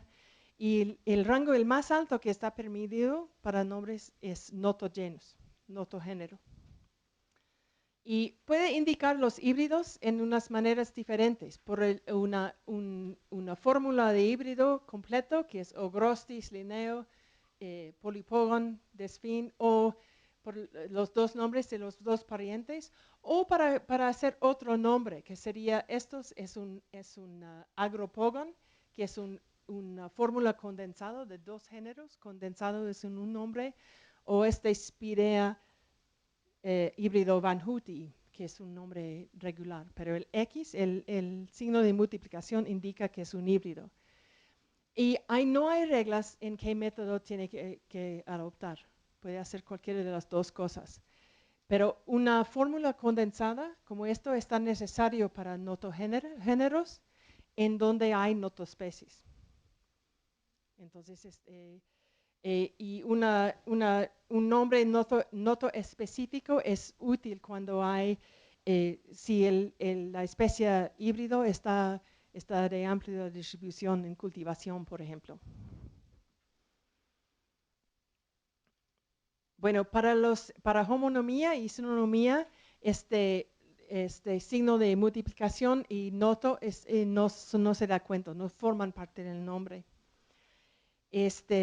cuando un taxón al rango de especie o más abajo está transferido del categoría no híbrido al categoría híbrido, la citación de autor sigue sin cambiar y puede ser indicado para una indicación del categoría original como prospa, que quiere decir desde una especie, o prohíbrido, que quiere decir de un híbrido a una especie. Porque a veces la gente ha pensado que una especie era híbrido cuando no era. Entonces se puede hacer transferencia en los dos lugares. El rango apropiado de un nototaxón es asumido de ser el rango del más bajo de uno de los taxones parientes. Entonces, si hay un híbrido entre una subespecie y una especie, se asuma del rango del híbrido es subespecie.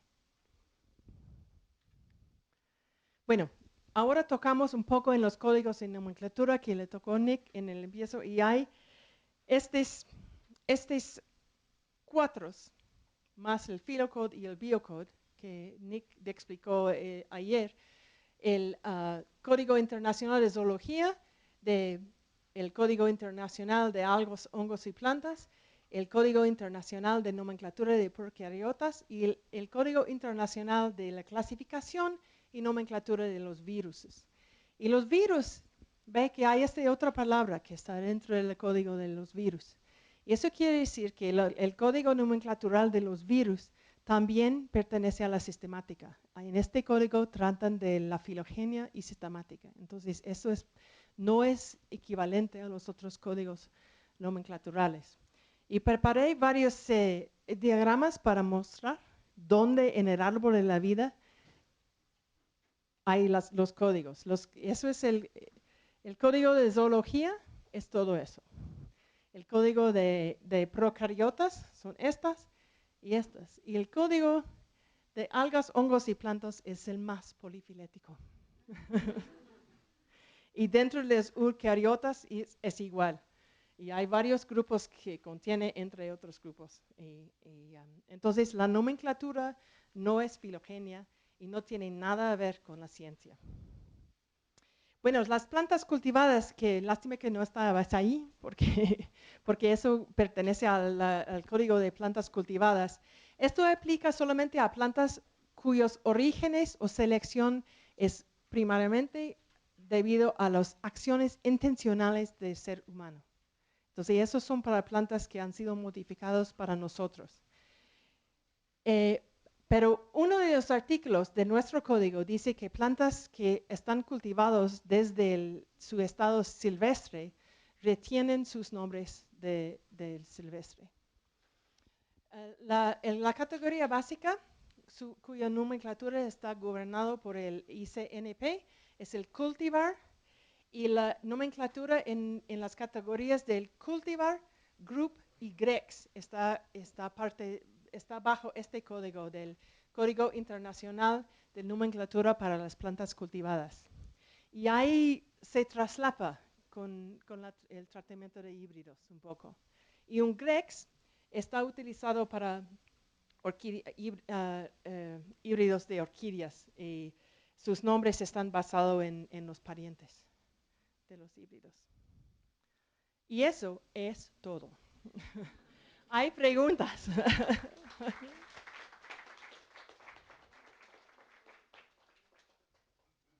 ¿Tienen alguna pregunta de esta última sección o de las 3 anteriores? Sí.